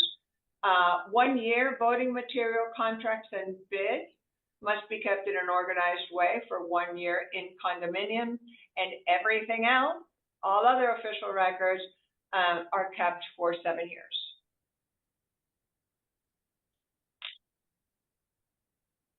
Also, for 15 years, we are keeping milestone inspections, structural and integrity reserve studies, and then meeting minutes are kept permanently. The governing documents and developer documents, and those have always really been documents that kind of stay with the community. They don't have that 7-year mark. But important to note that milestone inspections and the CERS reserves are 15 years that they must be kept. Finally, for HOAs, electric voting materials and contracts and bids for 1 year, and all other official records, 7 years. So it's kind of going along the same lines as the condominiums, unless the governing documents of the particular HOA requires the documents to be kept for a longer time. Records maintenance.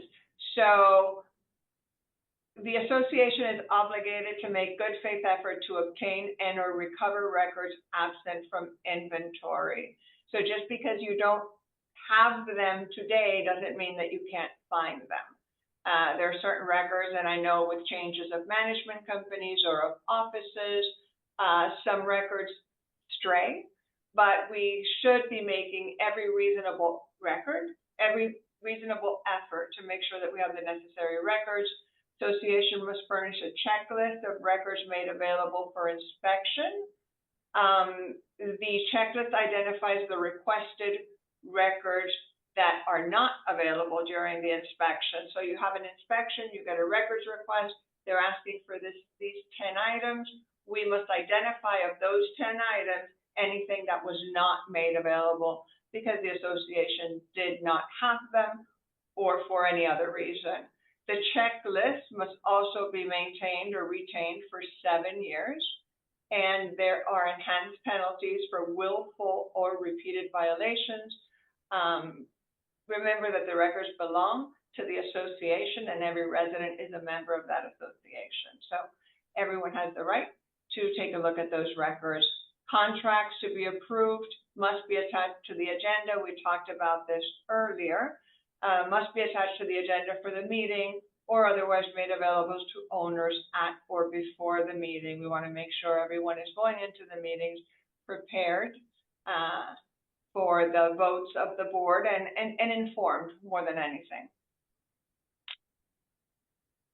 And finally, for records requests, the records shall be made available to the owners or the member's representative within 10 working days for both condos and HOAs of receiving a written request, which was sent to the board or designee, so it can be the management company. The association is not responsible for the use or misuse of the information provided to a member or member's representative. That is where confidentiality comes in. People are looking at these records and there's some exposure there. The minutes, we just talked about that, or minutes book has to be retained indefinitely. And the current roster and mailing addresses are also available to homeowners if requested. Ballot sign-in sheets, voting proxies, the association must maintain for 1 year from date of election. All rental records as applicable and the Q&A sheet as provided in statute must also be made available. A lot of information, a lot of documents that need to be made available. And real quick, that question and answer sheet has been around in the statute forever, and a lot of associations forget about it. So it's something certainly you want to have on hand and have it updated each year. And the updates should be fairly minimal because what you probably are only going to update is the amount of the assessments. But it is something you want. It's really intended for potential purchasers, but it's a record that has to be there. And I certainly don't want to see any association kind of get a gotcha moment for not having that. Agreed. Thank you for that reminder. Yes. And it's not complicated. The Q&A sheet is really not complicated. But there's a lot of associations that don't have it or don't have it current. Records maintenance for the HOA. The HOAs must provide a copy of the records or make the records available that are subpoenaed by law enforcement within 5 days of receiving the subpoena. And again, maintaining official records for at least 7 years unless the governing documents of the association require a different period of time or a longer period of time. This is for HOA. So now we're talking about the records that are not accessible to unit owners. Records protected by lawyer-client privilege. Information obtained in connection with a sale or other transfer of the unit. Personnel records, medical records, passwords, and access information to software or the operating system of the association. And then I just want all board members to be aware of that language, because I think that there's a misperception that a lot of board members have that a lot of their communications or their records are going to be not necessarily official records, and that's not the case. I would also certainly recommend that board members, if they're sending emails, don't do it from, say, their professional work account. They do it from an association formed account. Makes it easier for the transfer of information if necessary, but it also avoids any type of commingling of their professional life with the association life just by having that dedicated email address.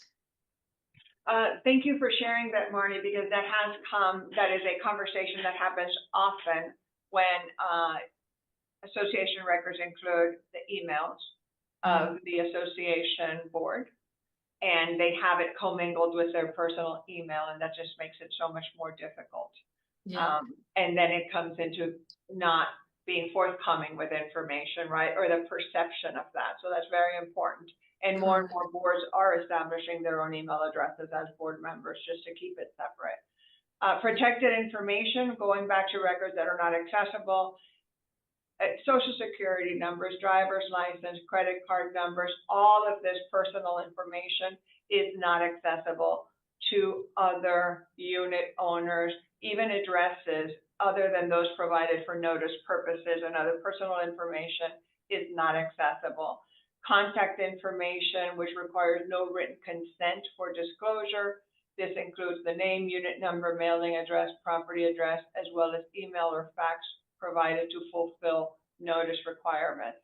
So that is information that we do not need written consent because these are necessary to fulfill the notice requirements that we talked about earlier today. And there's a lot of desire and a lot of discussion about email addresses, and very often you'll see owners come to management and say, well, the board's sending out emails, they have our email addresses. And if the board and management is being very intentional and smart, they're having management send out through, say, Building Link or a unified system communications to the residents, because all those email addresses shouldn't be going to the board members. Board members today can be tomorrow's very angry, unelected individual. And so you want to make sure that all those records are being protected in the manner in which they're supposed to, because there are statutory protections on email addresses. So and you find that a lot of owners don't want to be contacted by email by their fellow residents. And it's not that they're trying to be antisocial. They just don't want to see it and don't want to hear it all the time. So we want to make sure that we're being very careful with how we use and disseminate email addresses, certainly. Thanks, Marnie. And talking about the email addresses, connecting this to the website, do you want to go over some of the website requirements? Sure. What we've seen over time is that the website requirement was created and then it's been expanded. So it started out back in 2019 if you were 150 or more units. Now it's down to 25, and we've seen it creep down. Granted, if you're 25 or more, you have to have it done by January 1st of 26. But I've always kind of counseled all my clients, start doing it now, get ahead of the curve, make life easy. There's also a requirement that if you have records, they have to be uploaded within 30 days. So it's whether it be do it every other Friday, just start getting into the habit of having managers upload all of those records on behalf of the board. And that way you remain in compliance, makes records inspections much easier because you can defer to the website. But they have to be up by 2026. HOAs also have very similar obligations based upon 100 or more parcels. So HOAs and condominiums are all going to be the same in that they've got to be doing this, getting them up and ready and going forward. Now, the website does have a more limited scope of not all official records of the association have to be on the website. You can certainly put more than you have to, but you can't have less.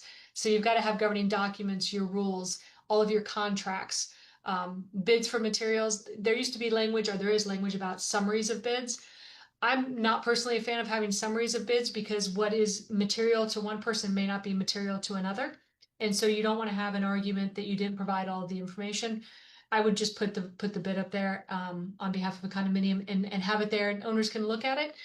But to that end, just as a kind of a caveat side note, as you're providing a final contract with your notice ahead of a board meeting, I would go ahead and have management get in contact with that vendor and understand that they may be contacted by some residents, and make sure that they know who they can take any guidance from with respect to the board and management, because you don't want to have a contractor all of a sudden expect a different term that someone has called and negotiated on behalf of the association. It may be a great term, might not be. So just make sure your vendors understand that that contract's going to be out in the open before it's actually approved. Flipping to the HOA, all those bids have to go up there. Both condos and HOAs, you have to have your budget, your proposed budget, your financials, monthly income and expenses, any other contracts, transactions, that would be up to the conflict issues that we've talked about earlier today. So all of the notice provisions, disclosure provisions, all of that would have to go onto the website as well to be able to withstand any type of a potential termination of an agreement. Notices of board meetings, owners meetings, insurance policies of an HOA have to actually be on property. And I'll do a little plug for HOAs, especially if you've just turned over. Make sure your coverage is sufficient. I've seen situations, unfortunately, where developers have had coverages that aren't sufficient to cover the property, especially in sense of casualties. So be really mindful as a freshly turned over association. Every once in a while, and this, whether you're freshly turned over or not, make sure that your agents are actually evaluating the property and promoting policies that are going to be full and compliant for what the association's needs are, not just statutorily required. Going back to record, I apologize. Any inspection reports for the condo have to be up there, as well as your SIRS, your building permits, milestone inspections. All of that has to be on the association's website. Registering with the DBPR, the management office will probably do this for you. What they've got to do is make sure that the association is registered, contact information, management information. It's got to be done once a year. And if there's changes, it has to be updated within 30 days. And that could be change in management company, board members. Make sure that, and going hand in hand, if there's changes, Sunbiz ought to also be updated, not just the DBPR website, although the DBPR website is statutorily required. So again, we have made it through the 4-hour board member certification course. So I do appreciate each and one of your time for each of the participants today or that have watched this on our future cast. Congratulations, right? 4 hours is a long commitment, but it is, I hope you find the information was definitely well worth it. So again, one last time, your pen, pencil, piece of paper, going to give you your 6th and final word, which is management. So the last code word is management, spelled M-A-N-A-G-E-M-E-N-T.